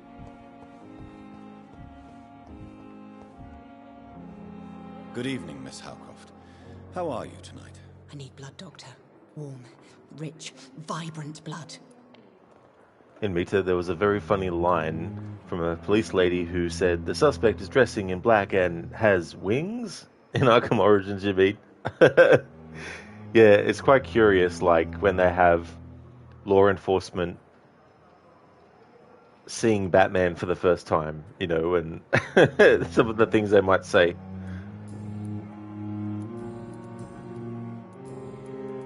Is there anything you can tell me about the recent commotion here? Many things can happen under cover of night, Dr. Reed.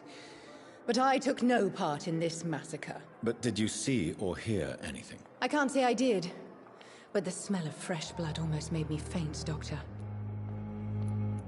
I'll leave you, Mistress of the Dark, to your nocturnal activities.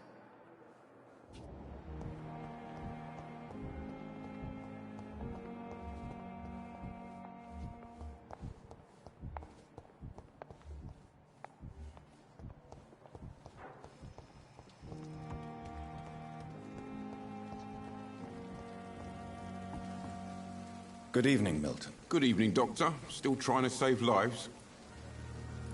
What can you tell me about the recent commotion in the hospital? Someone killed Miss Jones in her room, and Mr. Hampton's gone missing. Doesn't take a genius to piece it together. You don't seem shocked by any of this. Why should I be? Whoever did this must be long gone by now. And besides, he got rid of the old bag. Goodbye, Milton.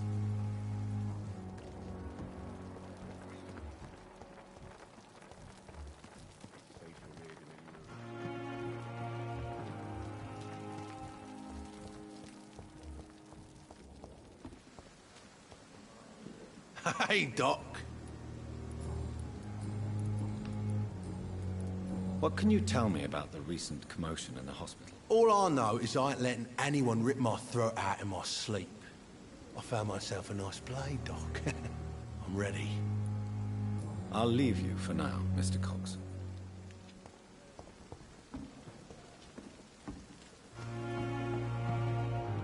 Good evening, Dr. Tibbets. Dr. Reed, any good news to share? Can you tell me anything about the recent commotion in the hospital? It's a tragedy, pure and simple. The hospital is meant to be a safe haven to all. We failed the people who trusted us with their care. Do you think I should not have brought Mr. Hampton back here? It's not your fault. You rescued that poor soul. It was the Christian thing to do. But we should have noticed his instability. Goodbye, Dr. Tibbets.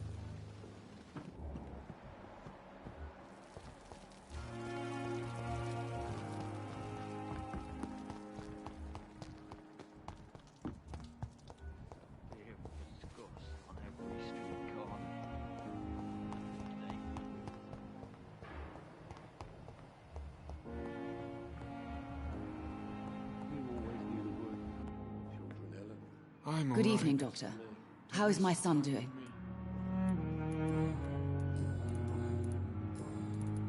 What can you tell me about the recent commotion in the hospital? It's a disgrace. How on earth can patients be attacked in their own rooms?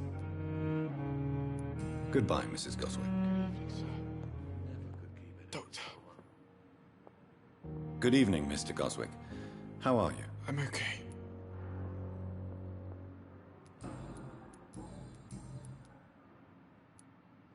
Your mother won't let you down, Mortimer. Don't you share her hope for a better future? No. I don't. Won't you even try? Do you want me to promise you I'll get better? Do you want me to tell her the same thing? I could, but it would not change anything. What can you tell me about the recent commotion in the hospital? I had shouting coming from the first floor. I was asleep when it started. I have to go now, sir.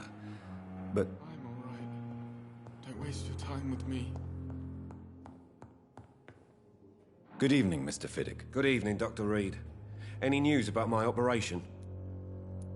Please, tell me about the recent commotion in the hospital. I heard Miss Jones call for help from her bedroom. There were some loud noises, like people fighting. All of a sudden, it went quiet. And then a nurse started screaming. Do you know who the nurse was? Not sure, but I think it was Nurse Hawkins. Goodbye for now, Mr. Fiddick. I'll see you later. I will not let you down, Bob.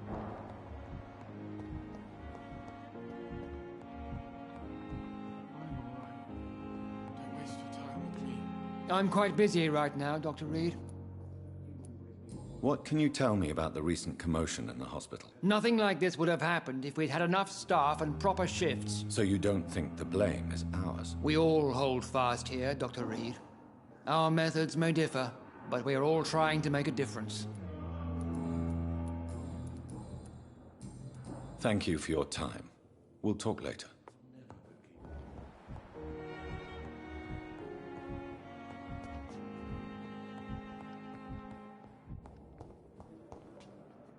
Good evening, Dr. Strickland. And good evening to you, Dr. Reed. Can I be of any help? Can you tell me anything about the recent commotion in the hospital? I'm sure it was not your fault, Dr. Reed. My fault? What do you mean? Oh, nothing. It's just... I heard it was you who brought the murderer inside our walls. But you couldn't know, could you? Goodbye, Dr. Strickland.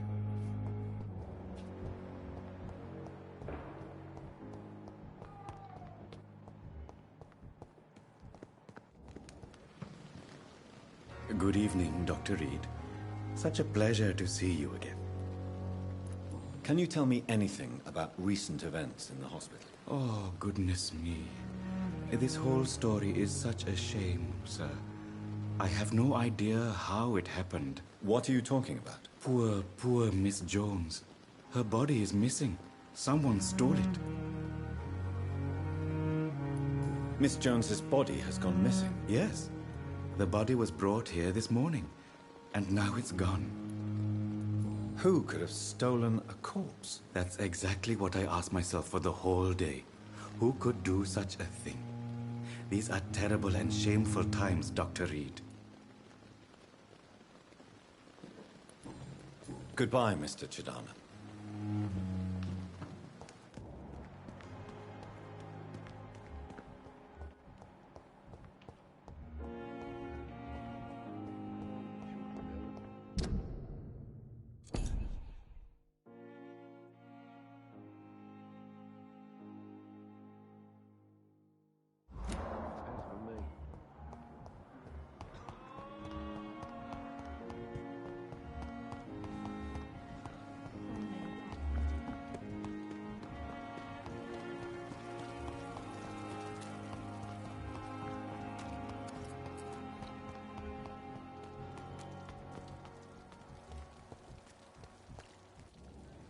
Good evening. Evening, Dr. Reed.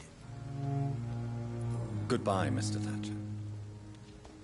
Alright, so these characters don't have anything to say about recent events at the hospital, it seems.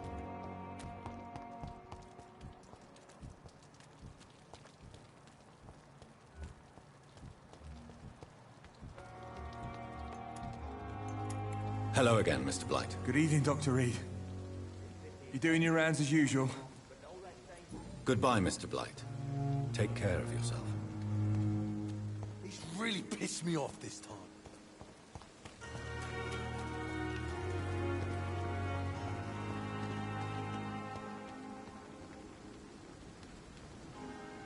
Oh, Jonathan. I cannot believe my eyes. Poor woman. Butchered by some savage scowl.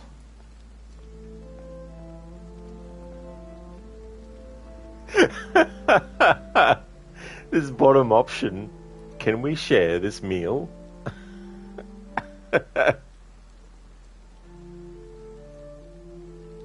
Would you care to partake in this meal with me? Jonathan, how could you say such a thing? Forgive me if I feel despondent. For there seems to be no end to the suffering and death that surrounds us. I'm always here for you, Jonathan. Listen, well, that's one way to put it. I mean, it definitely is. That's for sure. I like her reaction.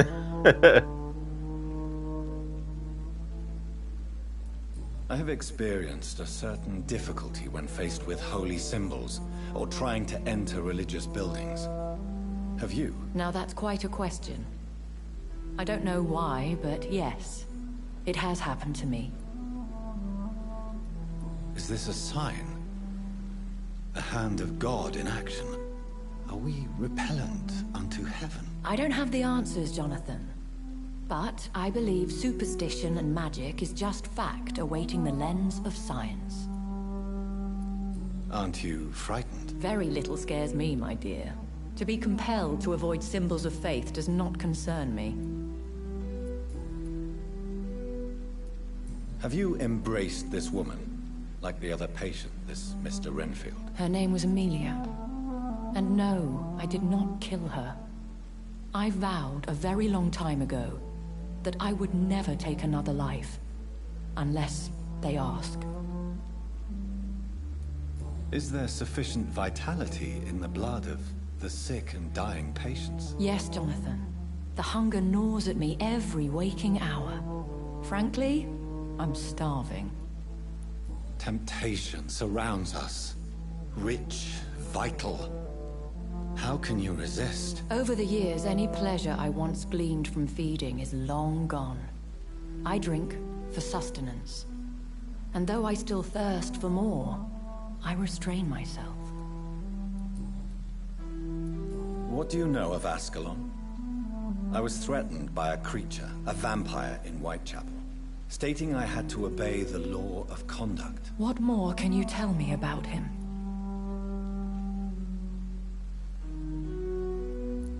He was bigger than a man. Huge, in fact. He seemed to radiate violence. I thought he was going to tear me apart. Then he vanished. Fergal, the executioner of Ascalon. You were fortunate he was not after you, but rather out doing his master's bidding. What is Ascalon? The Ascalon Club are the most powerful vampires in Britain and exert tremendous influence. Take my advice and stay well away. Thank you, my lady. I hope to see you again soon.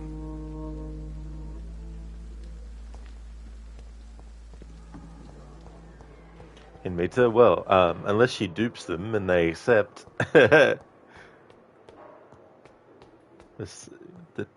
manipulation.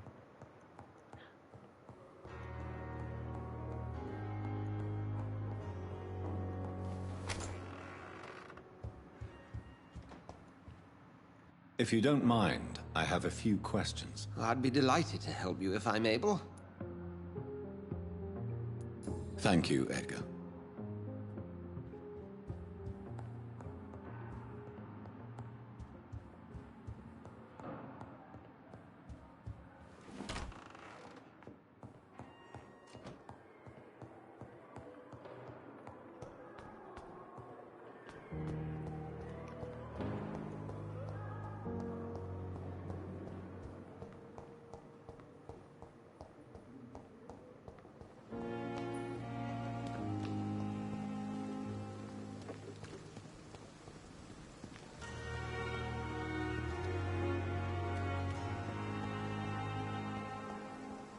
Well, we haven't finished Chapter 3, but I'm still going to end the stream here.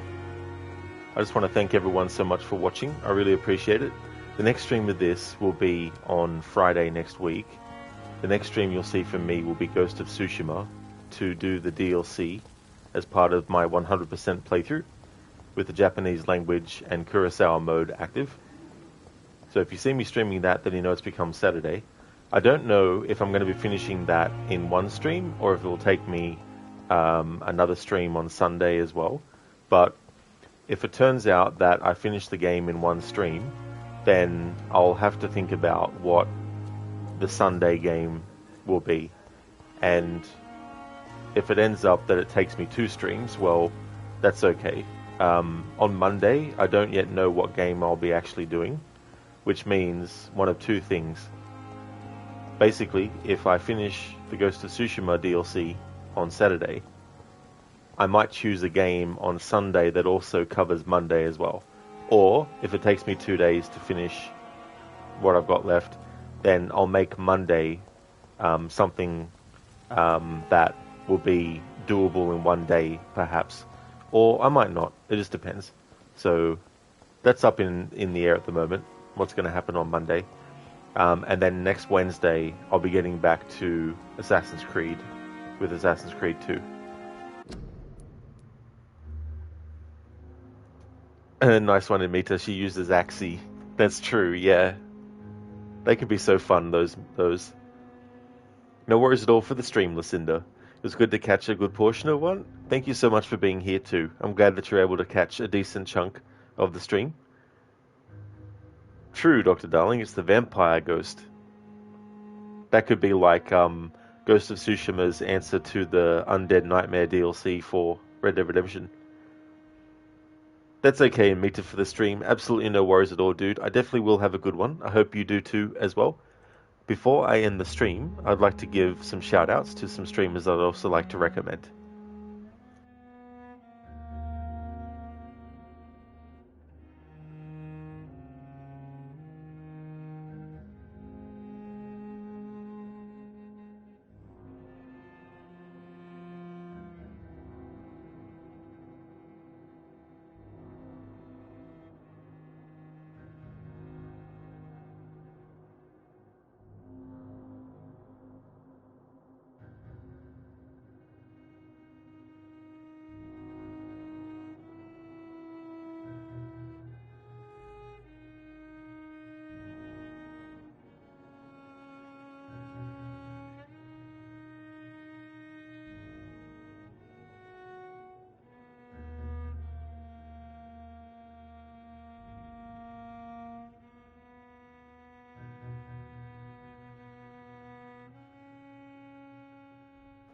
Would like to definitely recommend people check out Absolution, who's been doing some IRL streams, in Mita, who's doing a playthrough of The Witcher, the Enhanced Edition, Crocodiles, who's doing a playthrough of Kingdom Come Deliverance, Lidus, who is a big fan of retro games. He does a lot of retro games, also a fan of fighting game franchises, especially ones like Mortal Kombat.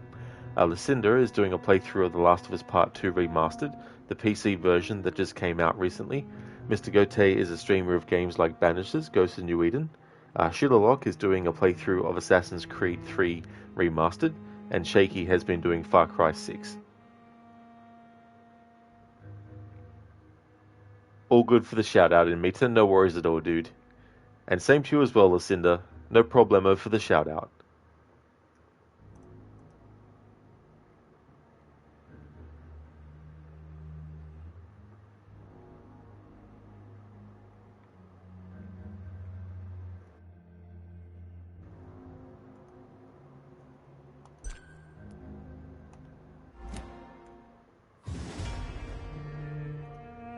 Thanks again, everyone, for watching. I won't be raiding out today, but I hope that everyone has a great rest of your Friday. And if you see me streaming Ghost of Tsushima, then you know it's become Saturday. Have a good one, everyone, and catch you next time.